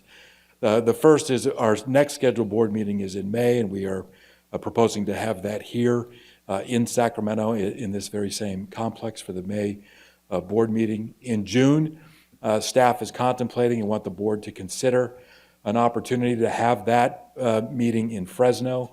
And what we can do at that time is set up some site visits for board members to see construction in the field. And we think that might be a good meeting to do that at. So we're looking at a location in Fresno. We have not gotten specific, but again, for the board's consideration, an opportunity to get out and see the construction that is underway and has been completed to date. And then in July, for that board meeting, we are proposing to cancel that board meeting for July. I know that the summer months often involve a lot of various travel opportunities by board members. It is not unusual for us to cancel one of the summer meetings. We choose July here because in August, we intend to bring back to this board the environmental document for San Jose to San Francisco. That would be a consideration at a 2-day board meeting in August. And our suggestion here is that we would have that board meeting in the Bay Area, somewhere in that peninsula, San Francisco to San Jose area. And again, the specific site is to be determined. But I wanted to at least lay out the schedule ahead, and you see the estimated, or the dates here for these meetings, May 19th for May, June 19th for June, and then in August, that 2-day board hearing because of the environmental document on August 17th and 18th. And Brian, I think we have a typo where? on June. It should be June 16th would be Sorry. the Thursday. Okay. The 19th is a Sunday. Okay, May 19th, June 16th. And then again, the idea is to skip July and meet in the Bay Area in August. Okay. Okay, now I want to move to the third and final item, which is a poll that recently came out about the project and support for the project. And for us, this was a bit of an encouraging poll, and I just want to briefly touch on why. Not only were the numbers relatively good in the poll for the concept of moving high-speed rail forward, but I particularly appreciated the question in the poll because it is the first time I think that voters were presented with a question that, at least that I've seen in a poll recently, that really described how we've reframed the project and exactly our stepping stones for the project, our building blocks, if you will, for how we want to move this project forward. And so the question to the voters was this, which is both thorough, but if you indulge me for one moment, it also frames the issue currently. And that is, in 2008, California voters approved bonds to begin designing and building a high-speed rail system. The original plan called for service to run from San Diego through the Central Valley and up to Sacramento as soon as 2030. Cost estimates for the project have risen since 2008, and officials are now working under a longer timeline and trains operating only from Bakersfield to Merced in the Central Valley by 2030, then extending service to the San Francisco Bay Area. Do you favor or oppose the state continuing to build the high-speed rail project under that framework? That is the most current, again, framework question I've seen in a poll. The numbers showed that, statewide for registered voters, by a 5-3 margin, 56 to 35%, California voters continue to support building high-speed rail. Demographically, or geographically, 59% approval in LA County, 65% in the Bay Area, 48% in the Central Valley. Future riders, that is the younger set of voters, were very high on the project. Overwhelmingly support high-speed rail, 65% of voters aged 18 to 40 supportive of the projects. And then voters see that high-speed rail, or how high-speed rail can create more equitable mobility for all Californians. 63% of those making less than $20,000 support the project's progress. I think each member has a summary of the poll, as well as the high-level crosstabs. If you take a moment to look at those, you'll see that, at least on the income area, I thought it was interesting that both at the lower end and the higher end of the income spectrum, the support levels are roughly the same. And then I think there may be one more. Also just more demographically, high-speed rail support was very strong amongst historically disadvantaged demographics, 70% support among Black voters, 63% among Latino voters. And in terms of gender lines, men and women share a similar amount of support for the project. 54% of male voters are supportive, 57% of female voters are supportive. So again, you have that poll summary, and the crosstabs are in there as well if you want to look in more detail. Just to remind the board members, the bond bill itself back in 2008 passed with about 53% of voter approval. And so this shows us ticking a little bit north of that, but again, a generally positive polling out of the Government Studies Institute at UC Berkeley. So just want to remind the voters of the members of this poll, and again, share it with all of you. I got quite a bit of press coverage when it first came out. And with that, Mr. Chairman, I conclude my CEO report.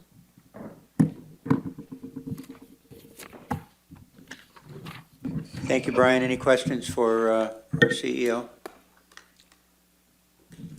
Thank you. Then the final item on today's agenda, ladies and gentlemen, is the update from the Finance and Audit Committee meeting, and there was no committee meeting today. So the update will be brief. Yeah. So that's number 7. We are free. So with that, we will reconvene tomorrow at 11 a.m. here to look at and get a report from staff of its response to questions raised and both by the public and by what I said? Yeah. So until then, thank you all for being here, and we will see you tomorrow morning at 11 a.m. And welcome back to the second day of our two-day meeting for the month of April of 22. This is April 28th. We'll follow the script as we have with regards to environmental documentation. And with that, let me restate. Good morning. We are now convening for the second day of the two-day board meeting. I'd like the record to reflect that the board has reconvened with all members present who were in attendance yesterday. We have multiple agenda items today related to the San Jose to Merced project section and final EIR/EIS. We will start with agenda item number 8, which is providing staff an opportunity to address any of the issues they believed were important in the public comments and any questions the board asked about yesterday. Mr. Lipkin, Mr. Stanich, and Mr. Kennerly, you can take the stand, so to speak. Good morning, members of the board. We returned today to provide some clarifications to the public comment yesterday, as well as questions from the board. Allow me to advance the slide. There we go. So for an agenda today, the staff will provide a brief presentation on some of the comments received, questions from the board, and then answer any questions or additional questions that may come up today. Upon concluding our presentation, council will then walk the board members through the approval documents, and those considerations include the certification of the final EIR/EIS, as well as approval of the documents that include the findings of fact, statement of overriding considerations, and the mitigation monitoring and enforcement plan. And then finally, a resolution to direct the CEO to sign the record of decision pursuant to the National Environmental Policy Act and our assignment of responsibilities by the FRA. So issues that we identified for further clarification include some additional discussion with the Gardner community in San Jose, questions regarding the city of Morgan Hill and emergency vehicle response, the Vieira Ranch, and questions regarding tenant farming and agricultural impacts, and then a broader discussion on the grasslands ecological area, particularly with respect to our partnership agreements. So from this point, I will pass it to Boris Lipkin.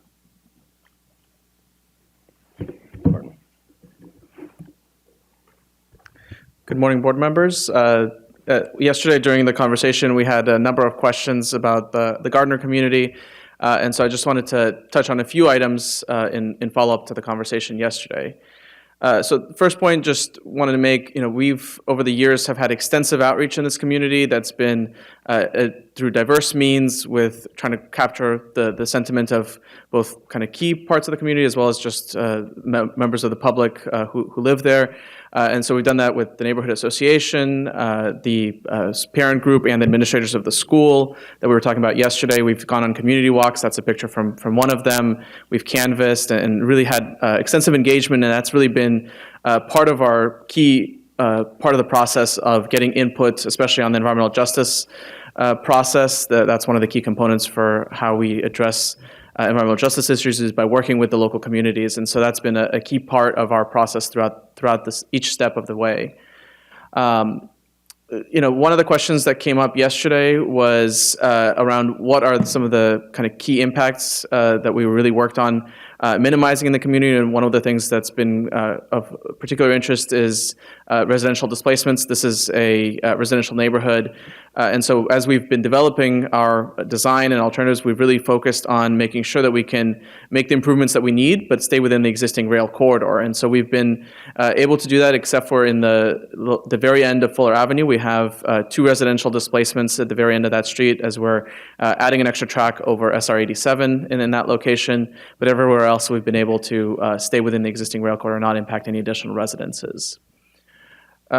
The other topics that we've covered, one was focused on the proposed mitigation and improvements at the Gardner Elementary School. And so we have additional information related to all of our environmental justice community improvements in it's Appendix 5C, and this one is also in the Mitigation Monitoring and Enforcement Plan as GWG OMM number 1. And so the issue for the school is, as you'll remember from the map yesterday, is located right next to the freeway, I-280. And so the proposed mitigation that we have, and this was based on the school's input to us of the effects that they were feeling, it's not from high-speed rail noise, it's really from the freeway. But what we've proposed is either a sound barrier just on the north side of the school. So I know our graphics sort of showed the entire property, but really the sound barrier is where the noise is coming from the freeway on the north side, or building and window insulation and improvements to the buildings themselves. Again, focusing on that key impact that they're feeling from the freeway and trying to reduce the effects that they're seeing from historical transportation investment in the community that had unmitigated impacts, essentially. The other one that we talked a little bit about was Fuller Park, and this is a picture from the park. As we talked about yesterday, this is a key feature in the community and something that's been of pride as they worked with the city to get that park built. And so the park improvement there was our highest rated project as we went through our evaluation for this community, and it had very strong community support. And so just to give a little bit more of a sense of what we're proposing is for the renovation, it would include children's play areas with equipment, picnic benches, fitness equipment, bicycle racks, and other similar amenities as part of the improvement that we would do there. And again, that had very positive reaction from the community. And this one, if you want to dig into it more in the Mitigation Monitoring Enforcement Plan, is GWG OMM number 3. So this is the additional description of it there. So that's the Gardner piece. I'll switch briefly to talk about Morgan Hill as well, and then I'll turn it back to Gary and Serge. Director Perea, I think you had asked sort of where, since 2019, where have we gotten to with Morgan Hill? And you may recall when we were out there was still a lot of conversation around, the city's interest in us pursuing a alignment along the freeway versus downtown. So I think we have made, we've engaged with them extensively, both before that visit and since then. And I think we have certainly made progress with the community and the town there. They did write 2 letters to us. One was on the business plan, and one was on the environmental document. You've received both of those previously. But where we're really seeing some alignment is, in their business plan letter, they were very focused on asking us to prioritize the Union Pacific Agreement and the electrification of the rail corridor between San Jose and Gilroy. And then the issues that they raised were concerning grade separations and especially emergency vehicle response time. And so I just wanted to quickly cover kind of our mitigation measure focused on emergency vehicle response, how it works, and how it ties into our continued engagement with them around grade separations as one of the next steps after today as well. So just to kind of ground us, the way that our environmental document is set up, we first start with the impact analysis and assessment of where we have impacts. And so this is based on analysis of the gate downtime. So basically as trains are going by, that the gates would be closed, and that might mean that a emergency vehicle might not be able to get through. And so the analysis that we did was very conservative. It really basically assumed that because they wouldn't know when the gate might be up or down, that the emergency vehicles would essentially only be using the grade separated routes in the community. So there's one in the north and one in the south, which is, of course, a much more conservative assumption. And so where we have a delay of more than 30 seconds, that was found to be a significant impact. And so from that, we start to have a mitigation measure, and this is SSMM number 4, that deals with these potential effects. And so the first step, and there's sort of 3 components to this mitigation measure. The first part is really focused on the monitoring and data collection piece of this, because one of the things that the city of Morgan Hill brought up was that they've seen recently some deterioration in their existing response times. And as we look to the future, this is really an operations issue when we will have built the system. And so traffic patterns, emergency response times, and others can evolve over time. And so we start with data collection before we start service and then monitor it afterwards to really measure where our impact is and what the significance of it is. And similarly, as we would increase service, we would do a similar process. And so in Morgan Hill, we're really talking about the 5 at-grade crossings, and they're listed on the slide, that we would be doing that analysis. Of course, we'd be doing it in other communities up and down the corridor as well. The second step is preparing an emergency vehicle priority treatment plan. And so what we've identified in the environmental document is a suite of measures that could be used to essentially reduce that emergency vehicle response delay or impact from the gate downtime. And so it's everything from preemption equipment for traffic signals or other signal priority treatments up to the construction of, say, a fire station on the other side of the tracks if we have if crossing the corridor is the issue. And so the exact measures would be based on the analysis at the time when we're really getting into service and seeing the impact.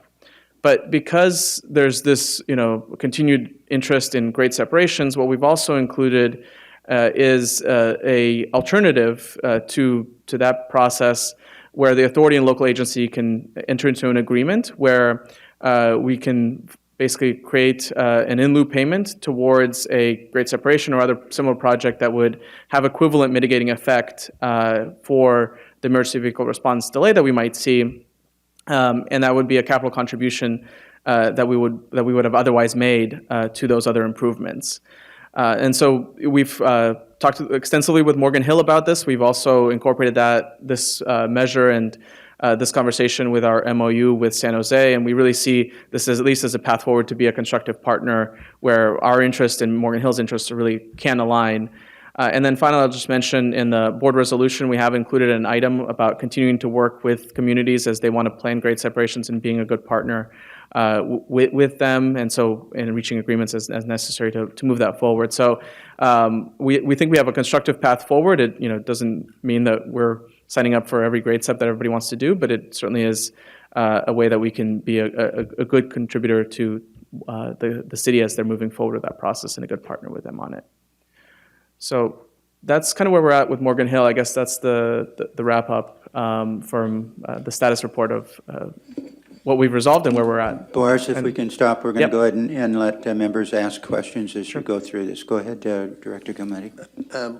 Thank you, Mr. Chairman. Boris, out of curiosity, how many Caltrain trains currently run on that line? And it's owned by UP, and how many freight trains run on that line on a daily basis? So there's 3 Caltrain trains in each direction today, per day. They have plans to increase that. So that's 6 crossings of. Yes. Right. Go ahead. And then the freight trains, it's somewhere. It's less than 10 a week. So it's not a lot of service in that area right now. At full build out, how many trains do we expect to go through there? Why don't you go ahead? So I can say. Yeah, so for the actual train service, what's scheduled is there's the 3 Caltrain in each direction, and there is an additional 2 Amtrak, 1 in each direction, and 2 freight. So that's a total of 6 movements in each direction per day, so a total of 12 train movements each day currently in that section. And at full build out for us, how many trains will we have going through there? With the initial, it would add initial service to 47, including charging at the beginning of the day. And then ultimately, full capacity is, I believe, 176 is what we're designing for maximum capacity. 107 crossings a day? And it covers both directions. Wow, okay. Because we are designing for up to 7 trains an hour. That's the system capacity, rather than the number of trains will be determined by the service plan. I'm just talking about what our design capacity is in that section. All right, thank you. And Boris, just another question quickly. Yes, sir. If you could maybe just explain with regards to the document, we talk about a number of things that we can do.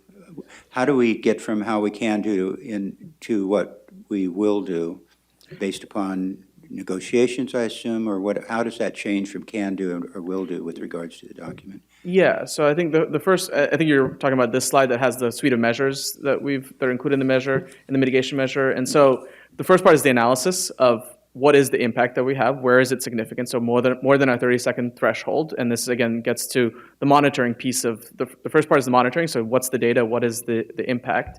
And then it is very much working with the local jurisdiction because, A, what's effective, but B, most of these things would be something that we would do in collaboration with the local partner because we're not the ones providing emergency response services, obviously.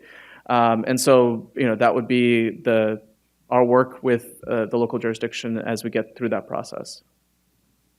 Okay, thank you. Go ahead. That was actually it for me, and I was going to turn it over back to Gary to talk about the Vieira Ranch property that we talked about yesterday briefly.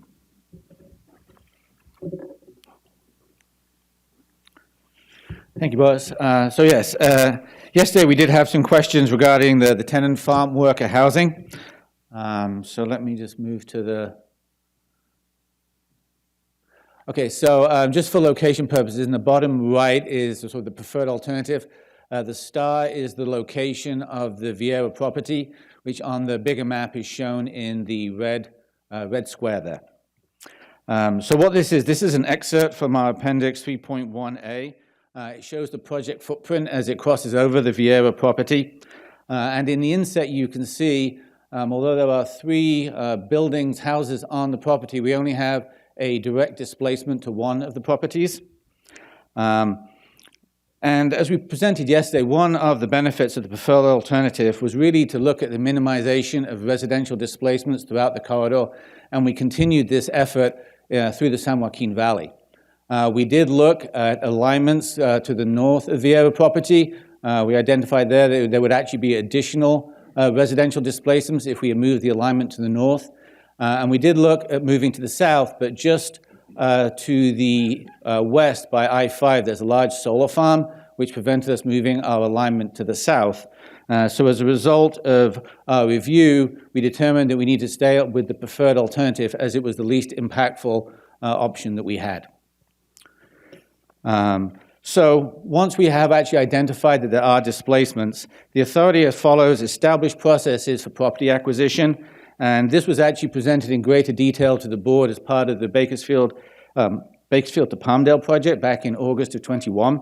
But in summary, once we do identify a need to displace a displacement, we reach out to the owner or the tenants in this case. We provide advisory services to help determine what are the appropriate payments.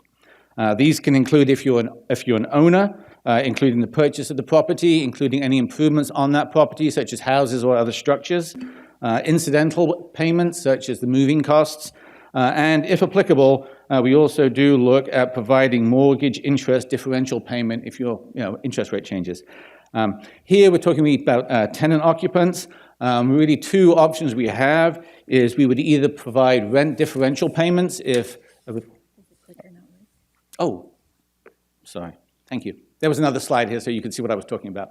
Apologies. This is why we have legal backing me up. Thank you. And so for tenant occupants, we 2 ways to look at this. Either if we find an appropriate property, there would be rent differential payments, or we've found a lot of tenants have taken this opportunity to become homeowners, and then we would provide assistance with actual down payments should they decide to do that. One thing we did identify, particularly in Merced County, is often there isn't a surplus of available housing.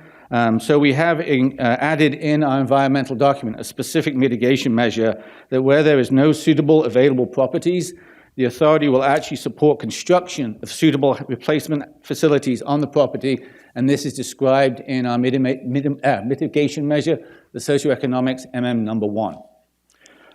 One other item I'd just like to mention, and if you I can maybe just go back to the previous slide, there are other properties in proximity to the alignment that aren't directly displaced, and these would also be considered by the authority on a case-by-case basis as consequential displacements.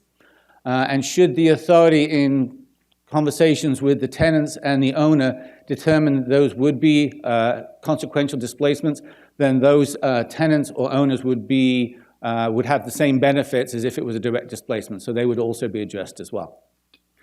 And that is the end of the portion on the Vieira property. And any questions? Well, I'll pass it to Serge to discuss the grasslands ecological One area. second, Director Williams. I did have a quick question. So I just got the letter back up in front of me, so I will review it. But this is different from just a residential displacement and just a business displacement, right? Because they both live there and the land is attached to their, their business and their living. So I guess the first question is, I'm assuming we're going to be acquiring the entire parcel there? It really depends on the choice of the owner. Okay. We'd certainly most likely be looking at the small, what I would call the sort of the remnant piece on the north side. As you say, in the letter, they've identified that's most likely not going to be usable for their equipment. But typically, it would be in discussion.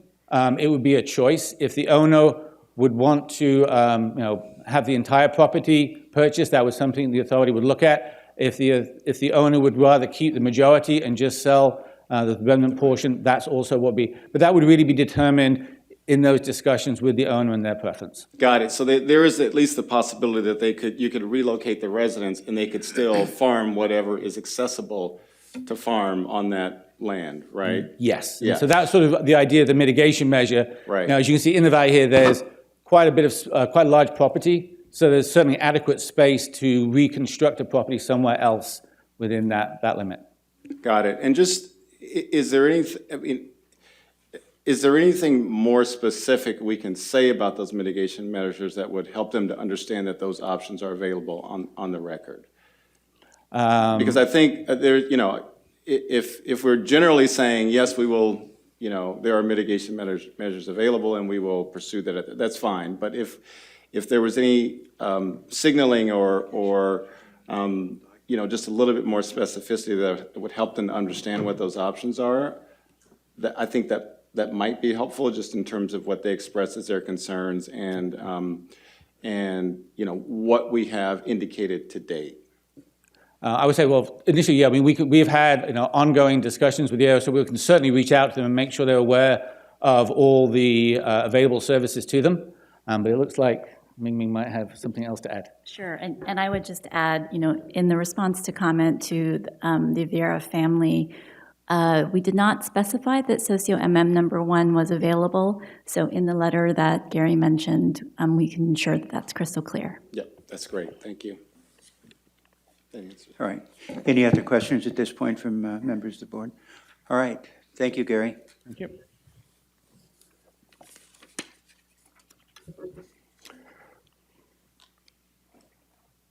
So I'll spend a few minutes discussing consideration of the grasslands ecological area.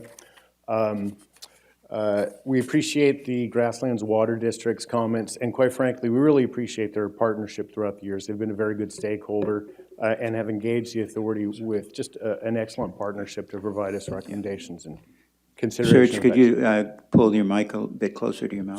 Certainly. Is this better? Okay. Bend over a little bit.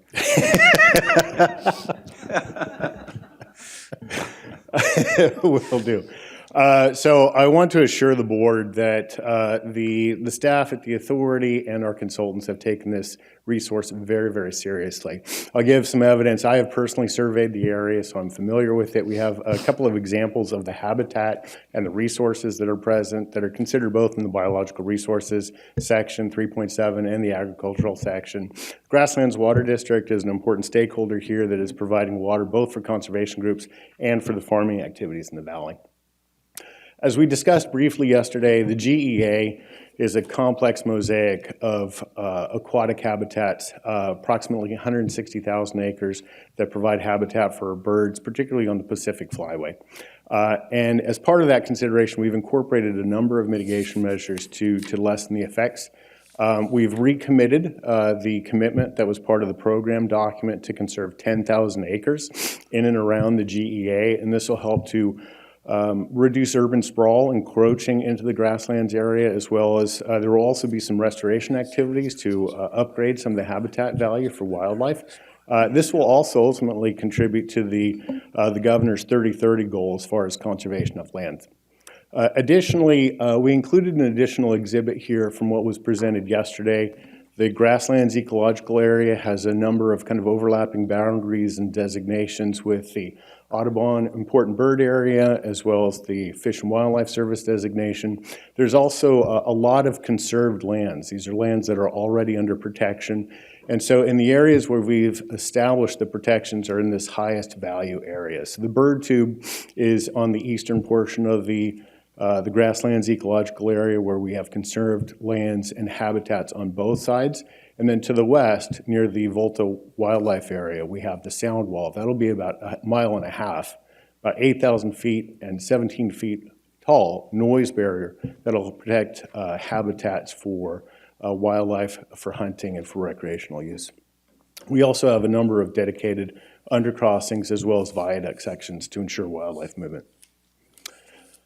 Some of the questions that were raised yesterday from the directors include the implementation agreements. The authority routinely enters into partnerships with various stakeholders. We've already started discussions with Grasslands Water District on a potential MOU, and we're prepared to do that. We think it really facilitates the partnership to ensure successful working relationships. I also have to emphasize that Grasslands Water District provides water just for not only for conservation, but for agricultural. So it's in our interest to have a successful working relationship. There was a question raised by, or a comment raised by the district regarding the adequacy of the mitigation measures. I'd like to note in biological resources alone, there's over 89 individual measures that are specific to species and to habitats, and each one of them includes specific measures for who will be implementing, when it will be implementing, and how it will be monitored. And we'll recommit to the partnership to work with Grasslands so we can ensure not just accountability, but trust and a working relationship. There was also some comments to recreation. The sound wall and the noise enclosure will help reduce the effects of noise as well as any sort of light and other disturbance to reduce and minimize any effects to hunting, to wildlife viewing, and to trail use. And upon review of the comments that we received, we don't see any information that would change our recommendation to the board to approve the project.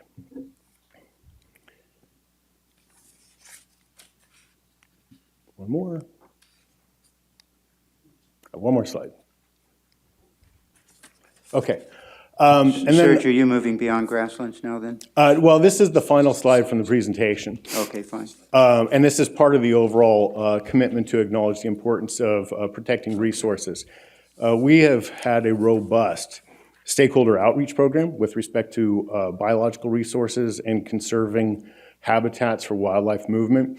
We've received several letters. We put the logos for some of these organizations, but these are 3 separate comment letters that we received. And I think it's important to state this in the record. The comments that we received from the US EPA, the Environmental Protection Agency, they commented, "We commend the authority for the extensive proactive coordination that has occurred with local conservation organizations on project design changes and mitigation measures to ensure hydrological and ecological connectivity is maintained through the Coyote Valley, Soap Lake Floodplain, Pacheco Pass, and the Grasslands Ecological Area." From the Santa Clara Valley Habitat Agency, they said in a letter, "In a win for the CEQA-NEPA public engagement process, appropriate mitigation for cumulative impacts to wildlife movement and landscape connectivity was identified, and consensus was reached for continued collaboration on this increasingly important issue." And then on a joint letter we received from the Peninsula Open Space Trust and the Open Space Authority, as well as the Habitat Agency and the Nature Conservancy, they stated, "We appreciate the effort that has gone into the FEIR EIS to address the project's impacts to wildlife connectivity and biodiversity, and applaud the authority's commitment to partner with our organizations to build a wildlife overcrossing in the Pacheco Pass segment of the project and advance the project impacts." And I appreciate these agencies. They've been tremendous partners in working with this, but this gives evidence to our efforts as far as working relationships and developing a strong project. And with that, that concludes the presentation for the topics we heard yesterday. We're available to answer any questions. Serge, I'd just say a quick thing about the Grasslands Ecological Area. Not only is it and the water district important to the Central Valley, it's really important to the entire state of California. Agreed. And the leadership is not only committed, but incredibly reasonable. And I'm going to tell you that from where we were 2 years ago, you and the entire team are really to be congratulated for the moves that have been made in a very positive way in the relationship between ourselves and Grasslands. And I, for one, could not be happier. It's really a job well done. We sincerely thank you. They are a very good partner. Ellen Ware, Rick Ortega have been excellent. Okay. All right. Thank you, Serge. Any there may be a question. Yes, Margaret? Thank you. Going back to the Gardner community, Gardner Elementary, you had mentioned yesterday about with the mitigation measures, the window insulation that would also include upgrading ventilation systems, but it's not mentioned here. Should I just assume that it's a part of that, or? Sure, I can provide a little clarification. I think when we were talking about that, it was insofar as if we change the windows, it changes the ventilation inside, and so there'd be essentially a knock-on effect. That would be part of the project. Otherwise, it's only related to the improvement that we were proposing for the noise insulation. Okay, but it would be a part of the project if the windows were upgraded. Right, if that created a change. Okay, thank you. Anything else, Director Pena? No. Okay, thank you. All right. First of all, before we move on, CEO Kelly, have you got anything you'd like to add? No, I do not, other than congratulations to the team for a great presentation and excellent work on the issue. Thank you. From my colleagues on the board, in addition to the comments that have already, or the questions that have already been raised or comments made, are there any other questions or comments from members of the board? All right, thank you. Seeing none.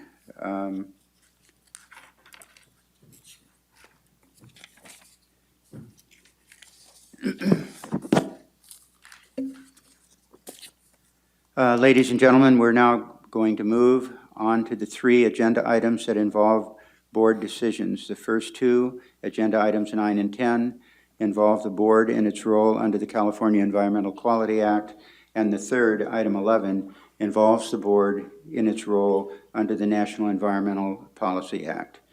Since these are board actions that have legal compliance elements to them, we'll have counsel assist us in walking through these one by one. We'll start with Chief Counsel Alicia Fowler. Thank you, Chairman Richards. As the board knows, the authority has the benefit of working with attorneys that have great expertise in both California and federal environmental laws. We have both Supervising Deputy Attorney General Jessica Tucker-Mole with us, as well as our own in-house counsel, Minming Wu Mori, here to walk us through agenda items 9, 10, and 11. You've received the materials for this agenda in your packet, as well as a staff memo on the steps we're about to take. These materials have been posted on the board's website for anybody who wants to follow along, and they are behind the tabs 9, 10, and 11 in terms of the resolution language, if you want to bring those up. And with that, I'm going to ask for Jessica Tucker-Mole to join us and walk through items 9 and 10 with us.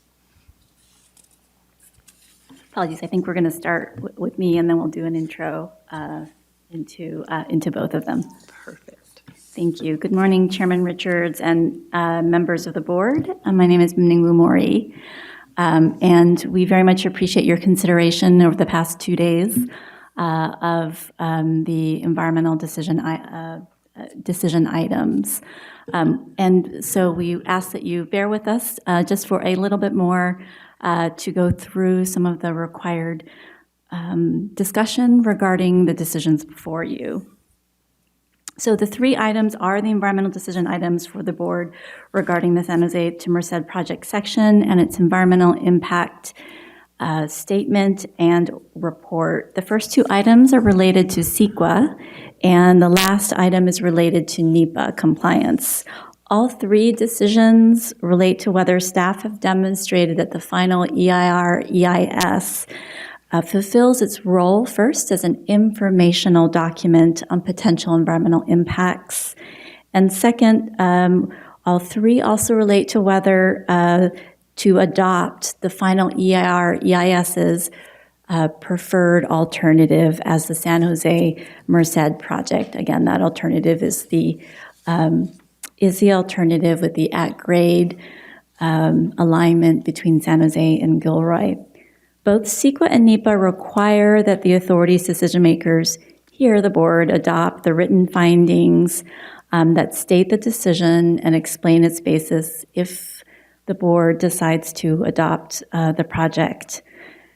So I've asked Ms. Tuckermole to walk us through the first item, as she served as the outside counsel for us here at HSR since the program EIR of the project section brings important historic knowledge, and we are very appreciative of both her and the Attorney General's Office steadfast counsel through the years. Ms. Tuckermole.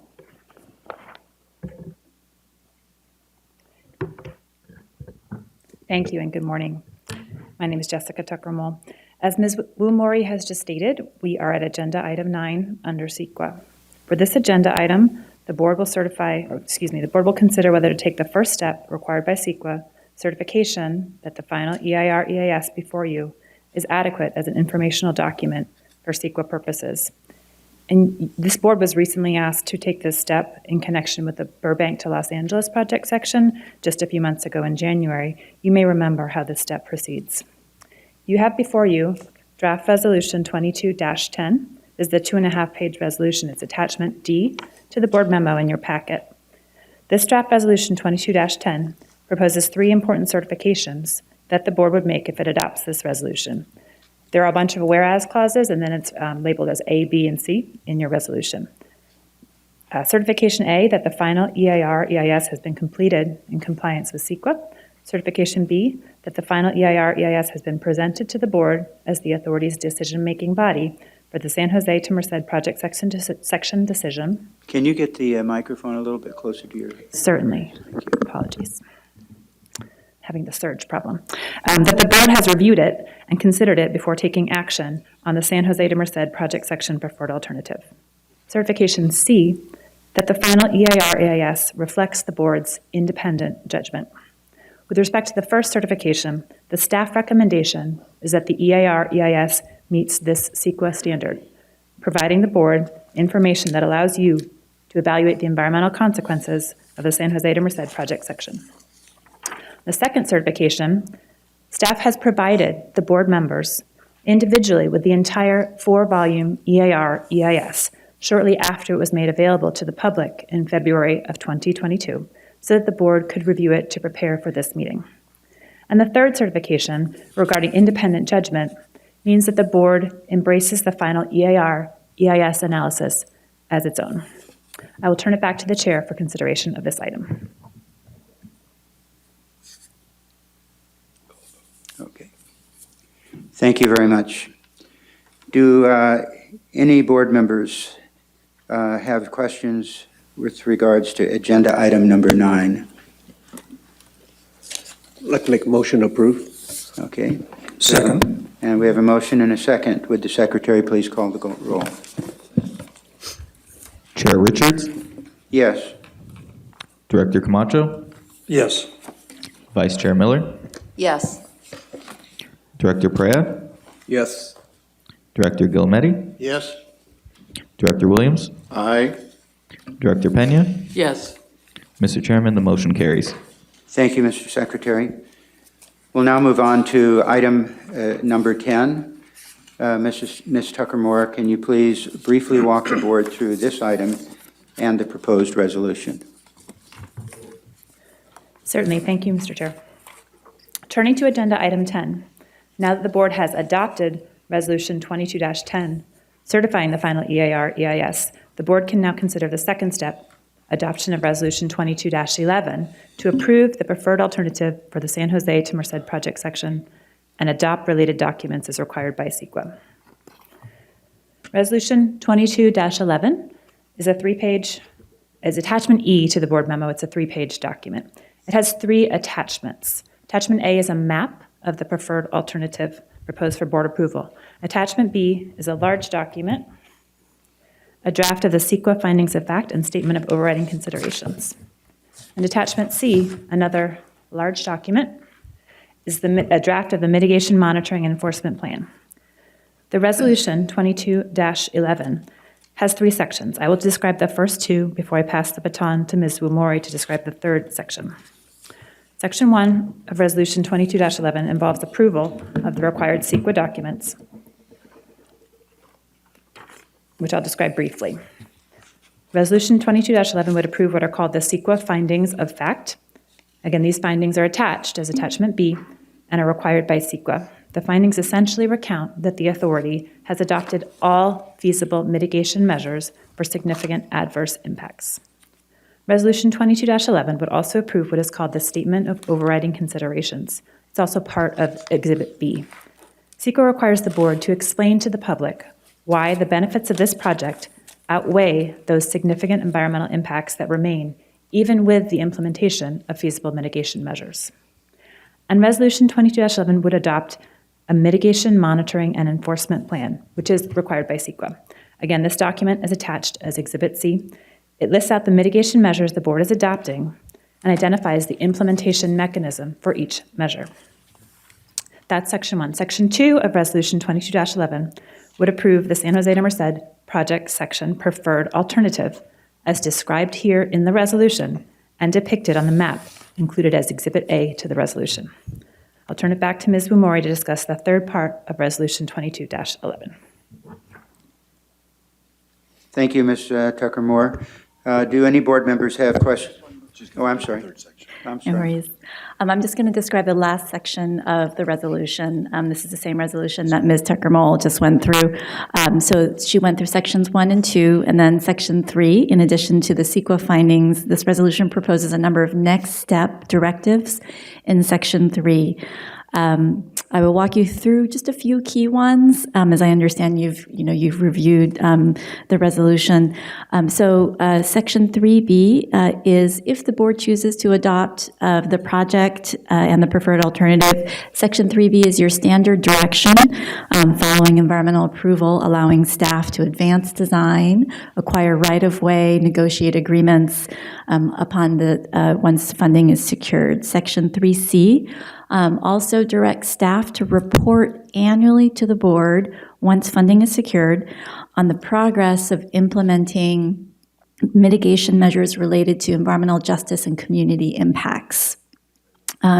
This was something that staff recommend in part due to concerns and interest raised by Director Williams, Pena, and Miller. Section 3E also directs staff to support cities such as Morgan Hill, and Director Perea mentioned his concerns there.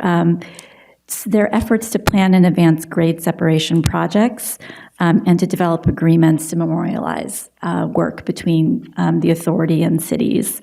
At Section 3F, direct staff to explore the feasibility of advanced mitigation as well as joint planning and implementation agreements with stakeholders such as the Grasslands Water District. And Chair Richards, thank you for mentioning the importance of the resources that the district is charged with. And finally, the last section is Section 3G, which requires that staff update the board on all of the above within 1 year of receipt of funding and the progress of staff in advancing all of the above. So this concludes our council description of this resolution 22-11, and we are available for further questions. And with that, I turn it over to Chair Richards. And thank you for your comments also, Ms. Wumori. Do any board members have questions of Ms. Tucker-Moore or Ms. Wumori on item number 10? Mr. Chairman, I move approval. And a second, please. Second. We have a motion and a second. Would the secretary please call the roll? Chair Richards, Yes. Director Camacho, Yes. Vice Chair Miller, Yes. Director Perea, Yes. Director Gilmetti, Yes. Director Williams, Aye. Director Pena. Yes? Mr. Chairman, the motion carries. Thank you, Mr. Secretary. And we'll now move on to agenda item number 11, and this involves NEPA, the National Environmental Policy Act.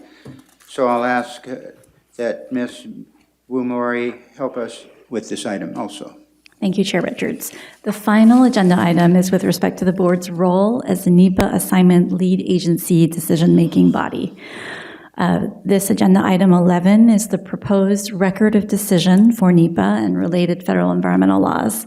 Resolution number 22-12 directs the authority's CEO to sign the draft record of decision. The resolution would direct the CEO to sign the draft. ROD is generally presented in your board attachments and with customary additions to the draft ROD to reflect public comments that were made at this board meeting today, as well as relevant staff and board response to those comments.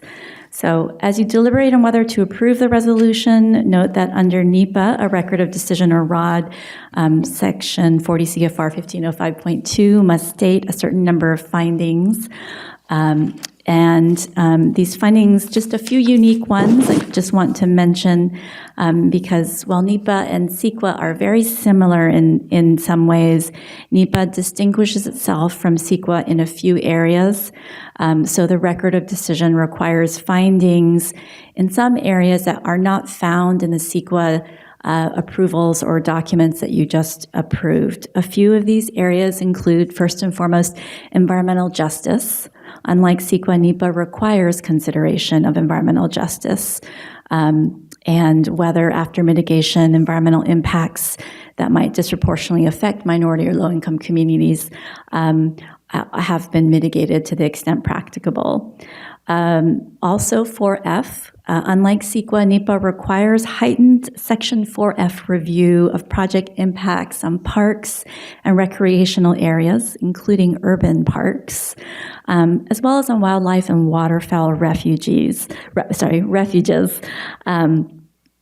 Clean Air Act conformity, unlike NEPA, NEPA requires conformity with regional and state Clean Air Act implementation plans, which means that for air quality basins with lesser air quality, we are, unlike NEPA, affirmatively required to offset emissions that exceed a de minimis threshold. There's also compliance with the federal executive order on floodplain management,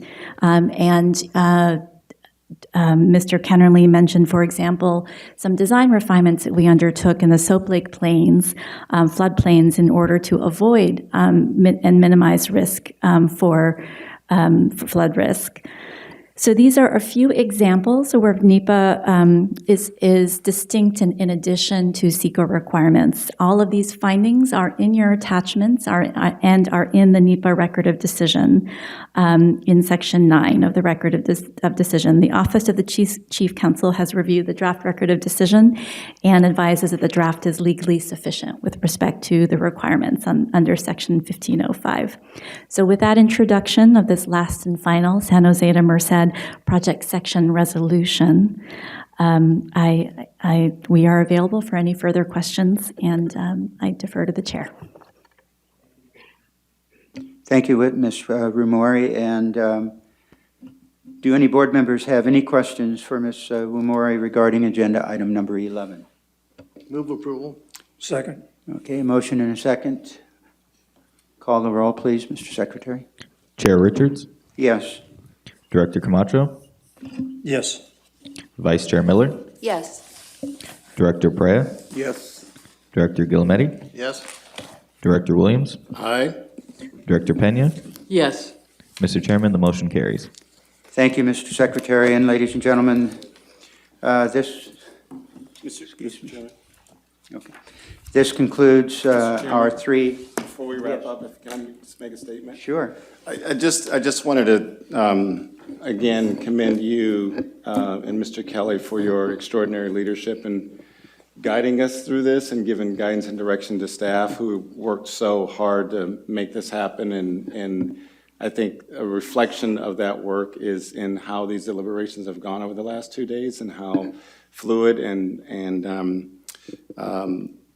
dare I say, easy, which is not a representation of all the hard work that has gone, and is a representation of the hard work that has gone into this.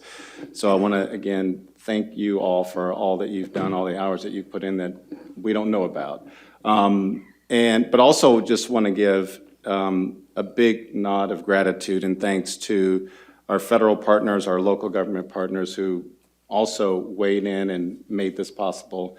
And then, because this is always where my heart is, it's the members of the public, the people who are impacted both positively and brought that to us, and those who are impacted negatively, who took the time and effort to express that to us so that we could make sure that we did this in the most just way possible. So I think it's a reflection of the previous work and the future work ahead of us, and would encourage that to continue from all of those important stakeholders. So thank you, Mr. Chairman. Thank you, Director Williams. Mr. Chairman, I do have a quick comment too. Yes. Other than, again, also echoing that and thanking the staff for all your hard work. In yesterday's discussion, when we were talking about the station planning, we talked about, a couple of us talked about possibly having an agenda item, Mr. Chairman, for the next meeting, either an item or a workshop to talk about how we manage expectations of the cities as we move forward with building stations, as well as talking about proactively the opportunities that we may have as an authority to create revenue streams within those structures. And in speaking to Ms. Cederoth this morning, she advised that there is a board subcommittee to deal with that. So maybe at the next meeting, we could talk about appointing a couple of board members to that committee to work with staff to do some visioning. Thank you, Director Perea. All right. That concludes our 3 action items on the San Jose to Merced project section. I want to thank you to the public for providing your comments. Thank you to the staff for all of your work. And as all of us on this dais know very clearly and certainly, that since our CEO came on board in 2018, he made a prime initiative out of the completion of environmental processes in Phase 1.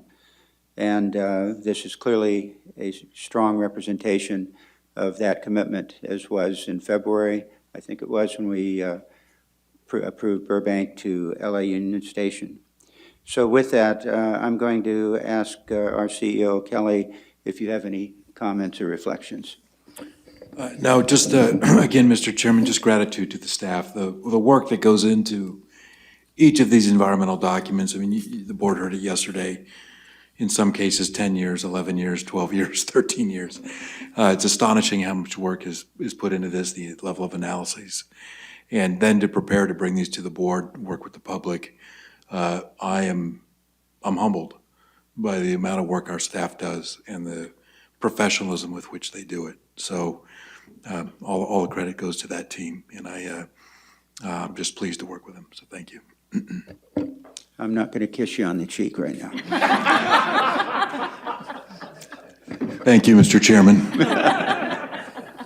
Anyway, without overdoing all this, I think you can also get an appreciation of the amount of work that goes into trying to get up to speed on taking the actions that we've taken today. And I mean that by the board members who clearly should not be spending full time on this project. It was never intended, but the only way to get through to what we've done today was, at least for these, since we've had these documents, to become as thoroughly familiar as we could with them before we passed out late into the evenings. So I thank each and every one of you for your participation, your support, and your commitment to this project. And as I've said before, it's a real honor to be up on this dais with each of you. So with that, ladies and gentlemen, we are out of here. Meeting is adjourned. Thank you all very much.